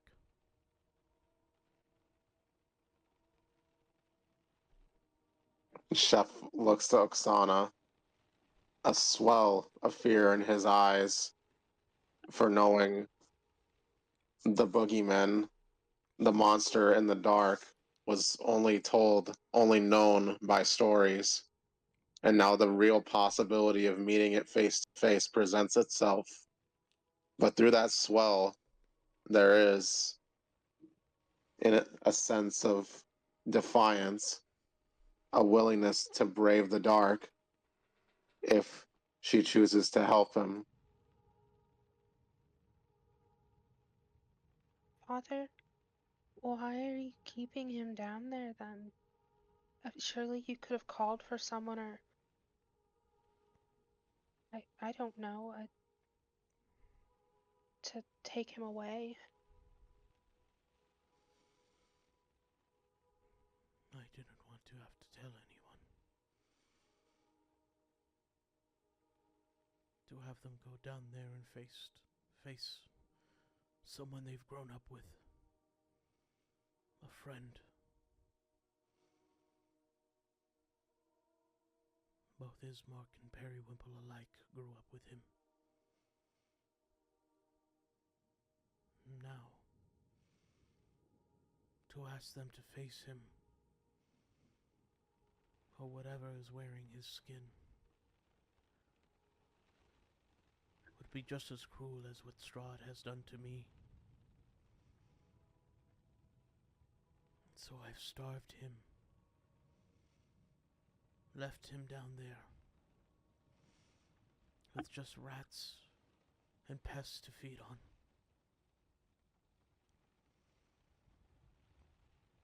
I've been waiting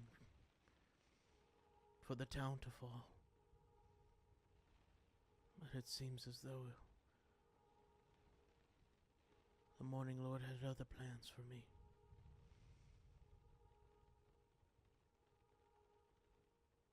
To force me to face it. To force me to tell anyone.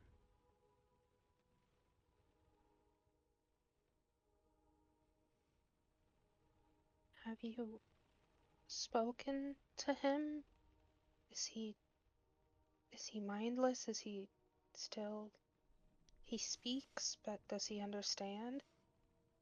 He lies. He will try to trick you all. You cannot listen to a beast. You cannot reason with a beast. You must kill it.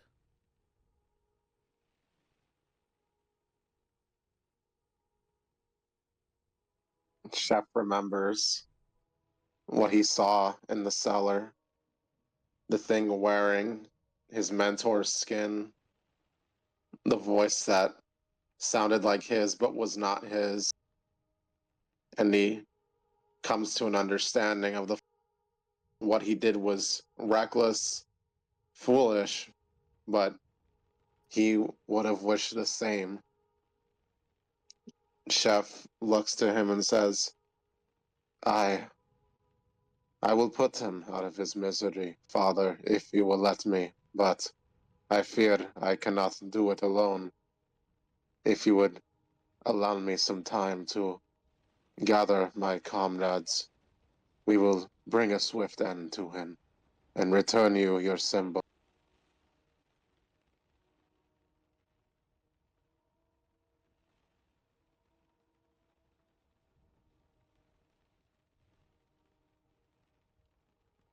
he says, "It's a miracle then."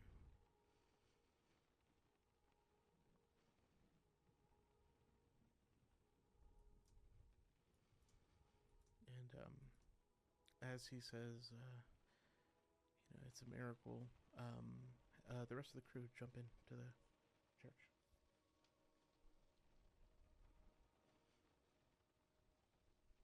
The party? Yep. You guys go. The doors cracked open behind you, and you see Rayfield file in, Calm file in, and then finally Irene. Are they wearing their new armor? No, I do not believe we got the chance. No, not yet. Chef turns to them and says, I hope you've gotten what you are looking for. Um, It looks like our morning is about to get very, very... We have a vampire under this church that must be put down, if you would help me.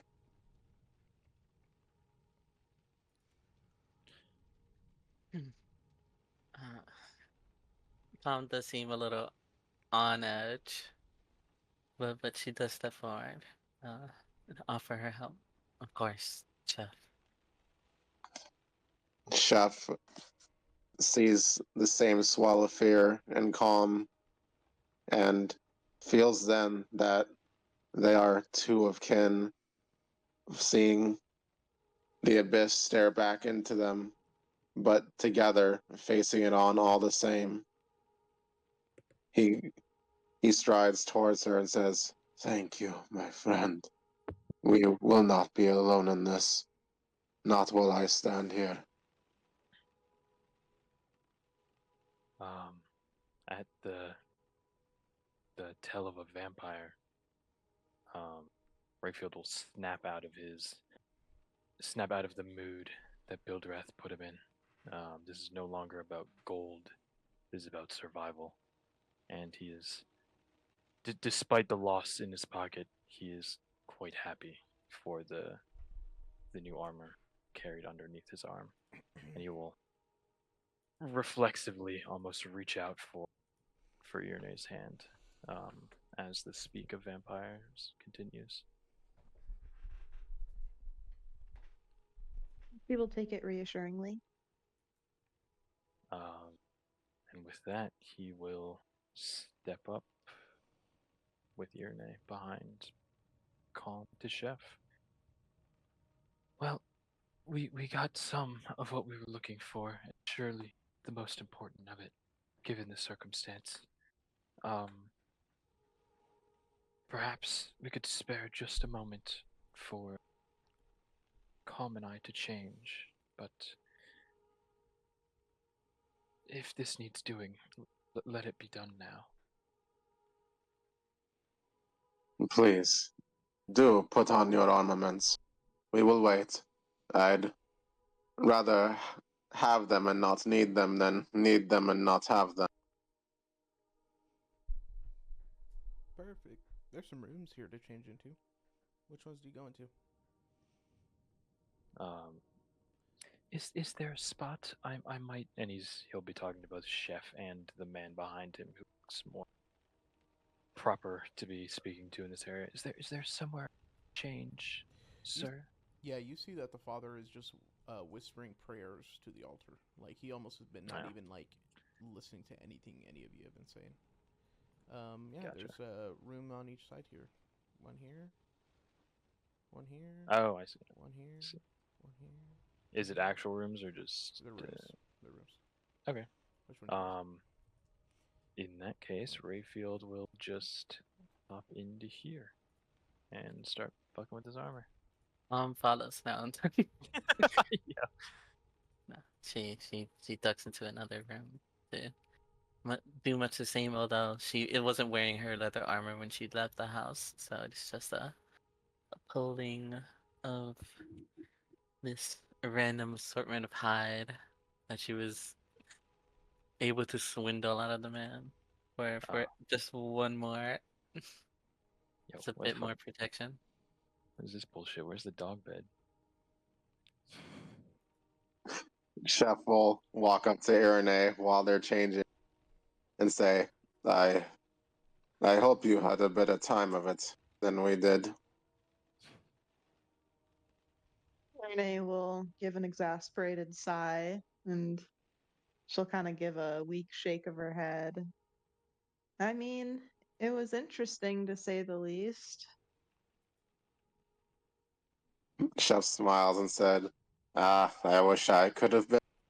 I'm sure I could have helped business go along a little faster. I have every confidence that it would have gone much smoother with you there, Chef. But they have what they need now, yes?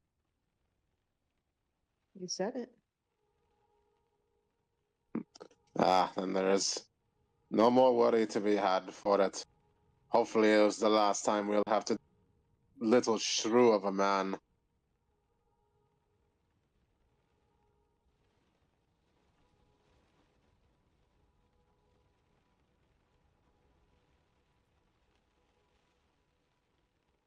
Is everyone ready?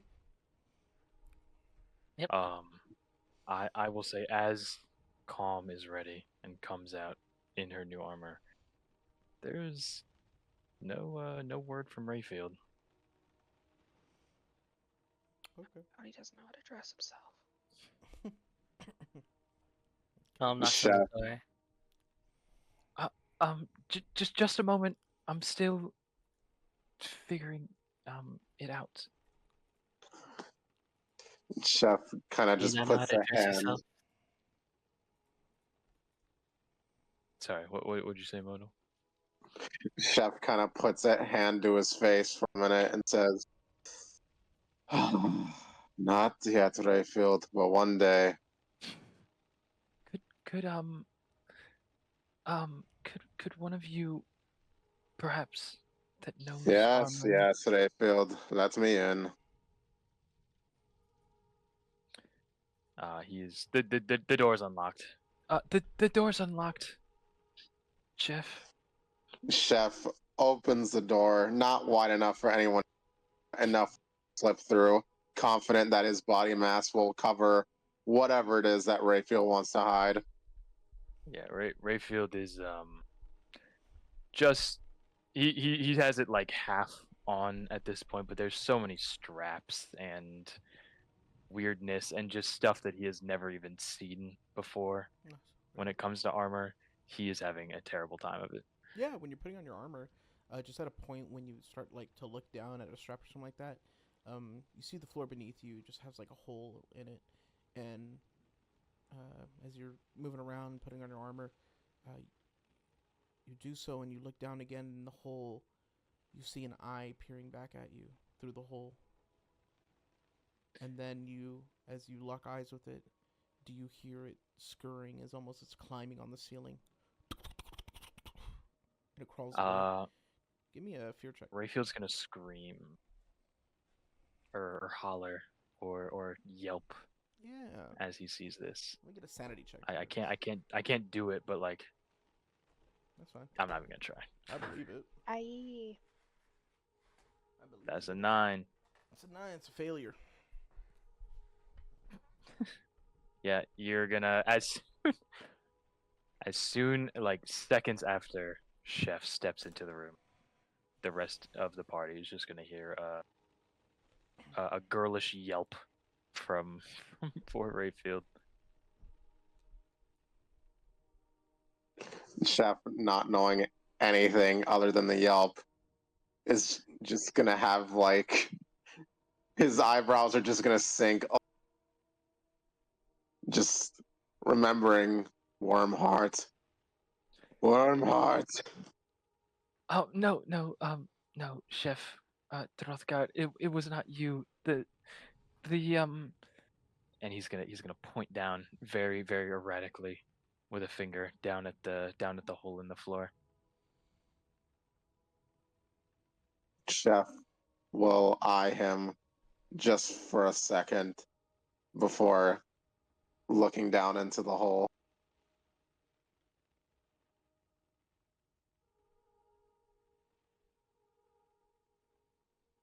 What's he seeing, Judo? Nothing. There's nothing there. It smells of decay, if anything. Chef gets back up and says, "Whatever you saw, Rayfield, not there anymore. I will." I saw an eye. Chef, an eye. Whatever's An down there, eye? it looked right at me. You saw nothing other than the eye? No, I don't think so. Well, we know whose house we are in right now. Better to stay safe, yeah? I will stay in here just in case. Yes, and if you wouldn't mind, helping me. I don't quite know where. He'll pull up one of the dozen straps that goes across his armor. I don't know where this is, or how this fits, or Of course. Let me help you get fitted up, eh? please. It feels a bit strange and tight. I'm not used to wearing such pieces. It's something you get used to, my friend. And yeah, you will get the armor on with help of his buddy Chef.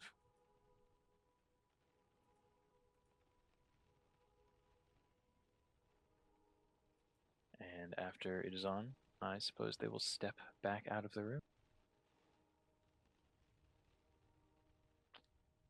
And Rayfield will be wearing, please refer to the main chat, his Go to him. brand new armor. Chef smirks a little and says, "It took a few minutes, but our boy, he is fighting fit, no?" Rayfield will step out, and he sort of just has like one arm across his chest, not sure how the armor looks. Always a man of appearance, but yeah, it fit everything is in its place. It fits him well. Many more pouches. Lost is the normal clothing. It now just sits underneath his arm, and he looks more prepared for the world. And notably, it has a real cloak attached to it. So he is once more cloaked boy. Chef will smile at the newfound confidence that a fresh suit of armor can bring, and he will say, "Show me your bravery today, one heart. We will all need it." I will try. I do admit, this does make me feel much more protected than the simple clothing I was wearing at Torotar. And if that armor does not end up doing you much good, you have me, yes? Yes, of course. I will trust you to protect us. And he will look to Calm and Irene and Oksana for their reactions as well.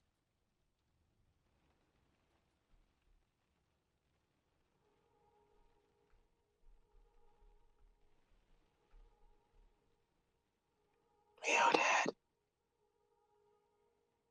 Me? No, Irene or Oksana, if they are. Above table, I posted Irene's reaction in chat. There you go. Oksana is busy staring at the floor because apparently there's a vampire down there. Thank you. Thank you. Sees men just like this all the time, unfortunately. So she's just kind of like, It looks like it protects you well. Better than what I Chef, have been wearing.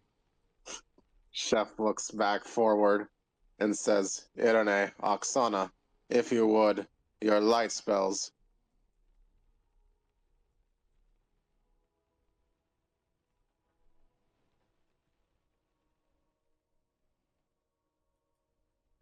Irene will cast light on, I suppose, her amulet. Okay. Cool. Wonderful. And now where do you go? Chef looks onward towards where he knows the abyss will be waiting and says, Onward, let us go. Yes, let's. And Rayfield will pull his sword. Father, how do we get below? The first room on the right. There is a cellar. You may descend it. The lock is gone. You'll have to break the chain yourself. Or the key is gone. You'll have to break the chain yourself. So he'll point, essentially, Say, telling you this room. say no more then. Chef will use his hulking mass to break that chain in half. Oh, over here? Yeah, to break Yeah. this chain. Yeah, to break this chain, give me a strength check. Bless you. Yeah, so you. Strength check, and you need to beat a 14. That's a, that is, not really strength, that's, that is strength. Athletics. That's athletics, there you go. That is really fucking embarrassing. That's a 10. It's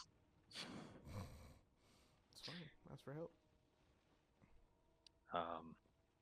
Chef will just slowly look back behind him and just hold the chain up. Chef, perhaps I could pick the lock instead of us trying to break it.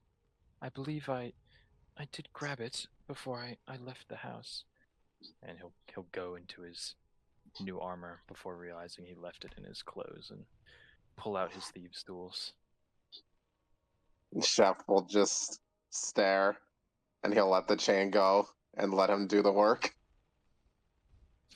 Sure. And as they pass by, Rayfield will just give Chef like a pat, like, I know you really needed a win, man. I'm sorry. And yeah, he will go for the pick. Perfect. I believe it's just This a is a D20. Sorry, go ahead. So, it would be, if you're doing... Plus my... Yeah, you're already ahead of me. Go ahead, you're good. But I want to tell you something. This is a crude lock. And this lock looks like it would destroy a piece of your locksmithing tools if you don't do it right. Ooh, if I don't do it right. Better do it right. Do I know the DC? Yeah, the DC is going to be 13. Simple, really. 21. Wonderful. Crack it open. Yeah. So he'll go to work real quick, and after a moment, everyone will hear a click. Chain will get pulled off, and he will toss it to the side and step to the side himself. I believe it's ready, everyone. Chef. Chef will lead the way straight into the dark. Wonderful. And so, you guys begin a descent. You see, you're headed downstairs, and candlelight is peeking from the chapel above, slipping through the cracks here. But there's no sound of a prayer that you can hear anymore. There's no sign of a creature here at all, here in the gloom. Can I have, can you guys tell me your passive perceptions, please? It's gonna be a 10. 13. 13. 14.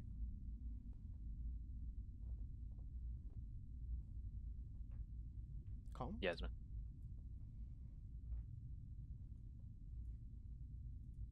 14. 14. No, 14.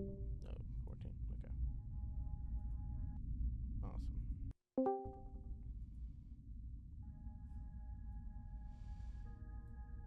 A young man's voice is strained and tired, and it echoes from somewhere in the darkness above. You've come to kill me, haven't you?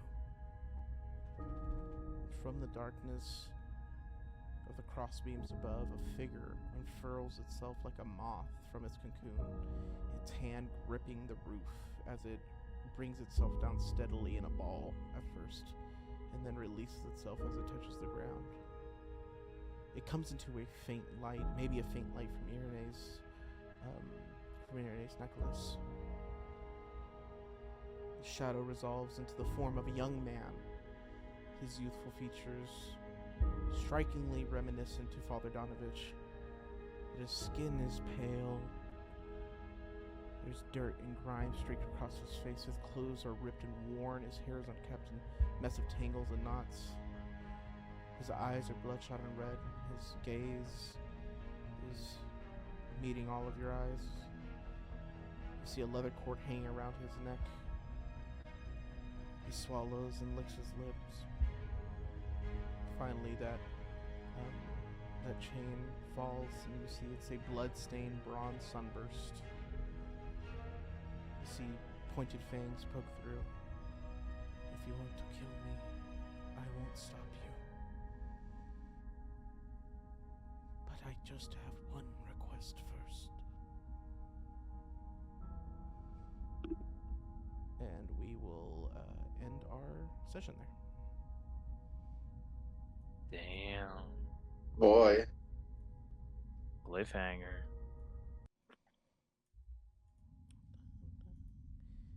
Game over. Game over. And what a game it was. Holy shit.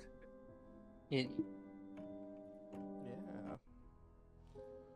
You guys. can't believe Calm had to had to speak. It was crazy. I was honestly sweating from that shit. I was too when I was like, oh fuck the deception roll. That's crazy. That was a funny one. That was a fun one. You guys did a fun one. Now a Interesting. silly one. Nah, but that was awesome. Good session. Great session. You guys play well. Fun time's over next weekend. No more silly shit. No more kid shit. Lock We in. had our Lock the fuck. fun. Stop having Lock fun in. now. You guys. I can't wait to watch the rerun and find out what percentage of that was dedicated to fucking dog bed. Oh my god. That Dogman was was wild. so That fucking was funny. insane. There was a message I wish I would have sent out, but there was a moment I wrote in May and I was like, okay guys, I have a whole campaign. I have like, there's so much. Yeah, There's so much. listen, I was talking. there's a vampire next door. We have to finish up with the pet play. Alright, but what about the fit check? So fuck. Truly, the fact that he was so passive aggressive about Calm and Chef talking in the siblings' bedroom, and he's like, Good check. what do you think of my outfit Fit- though? Fit Hey guy, check. I heard you trapped your vampire brother, but my outfit? This But shit that flirt? backflip though. Is this shit flirted or what? Wild. Look good, feel good. Look good, feel good. Good. three vinyl. I hope Bildrath kills you in your sleep. It wouldn't be built. I would love for him to fucking try. Oh my god, Billdrath's Judo. gonna kill himself in a minute. Judo, I cannot fucking believe you. What? You got out a lot Your- of frustration Your then, huh? your play of Bildrath was that might be my favorite moment in the campaign so far. That just like him, God, you are fucking quick with it, Judo. Yeah, I'm a dickhead. Naturally. I kind of wish we all had gone, so we all could have gotten arrested. I want to know the ref. I was almost thinking about having Rayfield say after this, like, Chef, can you and Oksana go and like get the rest of our supplies? I'll give you some money, but he's kind of mad at me right now because I want to see if he gives it to them as well. I have nothing but fucking respect for Kong letting it go as long as it did. Because I'll tell you right fucking here, not even halfway it would have gone before Chef got big. Yo, Modal, hold on. Let's you and me talk real quick, Mr. Modal. Yes, sir. Where is my fucking inspiration to deck that motherfucker?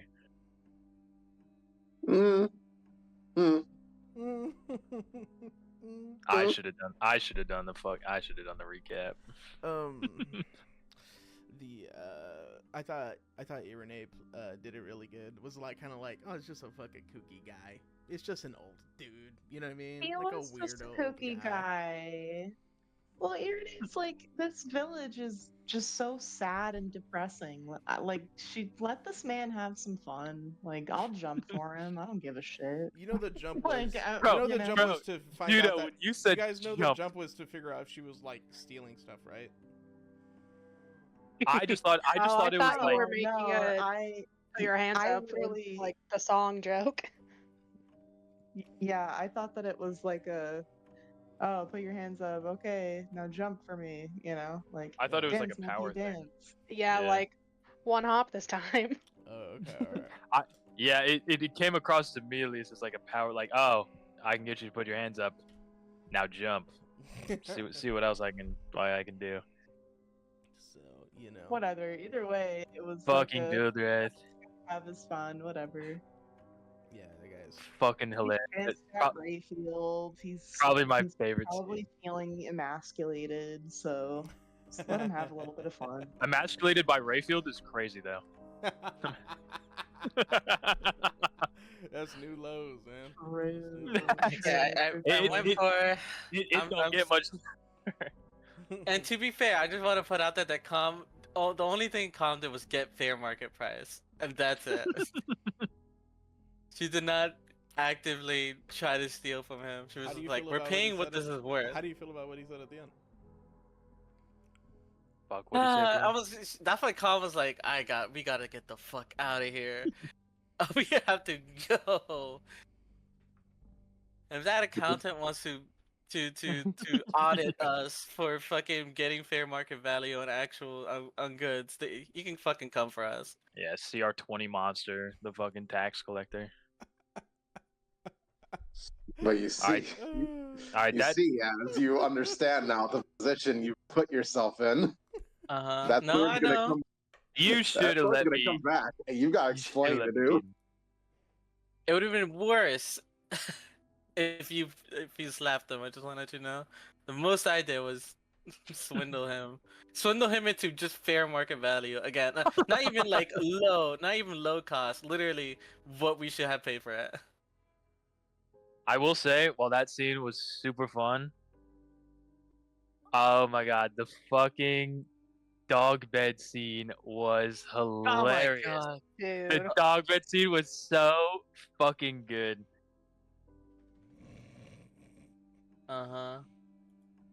That's it. That's all I got. I think it did a lot. More. I think it did a lot more for you than me. I was like, Huh? What do you mean by that? I don't know. Ultrath was I'm just. fucking I Judo was just. getting back at You y'all. put the dog bed in my room. What do you want me Yeah, to do that's with why that? he did it. There was two Wait, dog I beds, did by it the 'cause way. it There was was one dog. in I did it Com's. because it was a Barrett's dog. not sleeping in it. Beryl's not sleeping in it, so someone has to. No, you You know what I'm couldn't. saying? You Sweet couldn't lord. because Chef set it up. Calm should have slept in it, I guess, when Oksana shared the room. Imagine that she's curled up on it. That would have been cool too. I'm just saying. Okay, okay, Yoon. I see. Yeah. Understood. Wait, what Brutal happened? I for missed it. What happened? Rayfield. An empty He's dog not the bed is important never- part. Anyone in the dog bed's doing it for Irene. I respect that. I thought it was a nice little reprieve from the sadness of Judo's True. campaign. So Retweet. The sadness. Retweet. It was Sadness. funny. It was just wild. there you go. Like whatever. It's not. This Yeah, that is was not great. fun. Being creative. This I is guess, sad? You know. I thought this shit was fun. This is sad. No. That Now we have to go scene- like mercy kill somebody. Bill Well, Drab. okay, No, the other guy. Bro. and also, by the way, like the most spoken words I love. that we know. She can only talk a lot if she's being fake. That was good. That was good. That was good being fake.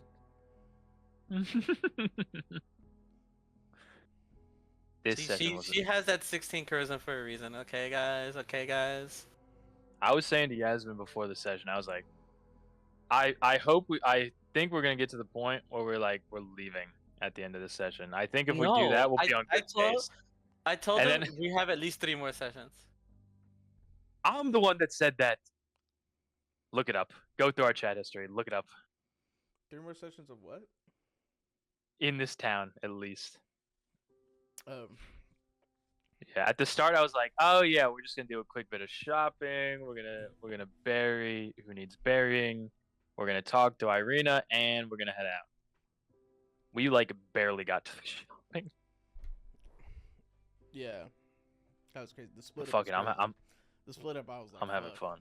I wasn't like really ready for the split up. I'll do it. Sorry, I hate splitting the party, but there's so much to do. No, it's fine. It's I was fine. like, oh, hey, this- it all worked out this was- well. It all Yep. worked out And Calm put us in a situation where they had to leave very quickly. Yeah, we gotta be out of the city in a minute. Yeah, we had to get the fuck out of here. Calm wanted to say no to Chef, but unfortunately, she understands that the funeral proceedings are kind of important, so she's like, fuck, okay, all right, I guess. Can we not just get Irene to do this? We don't need this guy. I know it's his son and all, and it's like super nice, but Wait, you want Irene to do what alone? oh, to do the funeral proceedings. Oh, I thought you meant like she go get the thing from the vampire alone. Yeah, sending the woman to bury the body like a true man would.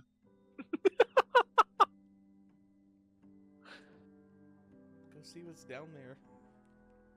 I think someone's in the house. Go check. Fuck. Fuck, we were trying, but Chef hurt his hand on the log. He needs a W.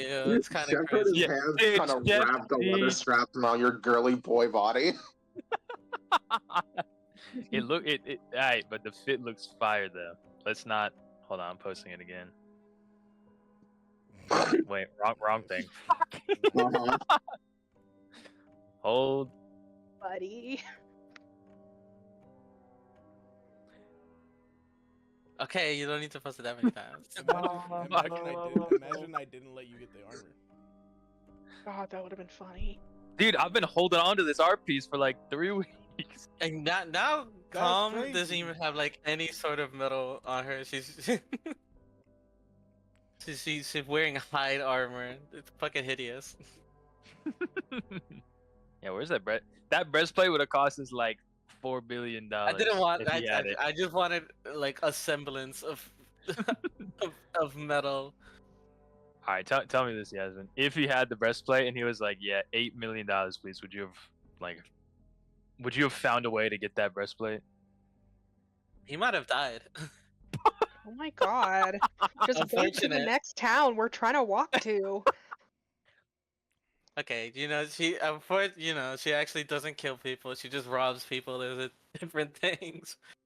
Of their life force permanently. Awesome. I mean, I guess technically, yeah, but that's not a thing.